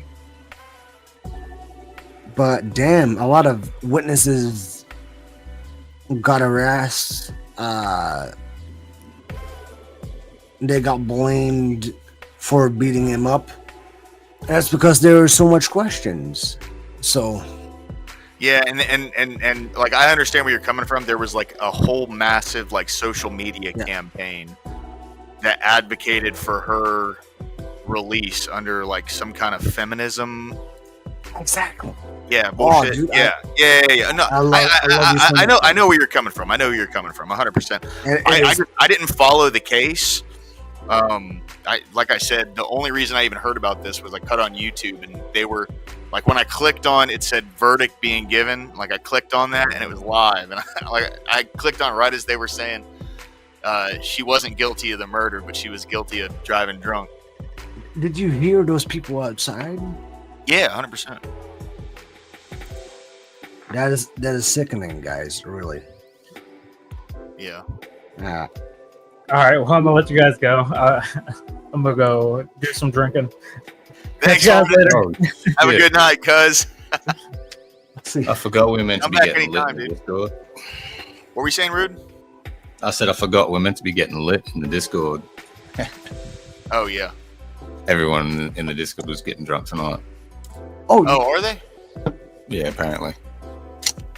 Oh, you guys have a Discord? Yeah, different community. Oh, I'm sorry. Didn't mean to be awkward. No, you're good. You're good. It's not my Discord. Yeah.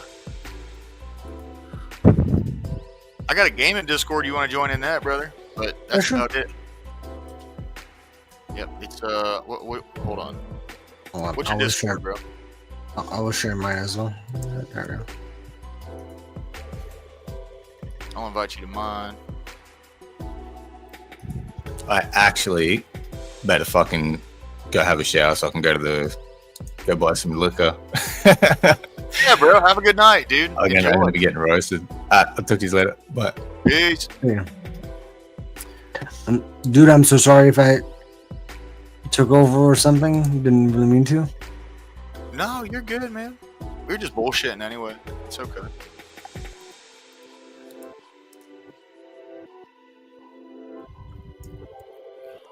But you have some really extremely smart people on it. I like that. Oh yeah, man. Yeah, we definitely got some folks that are big brain around here. I like the community so far. All these guys like Scott, Creedog, Panchuchin, Mad Matt, EOD, N-Word. We got Robert Whaley. We got just all sorts of folks, man. Ashton Allwine, dude. Like a lot of the guys that are part of the community here, really, really good folks. You're always welcome to come on and bullshit whenever, dude. You know, to be honest, sometimes I really need that. What happened? I said sometimes I really need that as well. Yeah, man. Of course, bro. Yeah. I'm coming up on the 4.5 hour mark. I might jump out. This lightning storm might cut my power.